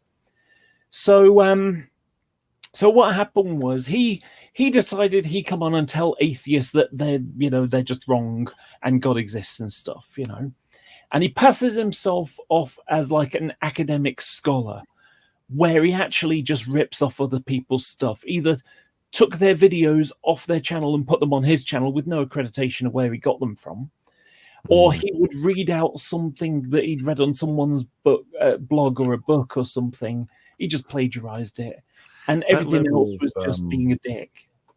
Yeah, that level of not having integrity doesn't sound like a very sound Christian principle. No. Well, the problem is, what happened was he basically came onto the internet and tried to put atheists, make atheists wrong or whatever. Tell them that they're just wrong and put the world to rights because Jesus. Yeah. And right approach. He got really pissy. He took it really personally when people said, "I'm sorry, you're wrong because philosophy. I'm sorry, you're wrong because science. I'm sorry, you're wrong because whatever." And so then he would attack them personally. And when they called him out for being a jerk, he said they were cyber bullies. Yeah. But so he was a Manchester street preacher. The irony of it is he was one of those Tommy Robinson supporters, racist dickhead in Britain. Yeah. It's like, he's got some great ideas. The main thing is he doesn't like Muslims because Islam is wrong. It's only Jesus. I can actually challenge that with the Bible. But the entertaining thing is, he's now living in Ghana, and he's married a black woman. But he didn't like immigrants coming to the UK. Right. You gotta love. Yeah, what's the word for that? Hypocrite. That's the one. Yes. That's right. Matthew 7 again. Yes. So, well, there was his type. It wasn't his type that Jesus described as whitewashed tombs or broods of vipers and other various insults. The entertaining stuff, though, because he would also say stupid stuff. So, do you remember how YouTube would only allow like 500 characters or something? You could only leave small comments, and you couldn't put like a web link to something. It was just, they didn't allow that. Well, then they decided that they would allow that. Well, it only 15 seconds after they decided they'd do that, that's when people started to abuse it. So he had a video, and someone or a couple of people posted 3 ASCII penises, big erect penises. Now I was on cycle camera video stuff as well, looking at those, and they were all over cyclist camera because people hate cyclists in the UK. It's the thing. Well, Jason took this personally. It was like, and you could see he was upset. His eyebrows kind of have like a little curl when he does it. And he's like, why would they do this? I've had penises all over my channel, all over the place. I mean, just loads of them all over the place. I mean, I've had basically I've had a tsunami of penises. Well, I burst out laughing. Honestly, you can't say I've had a tsunami of penises on the internet. Honestly, I laughed so hard I had to get out of a chair and check for a puddle. Honestly, it was the most hilarious thing. And of course, later on, he's like, look, and he's got his web camera pointed at his screen, and he's like poking his finger at the end of this big erect ASCII penis on the screen. I mean, just multi layers of what the fuck. It's some of the things you hear people say. It's funny. You never react to shit like that because that's what the people who do want. They want a reaction. Yeah. Everyone says, "Oh, why don't you make videos going after the people who go after you?" I said, because they want me to react, and I want them to understand. It's basically gratifying them. Yeah, why should you validate those bloody dickholes with a response?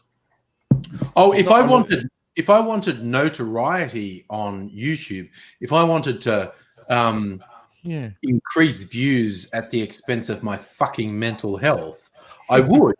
I'd acknowledge them and I'd respond to them, and it's like, yeah, guys, I just like doing stuff for people I like and hanging out and doing shit. Well, again, as a reformed troll, I know from experience that when you engage in a trolling war, you don't actually achieve anything. All you do is continue to make more trolling battles.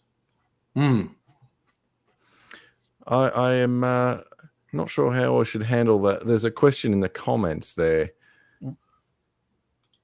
Soylent Samurai, is a pervert. Trump I feel like that might be a troll.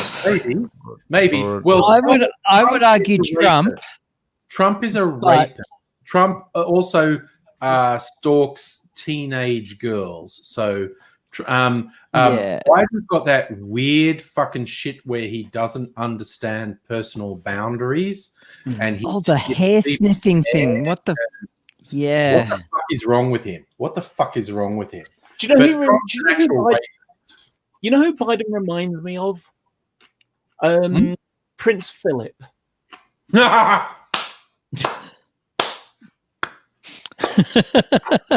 Prince Philip, Jesus Christ! Oh my God!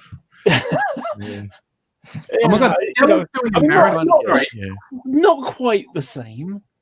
No. You know, that's valid. Yeah. Sorry, I just want a hat tip to Stella, who's listening to us and doing IKEA stuff. She's got one IKEA cupboard down, 2 to go.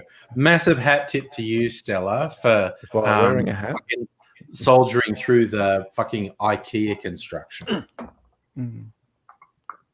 Oh, so I decided I had to make a cocktail with the pineapple rum I scored the other day, and it's really nice. Definitely got to come visit you one day, Angry. Oh, dude, fuck yeah! If you're in Melbourne, yeah. I don't know when that'll be, but I might one day make a special trip. Can confirm. It's a fun time hanging out with Angry. Oh yeah, came over to do stuff and was like, "Hey, I was making live stream. I was going do some whiskey tastings." And I'm so keen to buy a bottle of the Nova, the Starwood Nova. So keen. Every now and then, Dan's does it at a ridiculous discount, and you just got to kind of look occasionally. If I can pick you up one, I will. But yeah, I'm just going to wait. Like, I only got a bottle of it because it was like $30 off. It's like kind of when I said to Kurt, "Oh my God, it's $30 off at Dan's," and she said, "Shit, that's better than the staff discount." And I'm like, "Yep, yeah." So I've got a bunch of stuff in my collection that the only reason it's there is because it was like $30 off in a sale. It's like, ooh, I would never buy that normally, but it's $30 off, so yippee-ki-yay, motherfucker.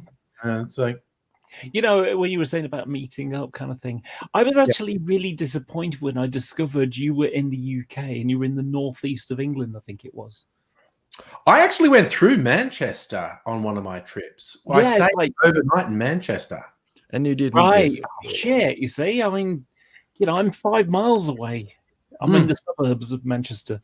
Did you go from Manchester to York or something? We did a road trip with one of my YouTube mates who's a Brit. He picked me up. I was like around in the region of Bath, and we drove north. Where did we stop? We stopped in Nottingham for one night. We were going to Edinburgh, basically. Spent 2 nights in Edinburgh, and then went back towards London and stopped in Manchester for one night, and then got to London. And that is the right sandwich. I am determined to go to the UK for either LaveCon or the Elite Community Meet. 1 year. Because I like this year it was virtual and I got to like hang out with people and it was amazing. But yeah, usually I don't get any exposure except for the live stream that they have.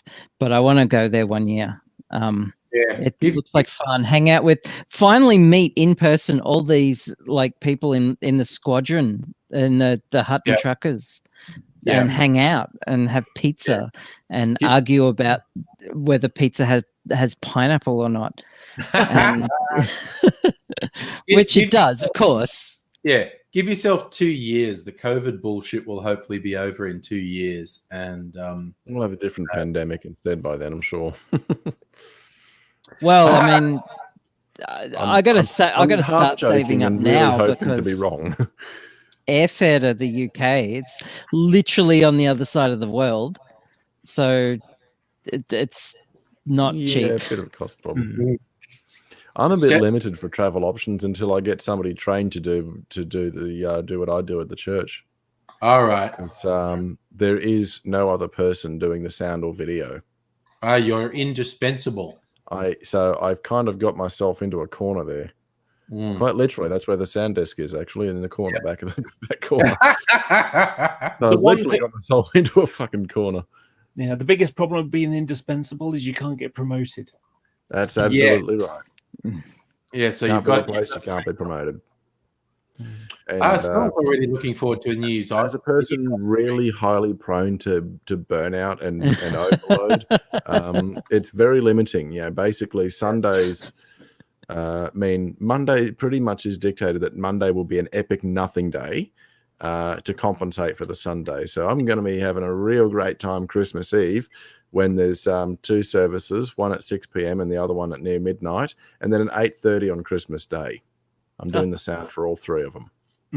Sorry, I wasn't laughing at you. I was laughing at Stella's comment about apparently I have a harem now. Nice. Which I'm fine with. I can totally get behind that. And in my harem, pizza has pineapple on it. Yeah, for sure. That's fair.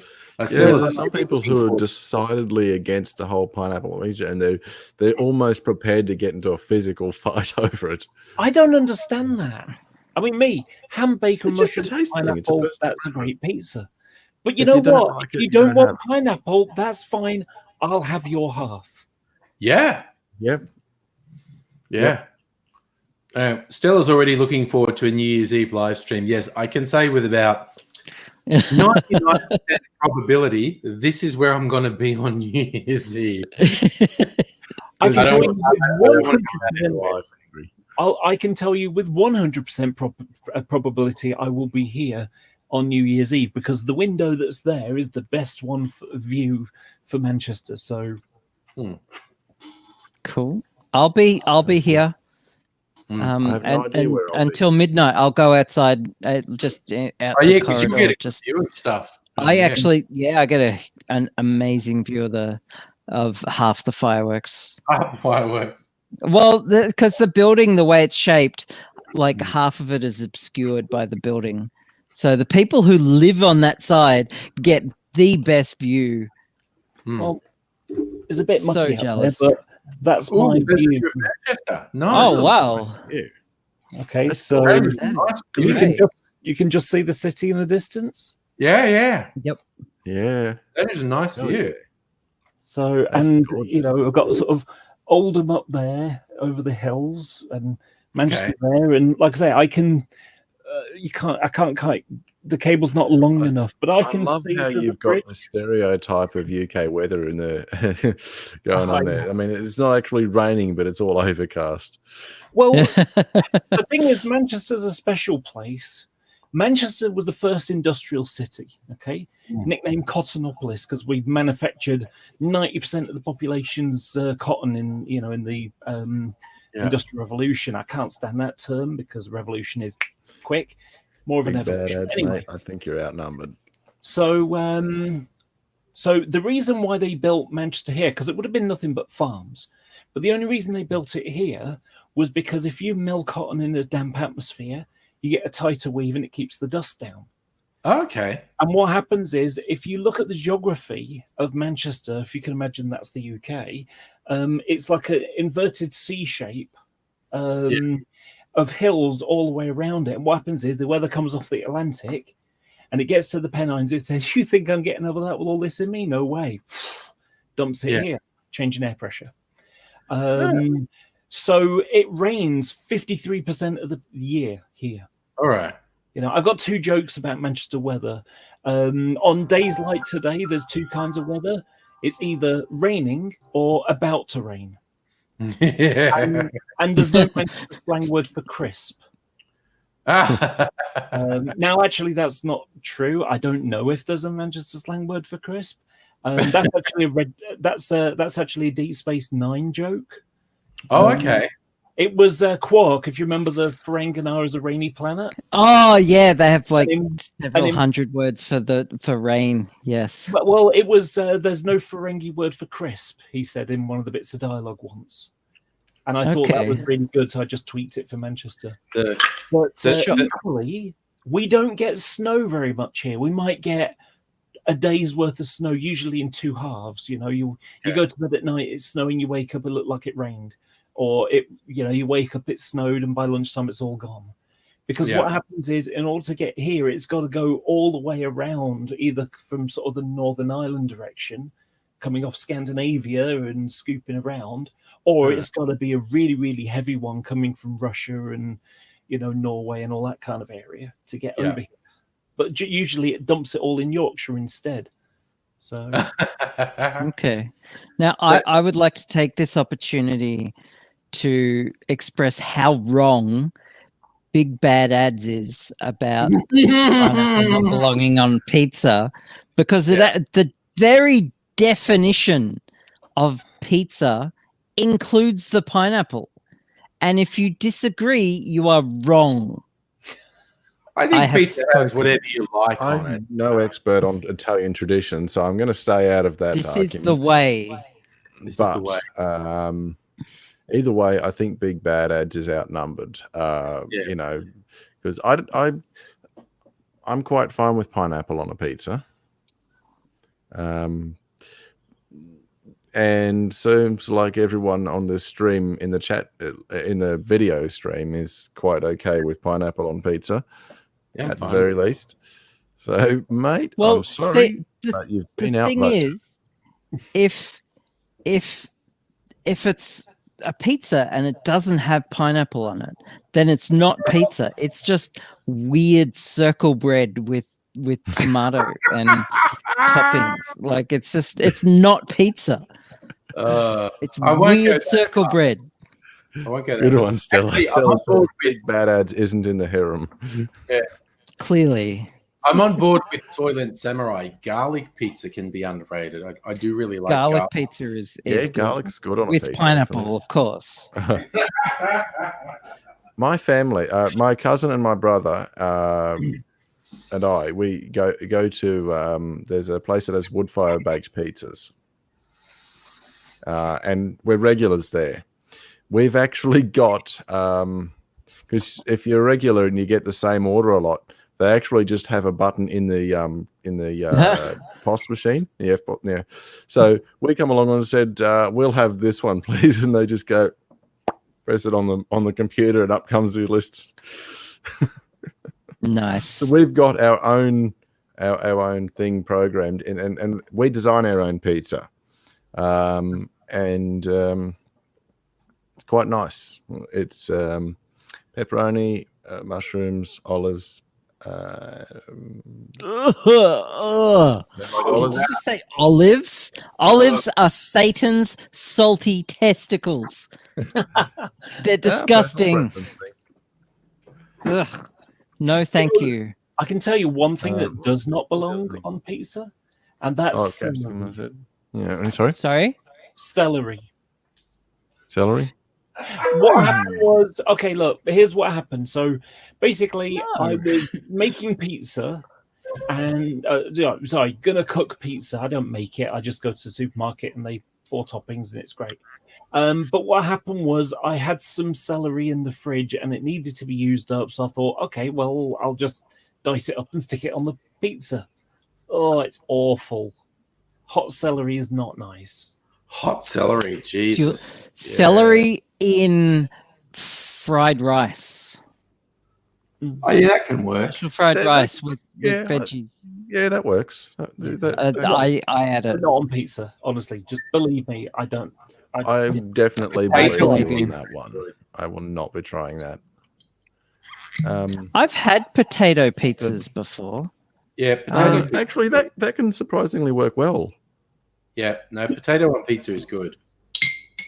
Do you know what? I once there used to be a place in Manchester you could buy it by the slice, and I once decided I was going to have pizza with anchovies because I wanted to know why the Teenage Mutant Ninja Turtles didn't like it. It was stupid. Yeah, reason. you'd think they would. I don't know. But, it's just like, no anchovies. Okay, why not? Let's try it. Oh, I hate anchovies. Can't stand them. Salty. Ugh. Anchovies, the devil's salty, hairy pubes. That's like... I worked at Pizza Hut, and anytime someone wanted anchovies on a pizza, it was great because they were oily, gross things. You've got to get them out of the container. Yuck. People are making me touch anchovies. This is disgusting. We've inspired a new insult for Kirsten, apparently. You are hot celery. See, that sounds like it could be either... That sounds sexual, honestly. Like a sexy compliment or an insult, I guess. Yeah. Well, what's good? What I like about that is it's kind of that ambiguity, because then the person is going, I'm not sure how I should feel about that statement. Yeah. If you say it dismissively, like, you're like hot celery, that's obviously an insult. Context is key. Context. You're tone. my hot celery. And it's like, okay. Yeah. That feels like a good thing. I've had a couple of cocktails. I'm saying weird shit. Okay, it's okay.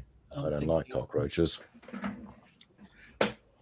I'm emptying a couple of bottles that were almost empty to clear shelf space on my drinks trolley, which would allow me to buy more things to fill the now empty spaces on my drinks trolley. So legit. Yep. Legit. Good night, Kirsten. Kirsten going Betty buys. Live long and prosper. Bye, Kirsten. I'm going off to see your friends at the Anther Gin Distillery tomorrow. First day of my holiday. Driving through Geelong and stopping at the Anther Gin Distillery for a tasting. And I'm going to say, Kirsten's my friend, so you've got to give me the good stuff. It's the law. It's the law. I know Kirsten, so you've got to give me good stuff. I love Kirsten gave me the tips and asked them, do you have anything interesting under the counter? You know, something that you don't tell everyone about. I'm not wearing knickers. Yeah, see, that might be the answer. And I go, okay, A, not quite what I was after. B, I'm intrigued. Tell me more. It's like, yes, I will say hi to the Anther people from you, Kirsten. Definitely. And I'm going to go to the Flying Brick Cider people, and cider. And then there's another gin distillery near where I'm staying, the Whiskery, and I'm going to check them out again. And there's a funny lady who makes honey because she has beehives, and she's just a couple hundred meters from where we're staying. So we'll go and see her because it's really funny. You see this thing on the tourist brochure about, local bee. And you go, it's just someone's house, but they've got beehives. And you go in and you knock on their door and they come out and they'll pour you some honey out of one of the hives. And it's cool, but it's also honestly super weird. I've only ever been drunk once in my life. Me too. Tonight. Sorry. And I was 9. Shit, I've been drunk twice this month. Yeah, I was drunk when I was 9. 9. Oh my God. What happened was we went to Spain. So 1983, I was 9 years old. We went to Spain and my parents treated me to a pina colada. And I didn't realize they were alcoholic. I thought they were like coconutty fruity drink. And it tasted really nice. So during the evening, I went and helped myself to another 2. Bear in mind, these are back in the days where I could still go to the shop and buy cigarettes for my mum. They trusted children those days. Oh, yeah. When I was a kid, I used to go and buy cigarettes. I used to do that too. Yeah. And basically, I don't really remember. I sort of remember the night. I remember being happy.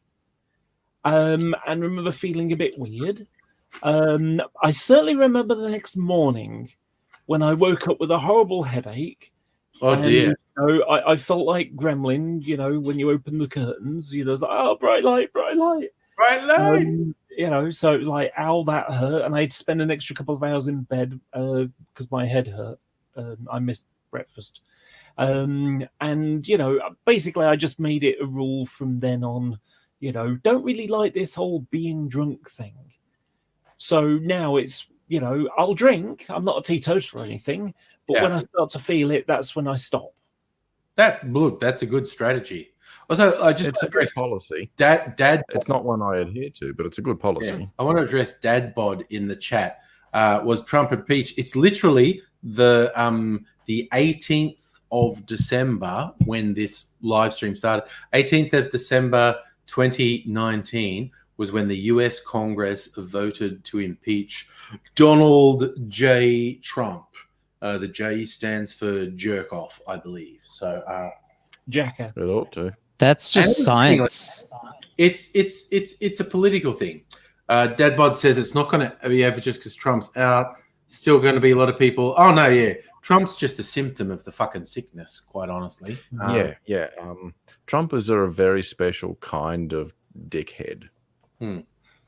They're very, very special kind of ignorant fool who will never let a little thing like logic, rationality, actual facts get in the way of what they believe. Yep. We have alternative facts. Yeah. I think that's the biggest Trump quote doesn't of the say Trump. It's true that it's fake news, apparently. Yeah. And people people just actually believe that. The difficulty is that it comes down to the news in America. Because I don't know what it's like in Australia, but there are rules to have a broadcasting license, and that is you're basically not allowed to lie to your audience. Rupert Murdoch clearly doesn't abide by that. Sorry? Rupert Murdoch clearly doesn't abide by those rules. No, Certainly that's not why he's anything he not on TV publishes in on the Australian media. Yeah, I remember Andrew Rosie saying something about years ago they were going to have a Fox in Australia, but they decided that they weren't allowed to lie, so they just dropped the idea. Yeah, that's actually not true. We have Sky News, which is trying very hard to be like America's Fox network, and they're deranged. They just say the dumbest shit. Sky News should be taken off it. Shouldn't be available anywhere because it's beyond being propaganda. It's just fucking incredibly bad. But no one watches Sky News anyway. No, that's true.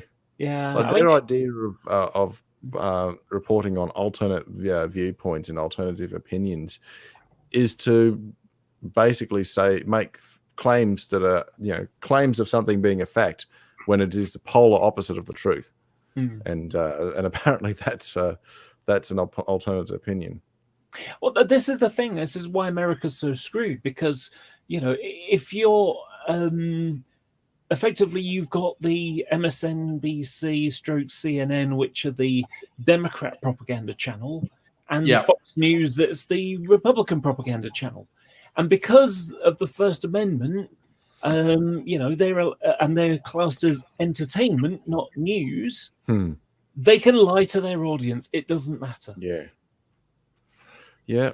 You find a loophole anywhere and somebody will exploit it. Whether it's for good means or bad, somebody will exploit it if they find a loophole. Yeah. What I love with the American Fox network, they say it's divided into opinion and news. And they say, and it's clear, the news people will only report news, but the opinion people are just saying opinions.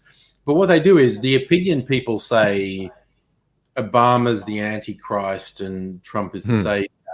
And the news says people are saying the Antichrist and Trump is the savior. And technically, that is true.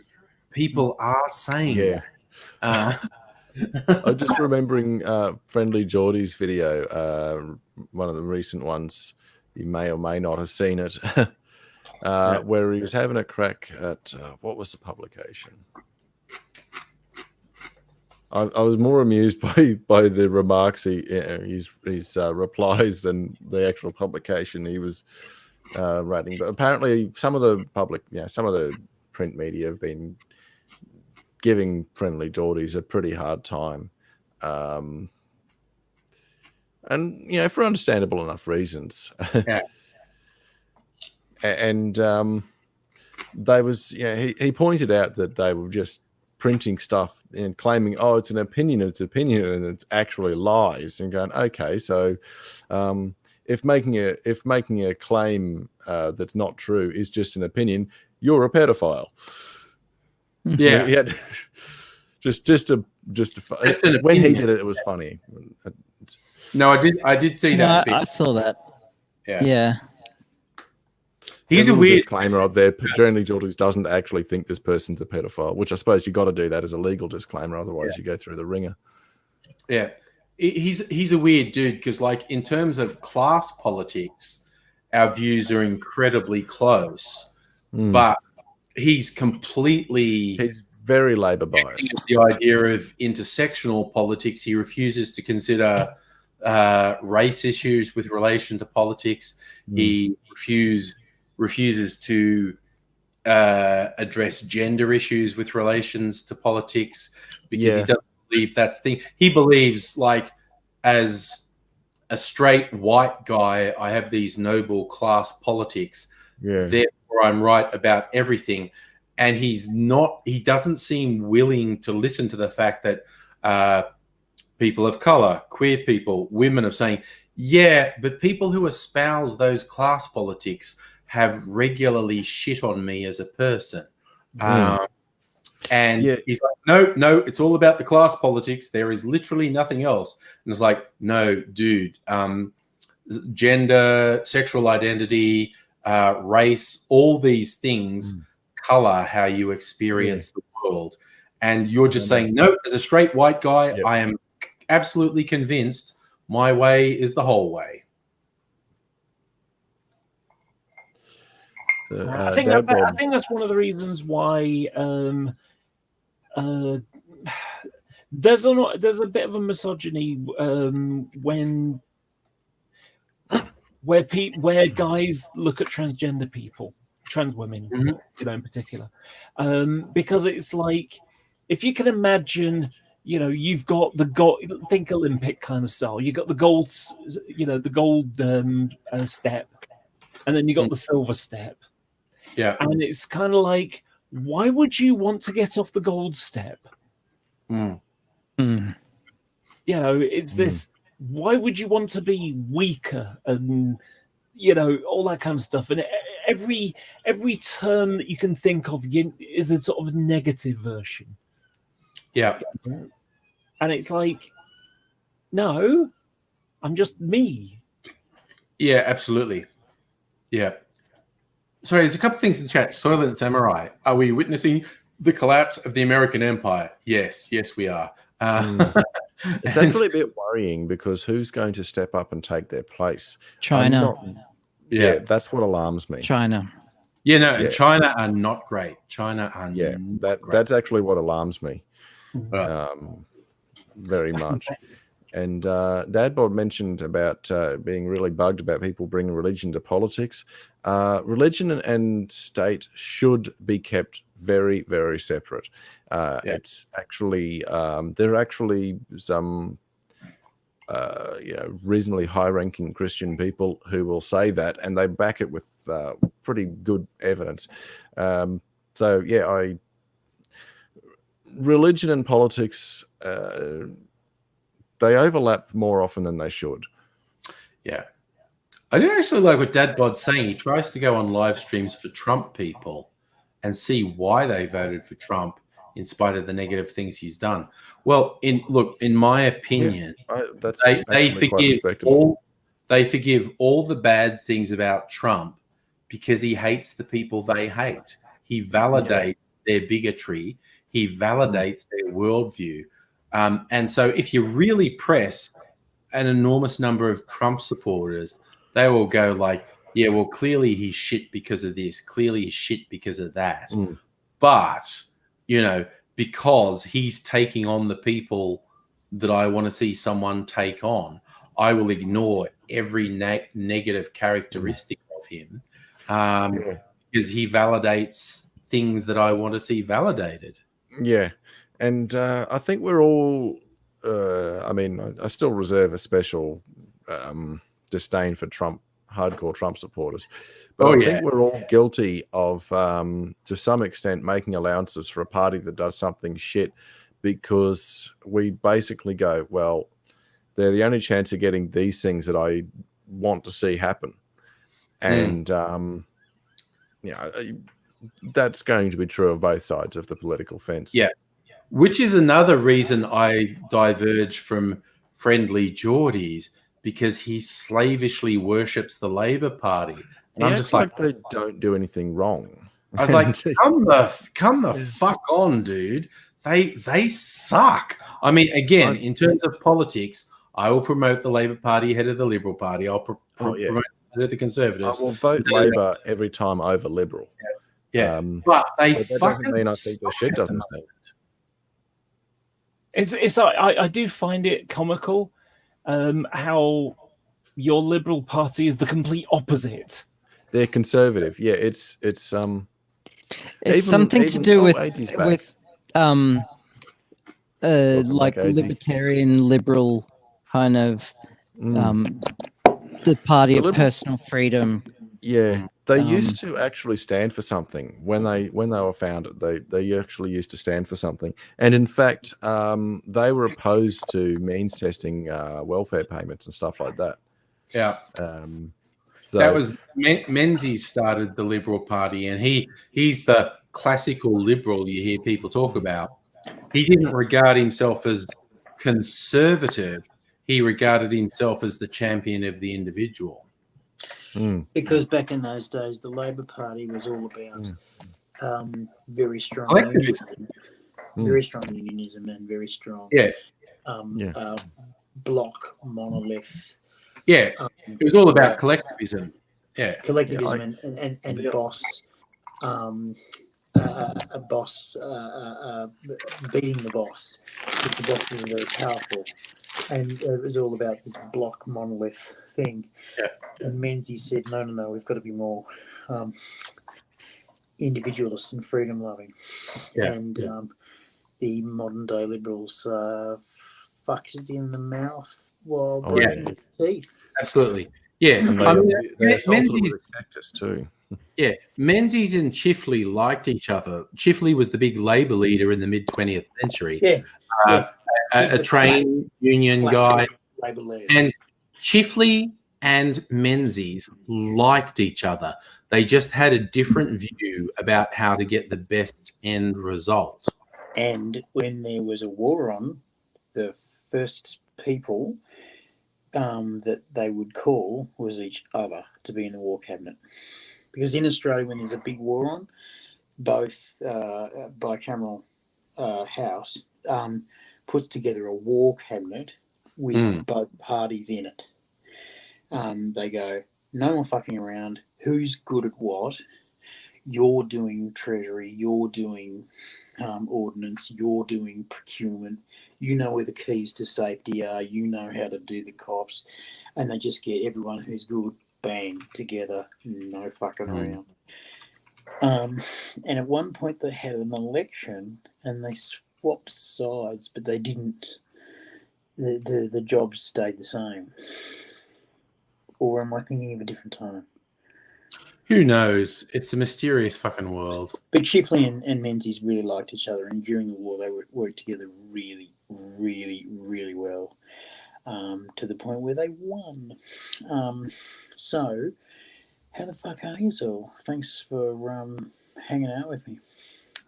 Thanks. So you finished the family shit? that's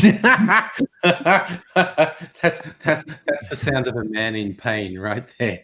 And I am actually physically in pain, and I haven't actually run out of drugs, but if I take too many more drugs, I won't have any for when I really need them. And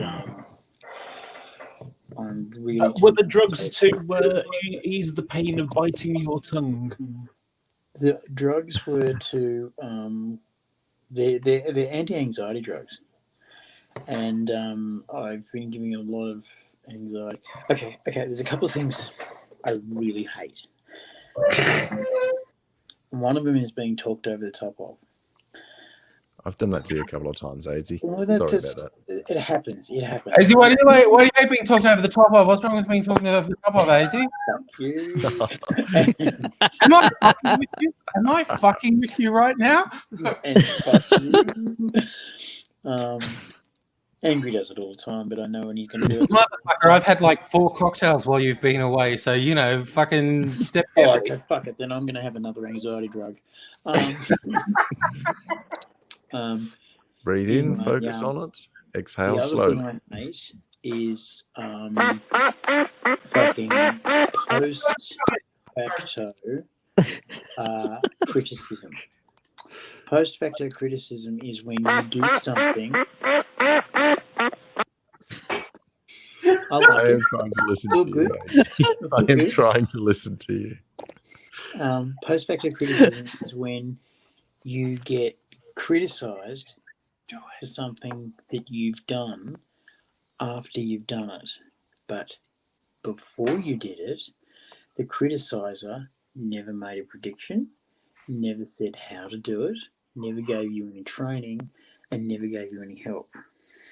But they're all over telling you how fucked you are after you've done it. And I think such behaviour is basically a very long-winded way of saying, "Please punch me." It's a very long-winded way of saying baby boomers exist, and I hate them more than anything for doing just that. That's all they ever do is post-facto criticism. And they'll give it, oh, you fucked it, that was fucked, and you should have done this, and you should have done that, and I was very nearly let's face it, world famous comedian. I was very nearly a world famous comedian, and then I got sick, and I'm not. And after this, I got. Well, when I was becoming a comedian, I got a lot of shit about throwing my life away into a stupid job. Why don't you get a real job? Get a haircut and get a real job. And I was getting better and better and better. And I was getting paid. And I had lots of side jobs anyway. And I was still on the dole because they were all cash. And I was surviving. And one of the things that really shat me was we were promised if you work really hard at the family company, you will get the rewards. The other thing that happens was, I promise you that I will pay for your education. Well, one of us became an apprentice and one of us became a theatre student. And the theatre student worked for 2 years of ended up being a 4-year degree, and then got told, well, you've had your time, now you've got to pay for it. I got $70 a week for doing uni, and my apprentice brother, at the end of his time being apprentice, bought a house. So one of us was considered to be doing real work and the other one wasn't.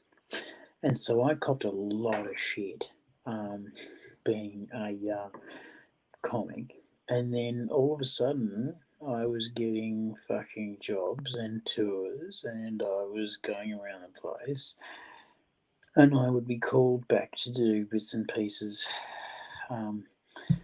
in the family business, and I'd do my bits and pieces and then have to go on tour or have to go and do it again. What have you got to go? Can't you just fucking cancel that? Well, it's worth a month's rent, so no. I could pay you a month's rent. You never have. This went on for years and years and years. And then the big illness happened, and the brass ring shattered in my hand. Because I had the brass ring, I had it.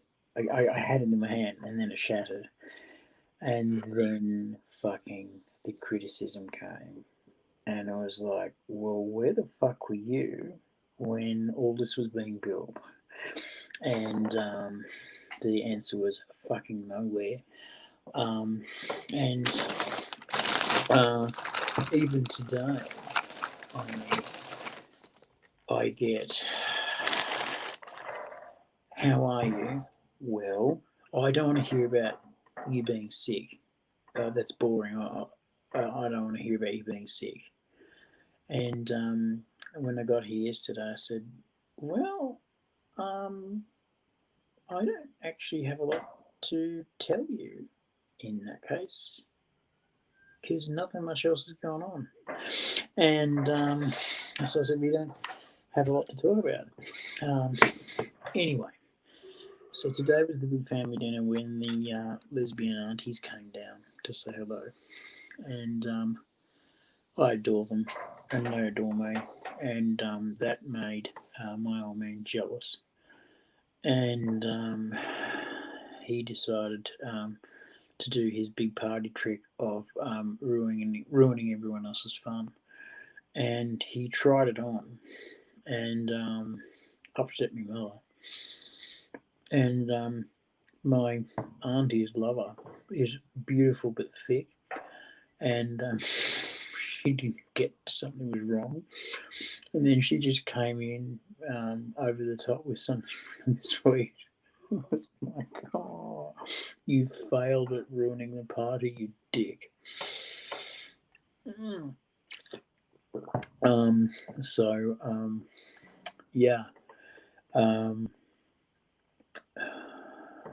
Fuck it.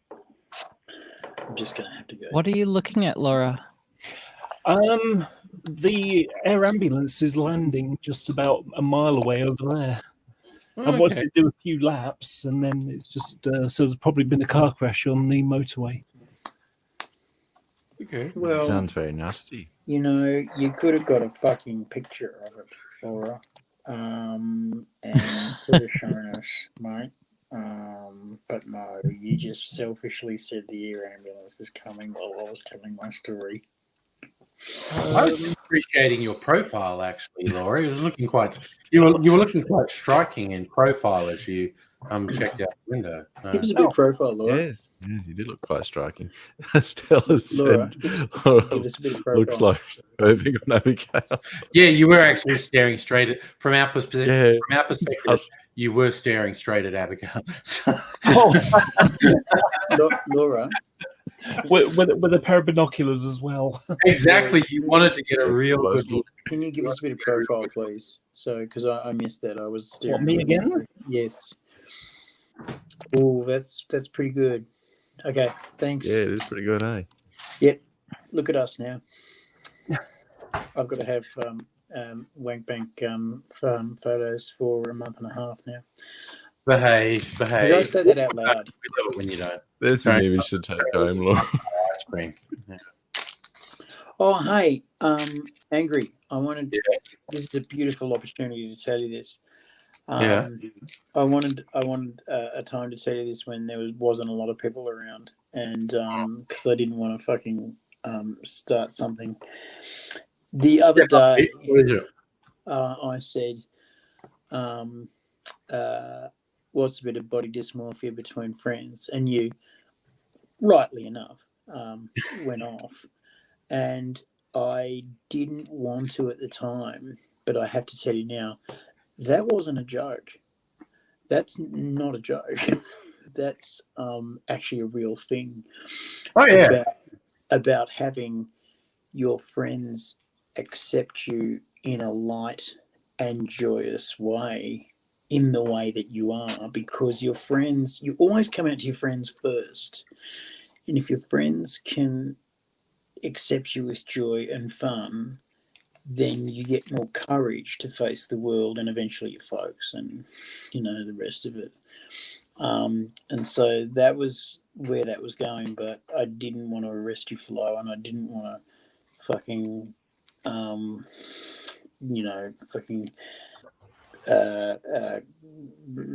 massively contradict you in the middle of something, which was a fair enough call, but that was That was where that was. Really, I see that. Yeah, but I didn't want to start a shit fight over something that was fair enough. Yeah, that's what that means. It's not a joke. It's a thing that actually needs to happen. So yeah, I hope you can see that I'm not a total cunt. And 75%. 75%. That's okay. Yeah. 75%, definitely. Yeah. Oh yeah. Oh, flange worthy, 75%. Yeah. You know, Yeah. Daisy, I'm sure we all know that you have good intentions in your heart, and you know, a badly packed we all burger around my sometimes we have times when we say or do something, we go, I could have done that better. That, you know, like that. No, I really meant to do it that way. I really meant it that way. I really meant because basically, I get you. No, I get what you're saying. Yeah. I have to say this really carefully. Somebody that me and Angry know really, really well was basically told that by a friend around the time that person was coming out to that person's friends, and it helped that person a lot. So it's meant a lot to me, in that vein, in that way. So yeah, no, I really did mean it that way, and I really did mean it with that lightness, and I really did mean it. And it's there's clearly a lot that I didn't see or know, so I can't comment too much. But obviously, you and Angry know what the score is there.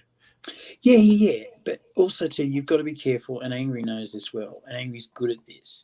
You've got to be careful not to minimise people's experience. That's really important. Minimise someone's experience. When people have had like an assault, or if they've got like a trauma, you can't minimise their experience, because that absolutely right. It's horrible. Yeah, because that's invalidating. Really good at it. At making that a thing that is valid. And he's helped me out shit a lot of times. I've come to Angry and gone, full disclosure, a thing has happened to me that is pretty devastating. And he's not gone, sucks to be you. I actually unleashed a bit of, talking about minimising and invalidating, I unleashed a bit of Mr. Bum at the peer support group a couple of weeks ago, because I was talking about somebody who had minimised one of my experiences, and I was starting describing the feelings come up, and as I was describing the feelings, I pretty much, it was as though I was talking to that person. I was giving it a bit of the old, come up to me again with that fucking shit, and I'm going to show you what it's like to try and pick your teeth up when all your fucking fingers are broken, cunt.